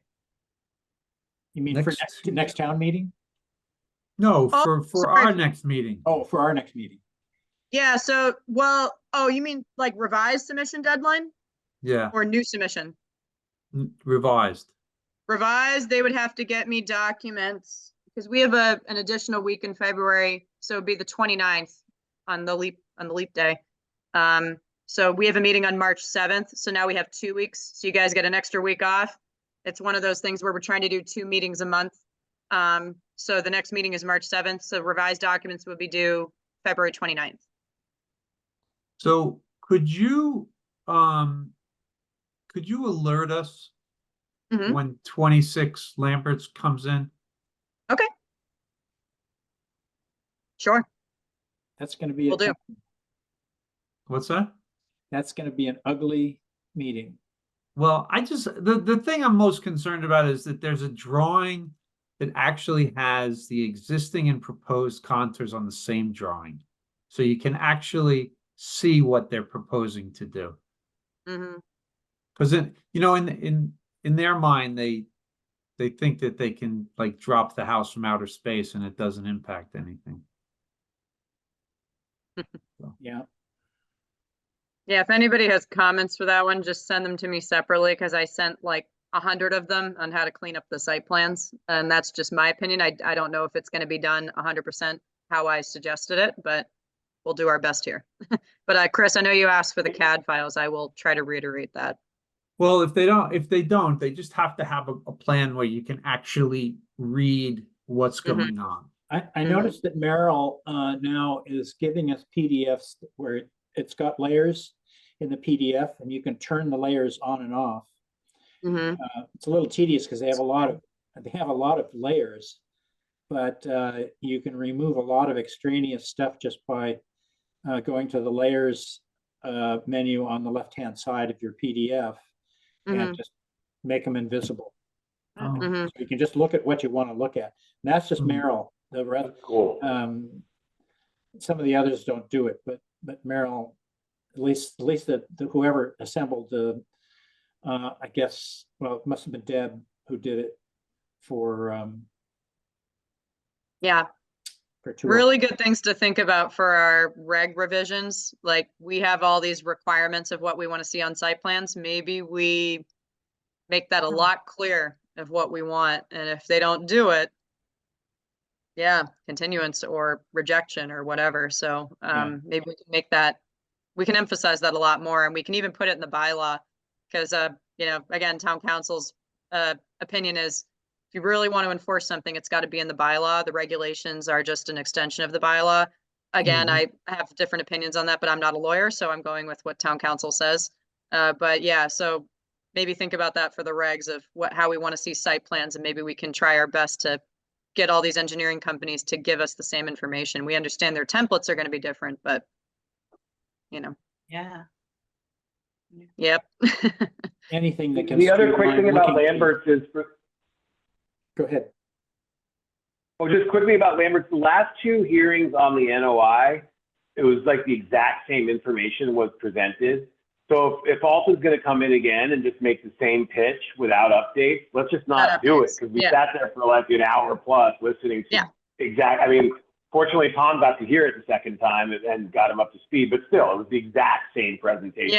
So let's not do that a third time if we can avoid it. Right, right. Well, we'll try our best. I think maybe we should I know you can't separate them entirely, but go through one page at a time, just because otherwise it just gets lost and then, I don't know. So we'll have to we'll figure it out, but Well, I think I will definitely make sure they give us revised stuff. there are some big issues there that we need to deal with right off the bat, because if we make it clear about where they can build and where they can't, namely the riverfront, since it's not a redevelopment, it is fresh development. So when they understand that those are the rules, then Yeah, a lot of the discussion will be truncated. yeah, so we'll have to finalize that for discussing at the hearing. But yeah, a good clear path, I think is Yeah, best. we need to try to pick out the big issues right away and deal with them and not get lost in the weeds, because that's, Mhm. you know, Ormond and Stone will just drag us over every single tiny little thing, every rusty can in his backyard he'll show us if we let him. So Yeah, so we'll discuss we'll discuss at the next hearing, because I don't want to put this on the recorded stuff too much more, but yeah, no, I agree. well, we should do Well, that with, I would say, just in general, we should do that with everybody. Mm-hmm. That we should Yeah. really try to focus on the big stuff first. Mhm. Do we have any, That makes sense. do we have any footing as far as if we think that they're going to run into a problem with zoning and planning? Do we have any way of saying like that we don't have to review something until they get an approval? For I don't- instance, if we use what's it called? The project today that came before us, Black Horse Lane. 94, yeah. You know, when it first came to us, we said that this doesn't seem like zoning has to review this, Right. right? Mm-hmm. And then so we jumped through all the hoops, and now everything we did was a big waste of time. Yeah, Mm-hmm. yeah. And 26 Yeah, there's is- something. 26 is going to be the exact same thing. Mm-hmm. So is there a way that we can just say, you know, They've been through zoning because they subdivided the lot from 1 lot to 4. yes, So but they're that done with all, they're done with ZBA. no, they're not. No, Tom, Oh, really? they have the lots, but that does not give them the right to have a shared driveway with more than 2 homes on it. They actually have to go before them and get either a variance, or they're going to have to put a real road in there. Is that zoning or planning? Which one I did think that? it's, I think Maybe it's zoning. planning. No? No, Okay. I think it's zoning. Okay. All right. So the question is, do we really have to waste all our time if in fact they're gonna get hung up and have to come back again? Is there a way for us to avoid that? I'll talk about that with council, but I don't know, because again, that stuff is outside of that particular portion of the review is outside of our jurisdiction. But we do have in our regs that, with the exception of a local building permit, you have to apply to all other local applicable boards. You don't have to get approval, but you have to apply. And since that hasn't happened, the complication with this one is, I don't want to talk too much more because this is a recording, but basically this is being, the review is being dictated by the building inspector of where he has to go and when. So maybe I can have that conversation internally, Well, because normally we would want them may- to apply to all other boards. maybe in your revision, Mm-hmm. maybe there is some kind of caveat that says, if the board feels strongly Mm-hmm. that the plan is in violation of whatever, Mm-hmm. board can choose to postpone or continue until the time that the other board weighs in or something like Yeah. that. Because Yeah. it's a giant waste of time when you think, there's, there are cases where sometimes there's 2 and 3 things you're not sure about, ledge Mhm. removal and shared driveway and, Mhm. Right. frontage. It's exactly. And no one needs to listen and then find out, we had to come back. Yeah. Yeah. Yeah. Yeah, we incorporated, I think we can do something where if the applicant agrees to certain conditions, if any permits are issued, and this is for any project, if an applicant agrees to certain conditions that are in a permit and nobody appeals that permit, it's final. So if we discuss certain conditions during a meeting and we close a meeting with issuing permits with certain conditions, we did that for another property where we said we understood that the project that was coming before us last year was extremely premature because it hadn't gone through planning board and everything else. So we put in a very hefty set of conditions saying that no work shall occur until all other local boards and permits have been obtained and approved. And then all other changes have to come back to the Conservation Commission before any construction is allowed. So we did kind of put that in a stormwater permit for another project. And for any other projects to consider, that could be something that if people are trying to put the cart before the horse and come to conservation, if we don't have the legal right to deny them, at least under our regs or under the Wetlands Protection Act, we can at least put in those conditions to cover ourselves. And if they don't do it, we could even add language about permits being revoked or cease and desist or whatever. Like, maybe we could cover ourselves with a certain set of conditions to ensure that things are going to come back to us to ensure it's not a waste of our time. But Yeah. I'll talk to council about that too. That doesn't really solve the problem of that really we started talking about, which is running through these permits. No, I know. I don't know if we're allowed to deny or to hold off on hearings within our jurisdiction for other portions of stuff that are outside of our jurisdiction. You know what I'm saying? Like, that's what I don't know. It seems like the building inspector should be making those decisions, and maybe he's not aware that we've had a couple of them now where we've had to redo our work. And Yep. It's a lot of work. Maybe if he knew about it, he could maybe start steering these a little more carefully. Yeah. Yeah, he does know about it. He's overworked like everyone else, so. There's a It's almost workflow that like you're which supposed board to go has by. supremacy.